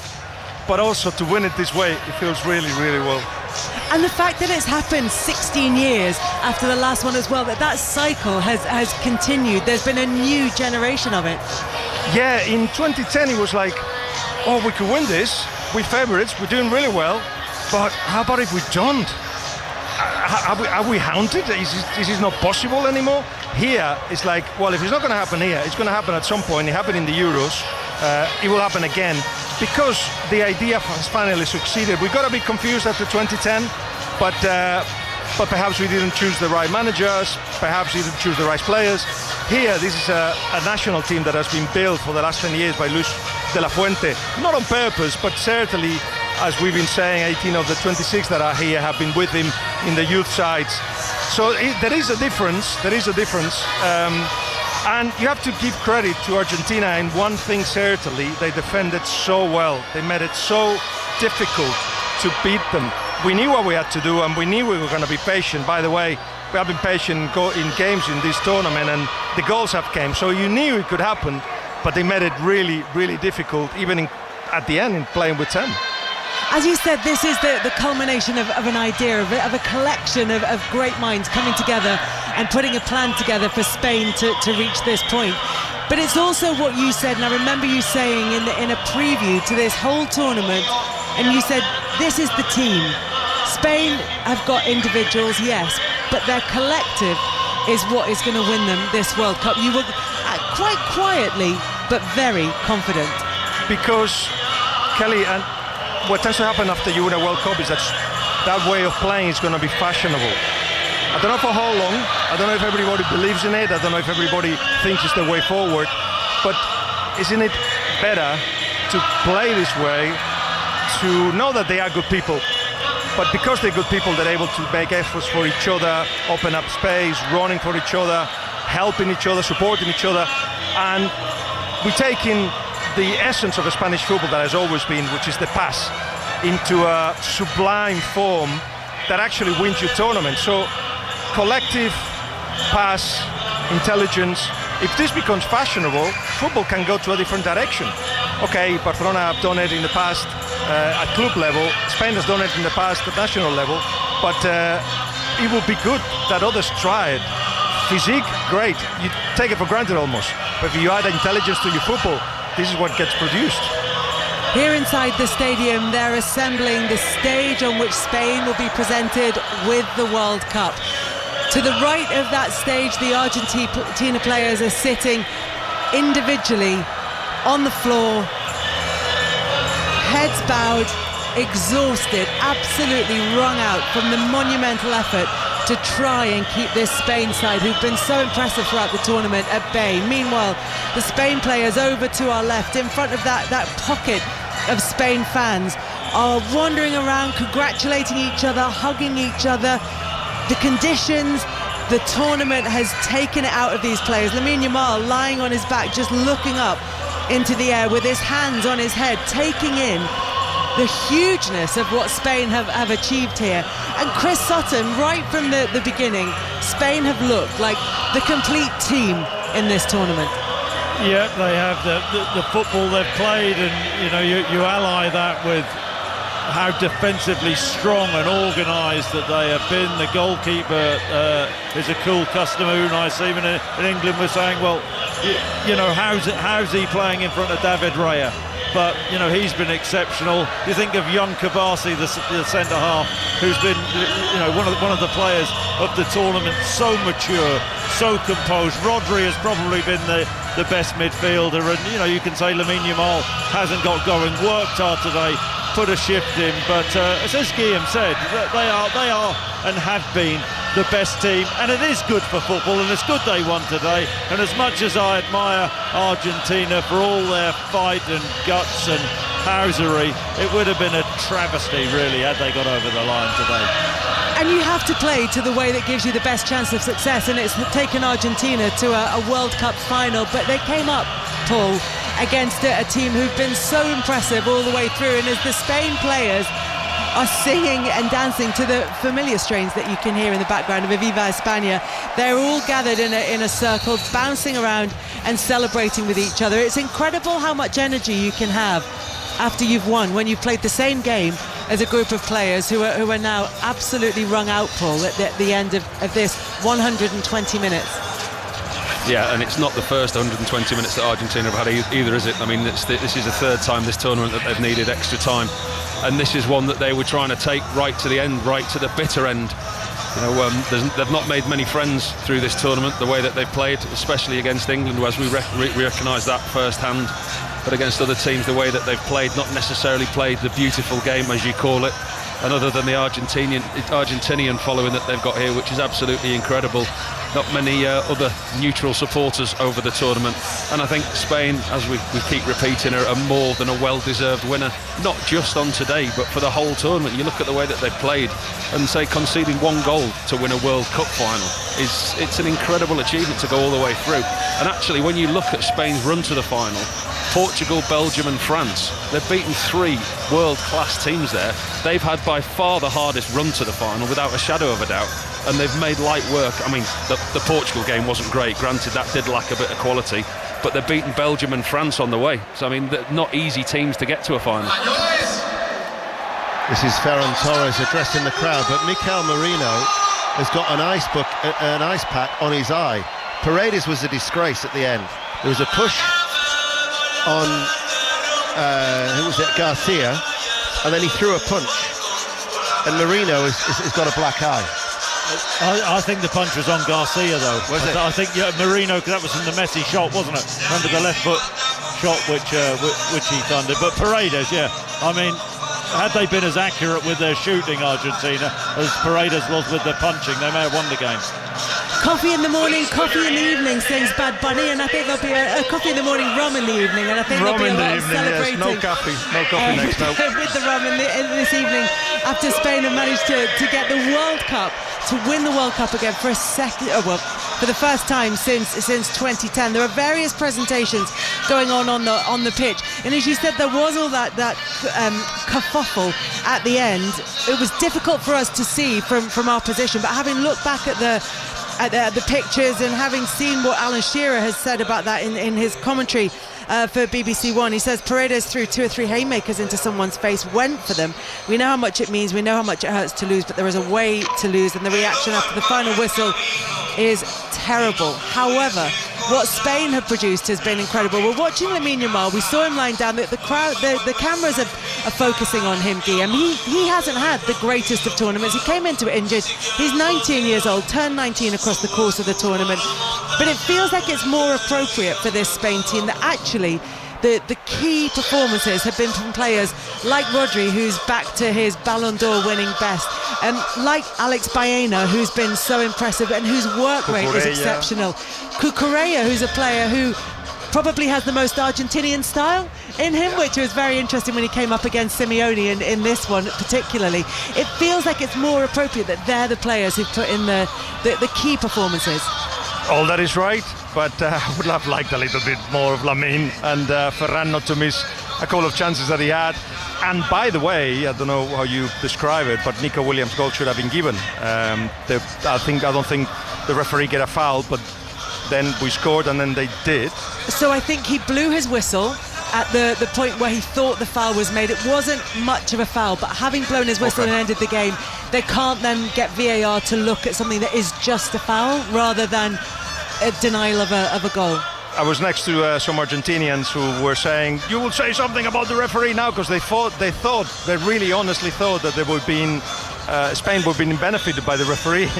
And I told them about that goal, but okay, I won't mention the details of it. I think I'm right on that, but we'll get one of our refereeing experts to double check, because that's not what I am. In any case, I don't think the referee had any influence whatsoever, because we didn't allow it to happen. We passed the ball with fluidity. It's just that, yes, a little bit of Lamine, sharp of Ferran could have finished this earlier. But you're right, I don't know who the man of the tournament is going to be. I would give it to Rodri. He was absolutely outstanding. He's not only the guy that's run the longest in the whole tournament and in average per game, the amount of passes that he gives to beat defenders, he's at his sharpest, he's at the Ballon d'Or level, and he's the reference of the team. In fact, this is Rodri's team, absolutely. Pedri has suffered that. Pedri has had to come out of it because Rodri is in charge of this team. Rodri is in charge of the team, and they are the team who have won the World Cup final. They've beaten Argentina by 1-0. Ferran Torres with the winning goal in this. Only the second substitute to score the winner in a World Cup final after Germany's Mario Götze in 2014. And he did it as well in extra time against Argentina. And John Murray, there are various presentations that are about to take place on the pitch, including things like the Fair Play Award, the Best Young Player. Just talk us through what's about to happen. Yes, that's right. First of all, rather amusingly, the first award after this is the FIFA Fair Play Award. Well, after we've seen Paredes land a couple of haymakers in the aftermath of the World Cup final. Nevertheless, they'll draw a veil over that and hand out that award. Are Argentina one of the contenders, John? Yeah. Let me just check on that. I'm not sure if they are. No, I doubt it. Yeah. Then the Young Player Award. Then there'll be the Golden Glove Award. I presume Unai Simon's won that game. Yes. Won that by we conceded mile. Half of the goals we conceded in 2010. Yeah, great point. Then the Golden Ball Award. And we know that Golden Ball, we don't know who's won that, but you reckon, and I think you might be right, that could well be Rodri, couldn't it? Makes sense. And then the Golden Boot Award, which we know will go to Mbappe, which very much helped him to score 2 goals in the third place match. But all matches count. All matches count, and that's due to get underway in the next minute or two. But things haven't exactly been running to time across the course of this afternoon and into this evening. So we'll keep an eye on that and what's happening on the pitch. Kelly, and just bring you a little more on what's happening. Ferran has been given the MVP of the final, Ferran Torres.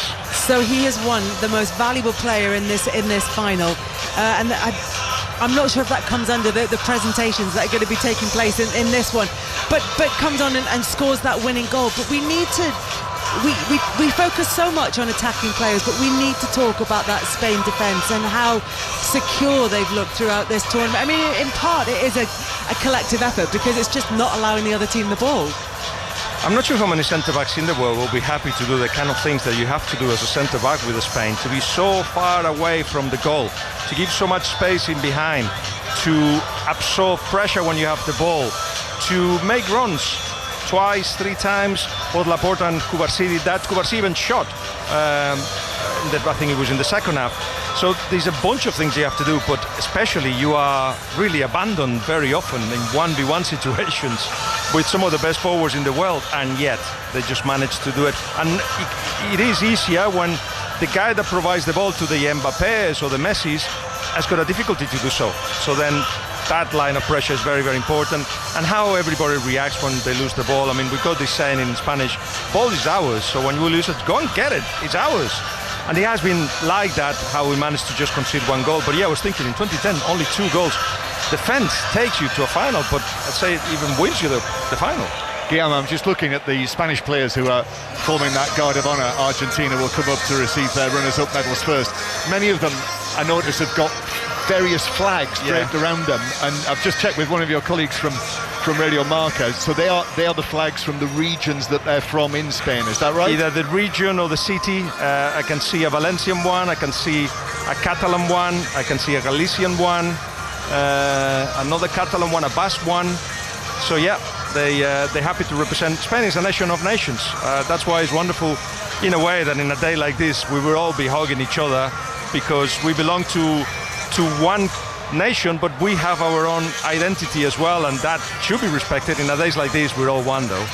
You said that before the game. You said that is one of the most special things, and about everybody gathering together to watch this World Cup final was that sense of unity, even if it only lasts for 24 hours. It probably politically won't last long, but in any case, we always do this, or the players do this, to get their own flag, which they brought here, because they're saying, yeah, we're Spanish and we are this as well.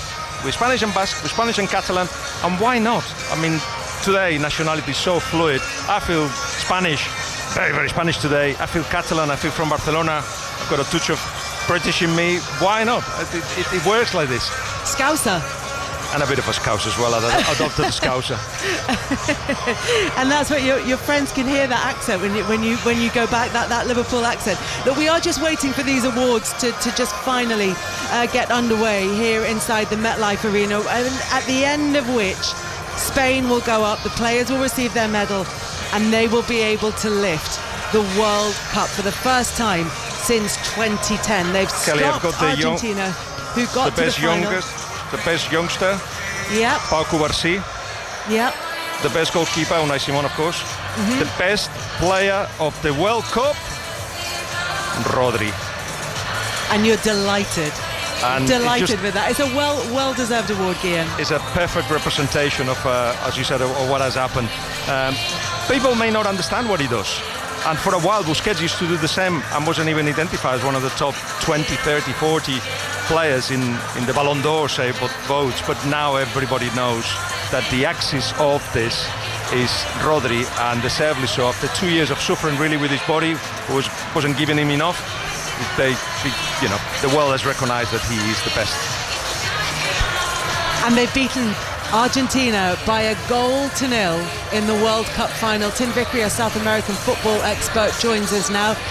Tim, looking at those Argentina players, they look as though they have had every drop of energy wrung out of them, and they're just making their way over to the crowd. I think that's their families that they're just heading over towards in the crowd before they go up to receive their runners-up medals. Was this a group of players who did wring every last opportunity out of themselves over the course of this tournament? I think it was. And if you remember the last World Cup, in pretty much every knockout game, Argentina dominated. Against Australia, dominated, little wobble towards the end. Against Holland, dominated, little wobble towards the end of the 90. Against Croatia, dominated start to finish. And against France, they dominated until the last 20 when France came back into the game in extra time.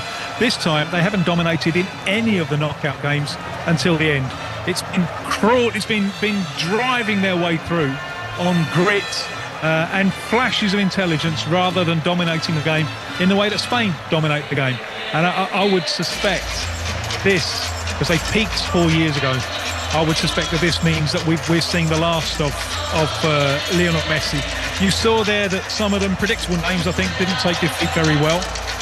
Credit to Lionel Scaloni, the Argentina coach, who got on that field and managed to get his players off and separate them, and so they can lose with a little bit of dignity. But they've lost to the clearly the better team. It was very, very one-sided final, wasn't it, really? Football is such a strange game in a way, because it was very one-sided, but even in the last 30 seconds of extra time, you still thought there might be a way for Argentina to get back into it. Instead of which, I've just booked my ticket for a little party at Guy's mum's place there in Spain. So everyone's piling in there. We're all heading off to Guillaume's mum's for a party. John Murray. Yeah, the Argentina players, as I mentioned earlier, Spain had lined up ready with the guard of honour for Argentina to walk through, but because of all of these awards, this is going to be a lengthy process, and I think it's going to be something like 3/4 of an hour after the end of the match before we actually get the presentation of the World Cup. So I noticed that the Argentina players had left where they were, way over on the left side of the pitch, and were walking to the other end. And as you correctly said, I suspect that's where the friends and family are, down there on the lower level. But also something was happening down there, because there are some, whether they're police, I'm not sure, but a large number of police near the front of the stand were all gathered together, and whether there was a little disturbance or not, it was in that section, but it does now all seem to have calmed down, and the Argentina players who are there are now walking back onto the pitch to go back to the other end of the field for the presentation. So something happened down there, but it's not entirely clear what it is. All right, well, we'll keep an eye on that, and we'll let you know if we get any information on what's happened. But the Argentina players now making their way down to the other end of the pitch, to our left-hand side, where they are gathering ahead of the Spain players, who did actually form a guard of honour at one stage, but that's sort of dispersed, and we're just waiting for everything to get underway. It was a huge moment in that game, Guillaume, for Ferran Torres to come on as a substitute. I mean, the second time a substitute has scored the winner in a World Cup final after Mario Götze in 2014. This is a youngster that when he was at Valencia, his dream was to be Cristiano Ronaldo. to be the best player in the world, to win the Ballon d'Or. And then went to Manchester City, and soon after arriving, he went to meet Pep Guardiola and told him, I need to go. It's not going to happen here. Even though he started making some good impact with the side.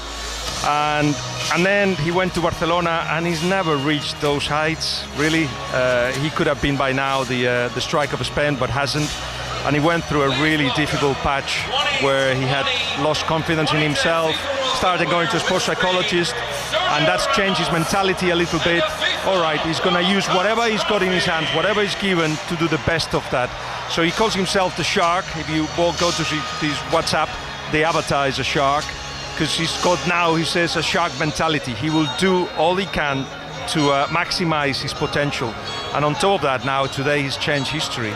His history has changed, the history of Spain has changed, and this goal will be remembered forever.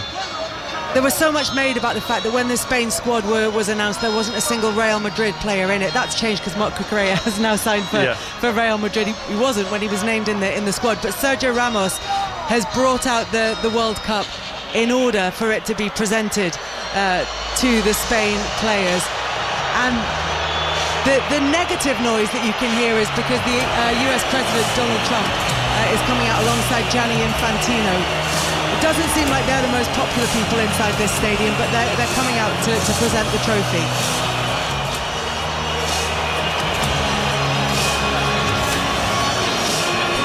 Donald Trump, the President of the United States,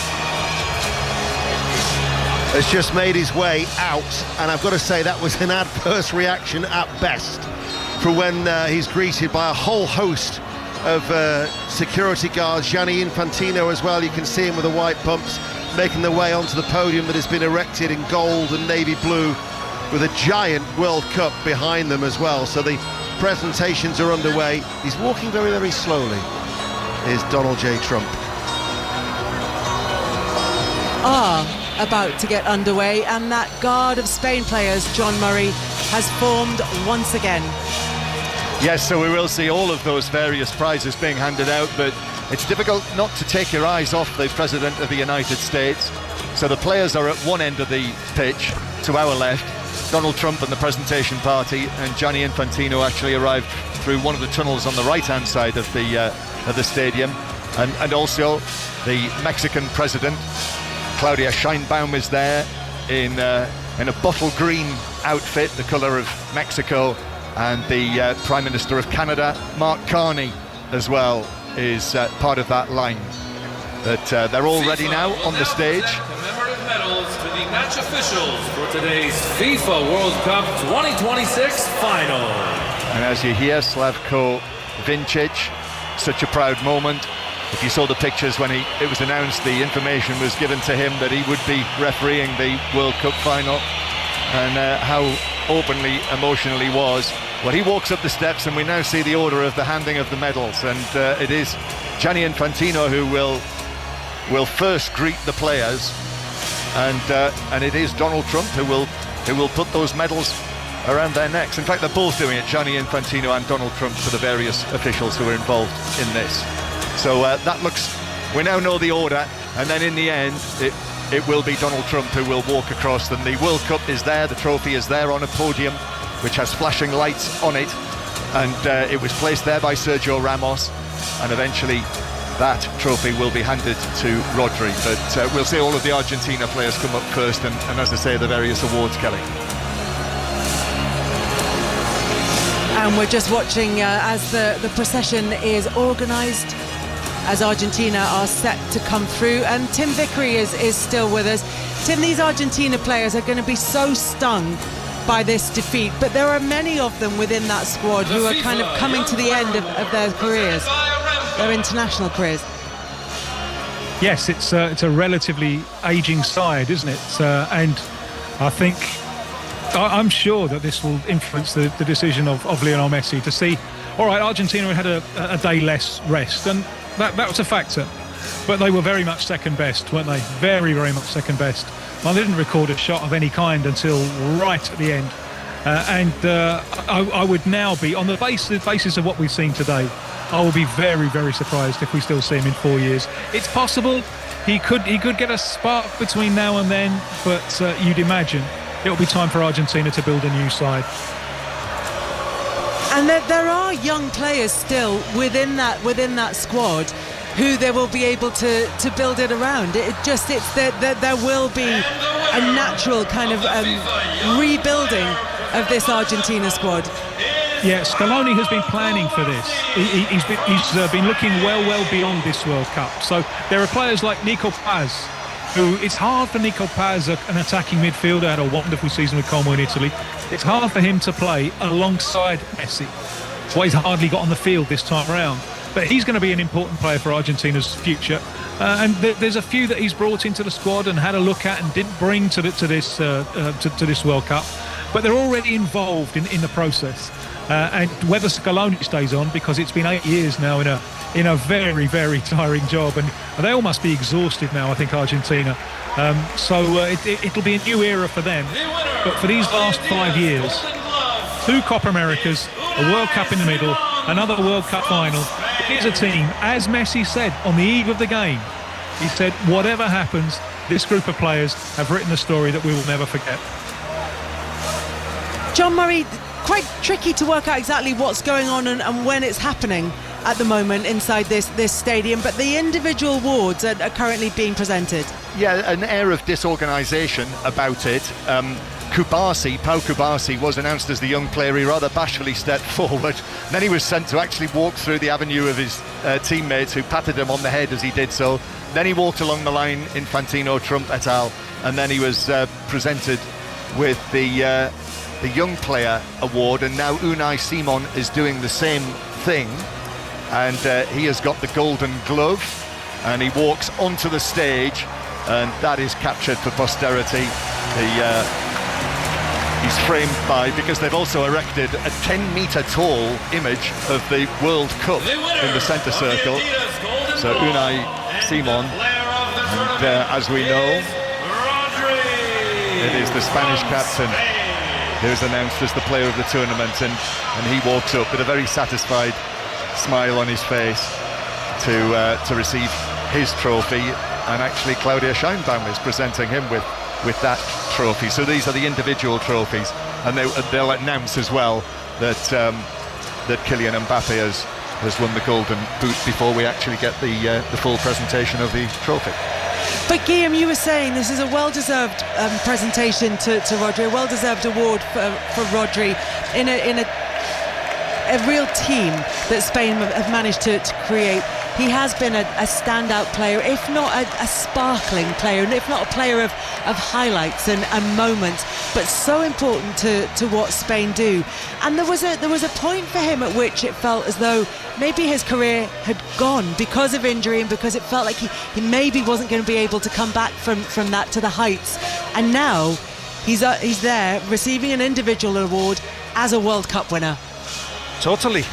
He's been talking openly about how last season, having recovered from the injury, he wasn't sure if he was going to get to the level that he was before, and had a conversation with Pep Guardiola, many conversations, but one in particular in which he said, Pep, let me stop. I need to just take stock of what's happened, get my body in the right shape. This is a World Cup, and the World Cup became the priority.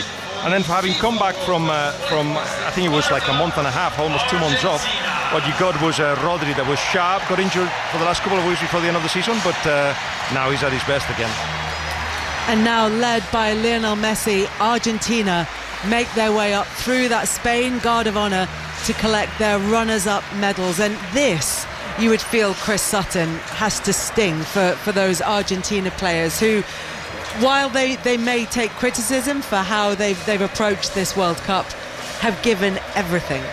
Yeah, they have, and there's a lot to be admired. About the effort they've put in, the guts, the desire that they have shown. They never know when they're beaten. They were beaten by a better team today. This one is going to sting, but as I said earlier on in the tournament, I think this is a pretty average Argentina size to ones we've seen previous to this. Of course, they were the holders last time out, but no, that'll feel a real sore one for them today, a real sickener, and you can just tell the players getting their runners-up medals, and the body language, shoulders slumped. Yeah, that'll be a day to forget, but I think they can be proud of the effort and the endeavour they put in throughout the tournament. I think Messi was thinking of taking his medal out and put it back on, almost as if saying, defeat is part of the sport. It does happen. You don't have to just be bitter about it, just accept it and move on. He has had in his career a lot of defeats, and he comes from winning 4 consecutive tournaments, so it's the sign of a captain that perhaps accepts defeats. And Lionel Messi in tears on the pitch as he's left the podium now, as in standing in front of, look, there are Argentina fans right round this stadium, but over to the right hand side is where the huge bank of them are concentrated, and they are waving their scarves and they are singing to these players, and Messi is in floods of tears in front of them, possibly because he knows this will be his last World Cup appearance for Argentina. There is a possibility that he might push himself for 4 years' time, where they will have a game in Argentina when that tournament is played across 3 continents. But Messi, inconsolable at the moment. Tim Vickery, thoughts on what he's given to Argentina and what he means to the Argentina fans, of course, but also to the rest of the Argentina squad? Well, it all could have ended here in this very stadium 10 years ago when he very briefly retired from international football. How wonderful that it didn't, and that he achieved everything that he had with Barcelona. Late in his career, he managed to achieve that with the Argentina national team as well. He becomes the key reference for the future generation of players. If this is the last time that the World Cup sees him, it's not the last time he's mentioned in the context of World Cups, because future generations will be trying to emulate what he did. So if this is the last time that we've seen him, he's played a wonderful tournament at the age of 38 going into 39. He's left us with some stunning memories, and you can't win all the time, and defeat is a part of victory. That's always the way that it's been, and at least they weren't humiliated today. They fought to the end. Messi almost conjured them 1 or 2 opportunities right at the end, but it wasn't to be. The right side has won. And as some of those Argentina backroom staff are nudged out the way by the crew who are unfurling an enormous Spain flag across the pitch here at the MetLife Arena, Spain, John Murray, are making their way up to receive their winners' medals and lift the trophy. Yes, under blue skies with the sun still shining on this enormous stadium, 80,000 people, most of whom have stayed. Indeed, the Argentina fans as well. The Spanish players have started receiving their medals, but the Argentina players have moved away, and that clearly was a painful moment. The World Cup winners in Qatar 4 years ago, they had to, led by Lionel Messi, they had to walk past the trophy they lifted 4 years ago, and they've actually gone away to the end where the Argentina fans are, so they walk towards their dressing room, which is in the far right corner, and they have stayed on the pitch and they are staring into the stands where the massed ranks of the Argentina fans are, and they are by the 100, possibly by the 1,000, the Argentina fans waving shirts above their heads, and Argentina's players actually looking at them and with their backs to where the Spanish players are receiving their medals. But the eyes fall back now to the line of Spanish players, the 26, with Luis de la Fuente as well, waiting at the back of that line. I mean, it is an extraordinary run that he has had as the coach of Spain. This is now 15 matches for de la Fuente at either a European Championship or a World Cup Finals tournament, in which they are unbeaten, a record for a coach. And he is waiting at the back of the line with Rodri, who's got someone to hold the award that he's already received as the player of the tournament. And we see the players coming up the gold and blue steps of this podium. It is across the halfway line. There is that 10-metre tall image of the World Cup standing behind the stage.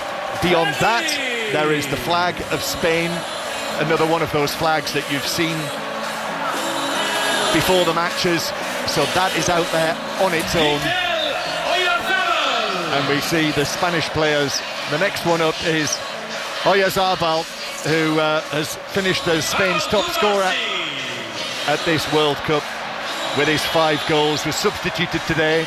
Then it's the teenager, one of the two 19-year-olds, Pau Kubasi, who is next up in line. Just 2 or 3 more players to receive their medals before we will have the presentation of the trophy. Unai Simon, then Marc Cucurella on his way from London to Madrid after this World Cup to join Real Madrid. He is up there. Gianni Infantino has a big smile on his face as he lifts the medal on the ribbon over all of that hair of his and places it round his neck. And then Victor Munoz, who is Liverpool bound this summer, and then Borja Iglesias as well, the number 26. So that is all of the players apart from the coach, Luis de la Fuente, this 65-year-old. He loves his history, he loves his Roman history. He's absolutely steeped in it while he's making history of his own, with no distinguished club record to speak of at all. But international football at the various age groups and now at senior level is absolutely his thing. And President Trump has plenty of words to say to the coach. Has to say on this warm afternoon, now evening here, he has looked very cool, Luis de la Fuente. And now it's Rodri who comes forward. Rodri, captain of Spain at this World Cup. Spain, the first country to win the World Cup for a second time in this century. And Rodri, now Donald Trump allows him to walk past, and we'll see. I'm assuming that Donald Trump will actually step forward and put the trophy in his hands. The rest of his teammates are gathered around. Luis de la Fuente now joins them there, and he reaches the end of the line, and actually Rodri goes and gives it a big kiss and then walks away. And Gianni Infantino says to Donald Trump, come on, Mr. President, step forward. And they are actually, the two of them, Gianni Infantino, rather like the Club World Cup final last year when Chelsea won it, they are actually going to take the trophy between them, Gianni Infantino and President Trump, and they are going to hand it now to Rodri. And there it is, in Rodri's hands. The European champions of 2 years ago have won the World Cup now, just like Spain did in 2010. Then Spain triumphed in South Africa as Donald Trump walks across in front of them, pumping his fist. We've seen that before. And now Rodri turns and he holds the World Cup trophy. He kisses it again, and Spain have done it in North America. World champions, and what good world champions they have been. They've conceded 1 goal in 8 matches. A dominant team led by Rodri of Manchester City. And the golden glitter is pumped out by the machines behind the stage. And the Spanish players, Rodri with the World Cup trophy in his hands, they bounce up and down and then begin the process of handing it around. What fine winners of the World Cup Spain have been. And Argentina and Lionel Messi, they applaud and now begin to head away, and Spain can really begin their celebrations in earnest here in the sunshine in New Jersey.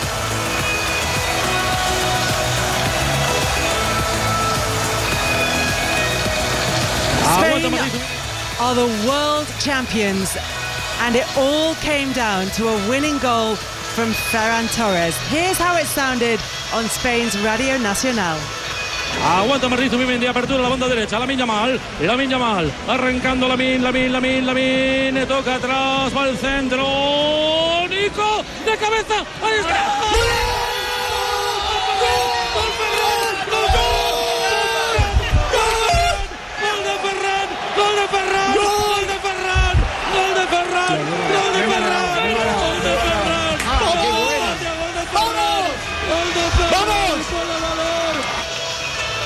And that was the goal that won the World Cup for Spain for the first time since 2010. And the players still down on the podium, still celebrating. And now the backroom staff are down there. They're being joined by a cast of dozens as they all celebrate together. And that stage that they've assembled in the middle of the pitch is covered in gold glitter, and it is gleaming in the late sunlight here in New Jersey. The air is sparkling with gold glitter for the world champions. Guillaume Balaguer, listening to the commentary, watching that moment, how is it for you?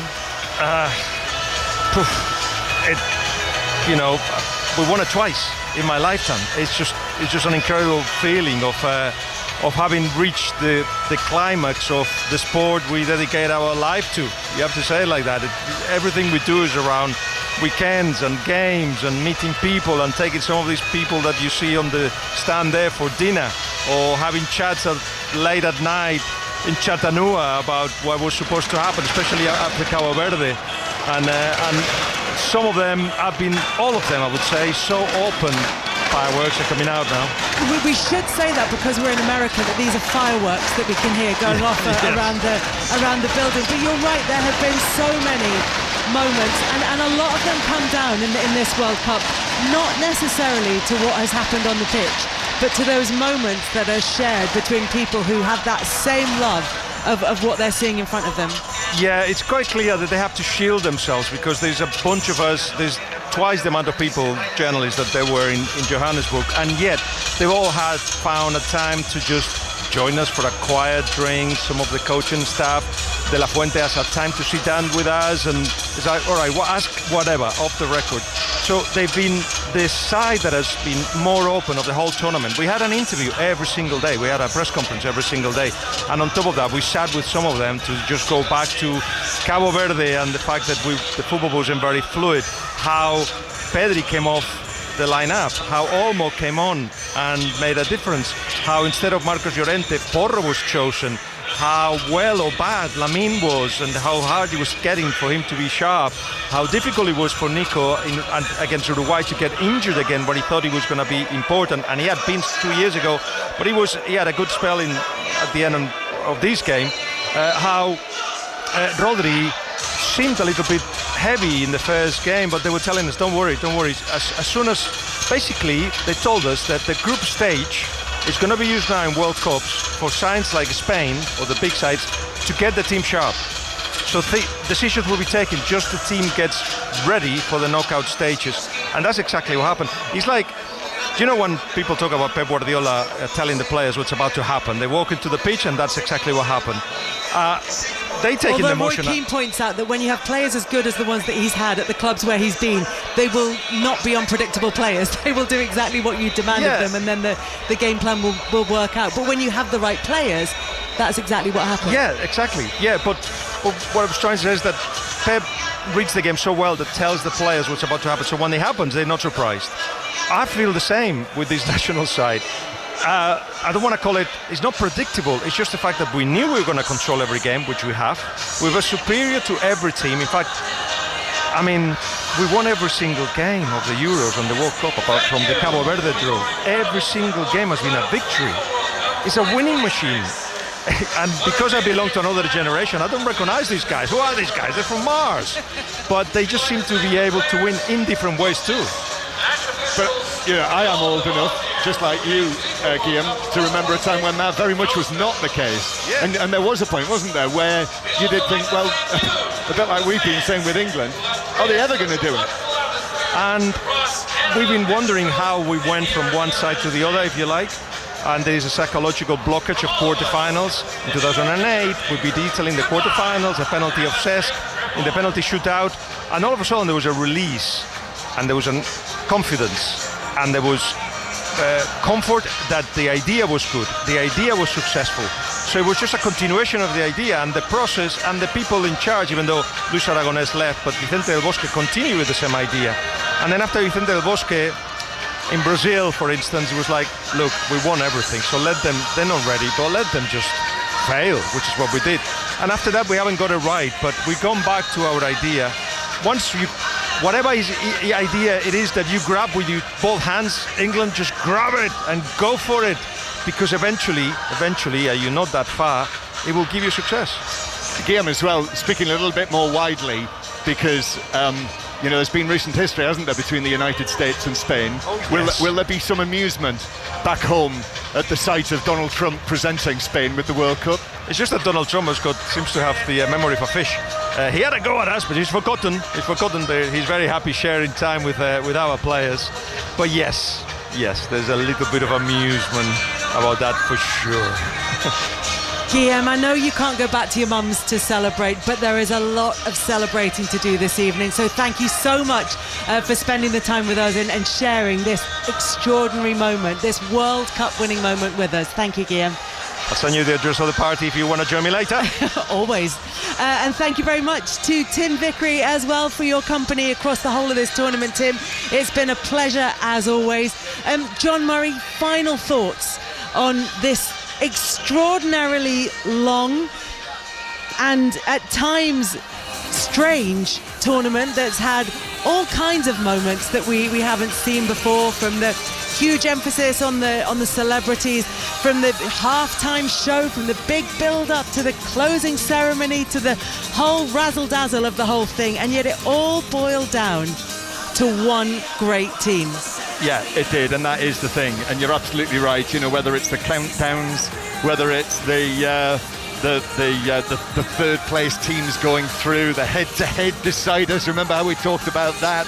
And everything that happened as well, all of the political stuff beforehand, the visa issues, everything with Iran. I mean, looking back now, don't you think, particularly with the news of this weekend, isn't it extraordinary? We had a World Cup where Iran came here and played at the time that they are at war with the United States. So there was that.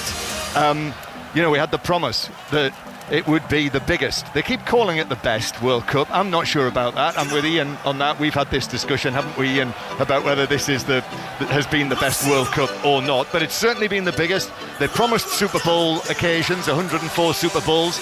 They did their best to try and do that. And, you know, there was so much else wrapped up in this. But some of the matches have been amazing. And the drama, the turnarounds, there have been very, very few disappointing letdown matches, and some of them have come during the knockout stages, but they have had the tension to them. And you know, for Scotland, they've really left their mark on this World Cup, if not in terms of the results here, but we know that. We went up to Boston and we found how everyone had absolutely loved them being there. And for England, what a story that was. Not the story that England supporters wanted, but they went out with that, I don't know how to describe that match last night, but they went out with it. And here we are, Spain have won it, and it's great. With the individuals, the celebrities, the razzmatazz. It's a proper football team that's won this World Cup. John Murray, Ian Dennis, Paul Robinson, Chris Sutton, thank you very much for your company at the MetLife Arena for this World Cup Final 2026. And that is it. After 104 games, the biggest World Cup, the longest World Cup has come to an end. From the Azteca to Texas to Toronto. Thank you so much for being here with us on 5 Live for the last 6 weeks. Thank you especially to our team here in New Jersey tonight, all our commentators, our producers, our engineers who've got us on air from various parts of the USA, Mexico, Canada, to our teams back at Salford, who've helped to make sure that you can hear voices from right across the world and bring you more than 400 hours of World Cup coverage from across this continent and every continent. If you thought this one was big, the next one is across 3 continents. We'll be building up to that one shortly, but that is it from us. Start spreading the news. Spain have won the World Cup. Good night. Here we go then. Years of talking can now come to an end. The 2026 FIFA Men's World Cup is moments away. Everyone's throwing their sombreros in the air. Chance for Quiñones! Brilliant start for Mexico.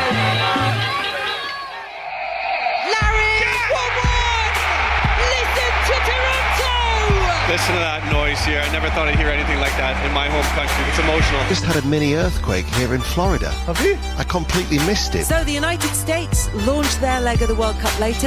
Reina tries to poke it, pokes it brilliantly, and the USA have a 4. Oh, it's a brilliant finish. Welcome to the Boston Stadium. After 28 years, they're back. Out to McGinn, tries to get the goal once. It's in! Well, if that doesn't send shivers down his spine, then nothing will. Jorginho, the 40-year-old goalkeeper, I think he's in tears, you know. This is extra special. Get these gorgeous little fairy tale stories. His life's going to change from here on in. Good morning from New York. Oh, wow. First of all, it's great to be here. Thank you for joining me. Thank you for having me. Thank you for being in our beautiful city. Mbappe! Oh, stunning! The summer of 26, right, is already iconic. Bellingham into the penalty area from the angle, shoots across goal and in! Oh, what play! And that is why he is in the side. Back to Messi. Plants his shot in, gets his hat-trick. What a story. Is he just going to keep being this good forever? Wizard's header! away from Rome, the goalkeeper. I need a statue in Curacao, I think. Messi gets the World Cup record. Cross comes in, Ronaldo. The sausage bun that I had here is one of the best things I've eaten. It's seriously pumped up. It's a different kind of sausage. What a showman. Isn't he the greatest showman? Dembele looks for the shooting opportunity, comes inside and scores! 3 goals for Dembele! Steve Clark has stepped down. This is a bombshell for everybody. Germany, for the first time ever at the World Cup finals, have lost a shootout. Eustáquio! Hear the cry of Canada! Sidney Cabral comes on the inside. Oh my word! Oh my word! I'm in disbelief at what I've just witnessed. There you go! One chance, one goal! And Brazil could be on their way out. There is nothing scarier than this man.